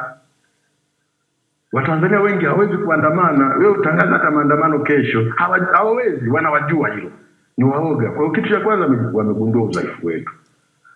Wamegundua kitu cha pili kwamba Watanzania wanaweza kuvumilia matatizo. Yaani mtu anaumizwa, anakanyoga na kiatu chenye misumari, lakini anaambia siumii. Ndiyo. Umenielewa? Lakini ndani yetu kuna miongoni ambao sio waoga. Mungu anawainua. Mungu, unajua watu wanajoweza kusema, watu wanapaswa kujua kwamba kazi hii tunayoifanya hatukujiteua wala hatukujiteua, ni Mungu alitupa hizi karama. Na Mungu ndiye anayetusimamia kwenye hili. Na tunafaa, hii kazi ni ya kujitolea, ni ya utumishi kama alivyo imamu, kama alivyo askofu na mtu mwingine yeyote. Kwa hiyo watu wanapaswa kujua kwamba tunapaswa kumwogopa Mungu pekee na sio mwanadamu. Na watu wanapaswa kujifunza kwa rais aliyeondoka, huyu ambaye ametangulia mbele ya haki. Kuna wakati ambapo mimi nilikuwa na walaumu mpaka viongozi wa dini. Ulifika muda yani kumsema Mungu na kumsema rais. Yaani ni rahisi sana kumsema Mungu kuliko kumsema Magufuli. Yaani mtu akitaka kumsema Magufuli anaangalia kwanza huku na huku, nani anamuona. Fikiria unatengeneza na Mungu hawezi kukuacha kwenye taifa la dunia. Never ever. Nimesoma vitabu vya dini, lakini nakwambia historia inaonyesha kabisa, yani ukimtukuza sana mwanadamu kuliko Mungu, Mungu lazima amshushe. Someni historia ya Farao, someni utawala wa Ashuru, someni utawala wa Babeli, someni utawala, vitabu vipo vya historia vinaonyesha kabisa. Umeona? Kwa hiyo sasa ni wakati huu ambao na mimi tegemea mama atajifunza mengi. Atajifunza haya yaliyopita na yeye ataanza upya. Kwa bahati mbaya sana mama na yeye anaenda kwenye yale. Si kwa nini hao watawala wakishashika madaraka wanajisahau? Mama nilitegemea ajirekebishe, apite njia yake. Alafu alichogosea mama ni kwenda kulisi serikali. Wewe ni rais wa awamu ya 6, unalisi serikali ya awamu ya 5. Nini? Na katiba imekupa mamlaka kuvunja hiyo baraza mawaziri na nini. Uanze na lazima uwe na watu ambao watakusikiliza na wataenda kwenye njia zao. Unaenda kuacha kina Siru wanaendelea kukaa. Unaenda kumwacha huyo diwani. Hebu angalia, mkurugenzi wa usalama wa taifa ni mshauri mkuu wa rais. Yaani amna rais anaweza kapuuza ushauri wa makamu wa rais au waziri, lakini sio mkurugenzi wa usalama wa taifa. Kwa sababu anakushauri na analeta alternative. Kwa ni mtu muhimu kwenye taifa. Sasa unaenda kumwacha mtu ambaye alimpotosha mtangulizi wako. Unaenda kumwacha anaendelea kuwa. Kwa nini asikwambia hao kina Mdudu waendelee kukaa gerezani? Kwa nini asikwambia kina Mbowe waende gerezani? Kwa sababu ana zile elements za yule wa mwanzo. Hao watu walipaswa kuchange, ulipaswa kuchange. System, ujifunze kwa Kainde huyu kile mapo jirani Zambia. Badilisha mfumo. Kwa sababu unaacha wake na Siro, wakati unaona kabisa wamechafuka hii awamu iliyopita. Ulipaswa kuwa na watu wako, tengeneza mawaziri wako, tengeneza baraza lako la mawaziri kama watangulizi wako walivyofanya kina JK, kina Mkapa. Kila mtu alikuwa na watu wake ambao wanamsikiliza, ambao wanaweza kuendana na slogan yako. Hebu angalia, ukimwona mama anavyozungumza. Anapokuwa anazungumza ni tofauti na matendo yake. Ni mama ambaye anazungumza kwa ukarimu na upendo na nini, lakini nakuja kuendelea anasema hivi mama kweli ile anayozungumza inaendana na hiki kweli anachokizungumza. Ndiyo. Kwa hiyo mimi ninachoomba wa Tanzania ni kwamba wanapaswa kuacha uoga. Alafu sio jukumu letu, useme ile jukumu la Mdude peke yake au la Maria peke yake au la Fatima peke yake au la nani peke yake au nina wapinzani, mimi niko CCM. Brother, kwani wewe ndugu yako akiumwa akienda hospitali anaonyesha kadi ya CCM? Anatibiwa bure? Au anavyotaka kutuma hela kwenye muamala anamwambia Tigo Pesa au mimi nina kadi ya CCM nisikatwe makato? Wote tunaumia. Lazima tutengeneze misingi mipya ya taifa hili, misingi ambayo watoto wetu watakao kuja watusome kwenye historia vitabu kama tunavyosoma kina Nyerere, kwamba mnaona hiki ni kwa sababu hiki na hiki kilibadilishwa. Mtaona aibu sana sisi tukifa kizazi kijacho waje kuchapa viboko makaburi yetu kwa uzembe tuliofanya, kwamba hivi miaka yote hii 60 watu wanawaza vyuo vya shule, watu walishaondoka huko miaka 60 tangu wamepata uhuru, wanawaza vyuo vya shule, badala watu wanawaza mambo ya kwenda sayari sita huko juu. Nyinyi mnawaza kwenda chini, wengine wanawaza kwenda juu. Mnawaza kununua ndege wakati huku hamna madarasa, hamna dawa, hamna zahanati. Na kwa sababu mmekosa polisi, hakuna nchi haina polisi, haina sera ya kudumu. Sera ni kichwa cha rais. Rais akichaguliwa ndio kichwa chake kinakuwa sera. Yaani yeye ndo anajua aanze na nini. Anafikiria rais leo unasikia na Maria? Sikia, endelea. Yaani Mdude leo nikiwa rais, nikiwa rais na ndo naanza plan, sasa nianze nini? Magufuli alikuwa ananunua ndege. Mjinga huyu. Hizi za nini hizi? Hizi anatelekeza. Ngoja mimi nianze kujenga reli. Ndio. Sio, unielewa? Unaangalia ni kwa sababu ya kitu kimoja. Kitu kingine ambacho na ndio maana nimesema tukimaliza kudai katiba na tukapata katiba yenye matakwa ya wananchi, tuna jukumu lingine kubwa kwenye taifa hili la kutengeneza policy for this nation. Nchi hii haijai kuwa na sera ya kudumu. Ndio. Sera imekuwa kichwa cha kiongozi anayeingia madarakani kwa wakati huo. Ndio makosa ambayo tunayafanya. Kuna wakati lazima kama taifa, kama sisi taifa, lazima tukae tukubaliane, vyama vyote cha CCM, Chadema, ACT, mashirika yasiyokuwa ya kiserikali, watumishi, wakulima na wafugaji, lazima tukae kutengeneze sera ya kudumu kwamba tuje kwenye madini tunakubaliana nini? Sisi mwenyewe mna maoni gani? Tuwe na sera ipi ili mwekezaji anayekuja ajue kabisa Tanzania kuna sera hii ya kuhusu madini. Chadema mnasemaje? ACT mnasemaje? Nyie mashirika sio kwa kibinadamu. Mawakili mnasemaje kwa kweli? Tukiweka mfumo huu wa madini. Tuje kwenye sera hii, mambo ya nje. Mambo ya nje mnasemaje? Twende hivi. Tuje kwenye sera ya kilimo tunafanyaje? Sera ya afya tunafanyaje? Nakwambia usingeona hii mnara wa Babeli. Unajua sasa hivi Tanzania ni mnara wa Babeli. Yaani huyu anasema leta tofali, huyu analeta mwiko. Kwa sababu gani? Yaani anakuja huyu rais, yaani kuna mambo aliyafanya Mwinyi. Alipoingia Mkapa kaona alikuwa akigwanza na alikuwa tayari ameshatumia mamilioni ya fedha na fedha zingine za mikopo. Akaanza na yake. Na yake akopa ya kwake, akaanza ya kwake. Amekuja Kikwete na akaona hayo Mkapa naye alikuwa anafanya hivi vitu vya nini? Nini sina intention. Na Kikwete akaanza na vya kwake. Kikwete amefanya na vya kwake, amemkopea pesa, anakuja Magufuli na akaona Kikwete na yeye ili bomba tena la kazi gani? Si hata gesi inaweza kubeba hata kwa maroli. Na nini? Si tayari tunanielewa, kwa sababu taifa halina sera. Lakini tukiwa, na ndio maana nasema tukimaliza katiba. Kwa sababu katiba ni sheria, tuna mwongozo. Lakini lazima tuwe na sera ya taifa kama taifa ambalo itatuelekeza bila kujali rais anayeingia madarakani wa chama gani, anakutana na sera ya kitaifa ya kudumu. Kwamba kwenye madini tunatakiwa twende hivi, kwenye afya tunatakiwa twende hivi, anatekeleza sera ya taifa. Ndio. Umenielewa? Na wawekezaji watakuja bila kujali rais aliyepo madarakani ni kichaa au ni mzima. Unanielewa? Wanakuja kwa sababu ya uimara wa katiba na sera, kwa sababu ameshaona sera. Trump alipokuwa rais Marekani, kuna wawekezaji walikopa kwenda, sio kwa naenda. Kwa sababu Trump amekuwa rais, ametokea buza ya kule Marekani. Ametokea buza tu huko, hajawahi kupata mwenyekiti wa mtaa, akaenda pale akaanza kufanya mambo yake, lakini akadhibitiwa na sera.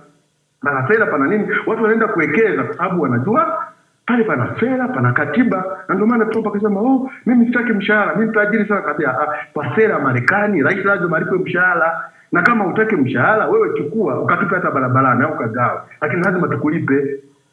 Mimi mtajiri na ndege yangu, sipande Air Force One. Kwa sera za Marekani, rais lazima atumie hii ndege Air Force One.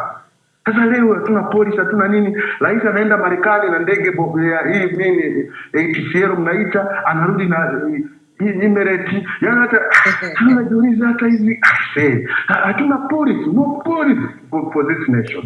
Nchi inaongozwa anakuja au Samia ataanza vya kwake, atakuja atakayemfuata Samia ataanza kubomoa hivi. Na ndio maana nakuta tuna deni la taifa linaongezeka, lakini deni la taifa linaongezeka, linakuwa kubwa, lakini bado shida zipo. Hatuna madawati, hatuna madawa, hatuna nini. Ni kwa sababu tumekosa polisi. Na ndio maana tunapambana tupate katiba mpya, na tukipambana tuna jukumu lingine la kutengeneza polisi ya nchi kama nchi, ya taifa kama ya taifa, bila kuangalia huyu rais anatoka chama gani. Hata tofauti na sasa, marais anayetoka wote wanatoka CCM, lakini wanafanya vitu tofauti. Fikiria sasa, wote wanafanya vitu tofauti, wote ni wa CCM wao, na anakuja na mfundo wa CCM wao. Unafikiri shida ni nini? Hamna polisi. Tunajenga mnara wa Babeli, leta mwiko analeta tofali, leta simenti analeta hiki. Kwa hiyo lazima tuiondoe nchi katika ubabeli, tuilete kwenye nchi ya ahadi, nchi yenye maziwa na asali. Watoto na wajukuu zetu na vizazi vyetu waje wafurahie msingi wa hili taifa. Sawa, nashukuru sana Mdude, nashukuru sana, na nadhani kwamba kuna mengi sana kutafakari. Na leo nadhani tumeweza kusikia baadhi ya haki zinavyokiukwa, na umetueleza namna ambavyo hata wenzako umewakuta gerezani wanaendelea kupata ya matatizo. Ushauri wako ni mzuri sana, na nimefurahi kwamba umeweza kuirudisha katika msingi wa sheria, katika msingi wa katiba na katika msingi wa sera.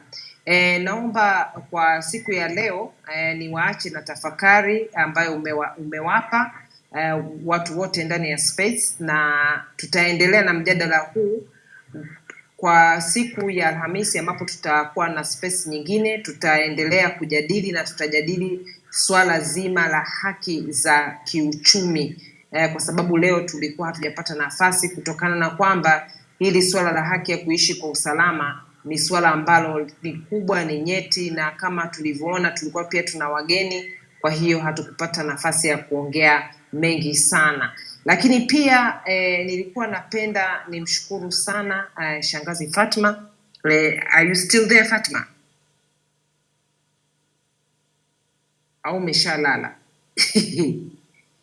Namshukuru sana Shangazi Fatma kwa sababu ameweza kutusaidia. I'm still here my darling. Okay, nilijua labda umeshalala. I'm still here. I was trying to tweet. Okay.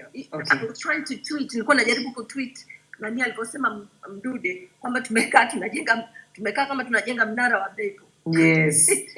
Ni kweli. Kila mtu anakuja na kitu chake. Yes, sasa kila mtu anakuja na kitu chake. Yes. Huwezi kuamini kwamba marais wote hawa tulikuwa nao wote wametoka CCM, wote apparently wote wametoka kwenye chama hicho kimoja, wote wana sera hizo za chama chao, lakini wote wanafanya wanavyotaka wao. What kind of nchi is this? Tunaishi kwenye nchi aina gani? Na labda tu very good question to me. Yes, na labda tu kwa kumalizia nataka nikupe pia nafasi uweze kutoa mawazo yako ya mwisho, hasa tukizingatia kwamba leo tumesikia mengi sana kuhusiana na hili swala la haki la kuishi kwa usalama, free from torture, free from harassment, na tumeona kwamba kuna upande mmoja ambao wengi labda hatuifahamu, lakini leo nimeona watu wengi sana wako shocked kabisa kusikia kile alichoeleza Mdude, kwa mateso yanayoendelea, attitude ambazo tunasikia kutoka kwa maafisa usalama na polisi, lakini pia on a larger scale alichokigusia Mdude kwamba kuna swala hili la sheria na katiba. Karibu sana. Asante. Sitaki kuchukua muda mrefu. Yes. Just hivi kwamba tumeona kwamba hili swali la mateso kwa raia ni systemic, ni kitu kilikuwa kwenye mfumo wa polisi, na polisi wenyewe wanadhani kwamba kutandika wananchi, kutandika raia, kuwapiga raia, imagine mimi, unajua kiloniumiza sana, unampiga raia, unamtandika raia, halafu unaenda unamwaga kwenye selo peke yake, lakini alafu unamwagia maji chini. Adamu alivyosema, kamwagia maji chini ili usiku huo asiweze kulala, asiweze kukaa, asimame tu kwenye lile selo na miguu yake yakae kwenye maji. Really? Jamani polisi, aibu hamna? Vipi mnaweza kuwafanyia binadamu wenzako kama hivi? Kakufanyia, what is wrong with you people? This is psychiatric problems. Maana mnapenda kutesa. mpaka mshampiga, mshamiza, lakini bado haijatosha, mnamwagia maji kwenye selo. I mean, are you crazy? Kwa hivyo lazima, kwangu mimi naona ni wajibu wa rais kuhakikisha anaunda tume ya rais kuchunguza polisi wanavyojiendesha, polisi wanavyoshindwa kuwapa haki ya msingi raia, na hiyo haki ni haki ya usalama wa raia, kwa sababu bora ukutane jambazi kuliko uende polisi, maana utatandikwa, utateswa na hutoweza kukimbia popote. Nafikiri rais owes it, ana wajibu kwa Tanzania kuhakikisha kwamba anaunda tume na hili swala linachunguzwa na kuwekwe recommendations vipi kulibadilisha hili jeshi la polisi liwe jeshi ya weledi, liwe jeshi linofuata sheria. Asanteni na thank you Maria, na kutakeni nyote usiku mwema. Asante sana, nashukuru, na naomba niwashukuru again. Asante sana Mdude, nashukuru tena kwa uwepo wako na nashukuru sana kwa michango yako. Naomba niwashukuru wote ambao wameweza kuchangia siku ya leo. Tutahakikisha kwamba next space tunaendelea kutoa nafasi. Leo nashukuru kwa kweli kwa sababu nimeweza kuwapa nafasi watu ambao hawajawahi kuchangia. Mshabaha pia naomba nikushukuru sana kwa kazi nzuri hasa uliofanya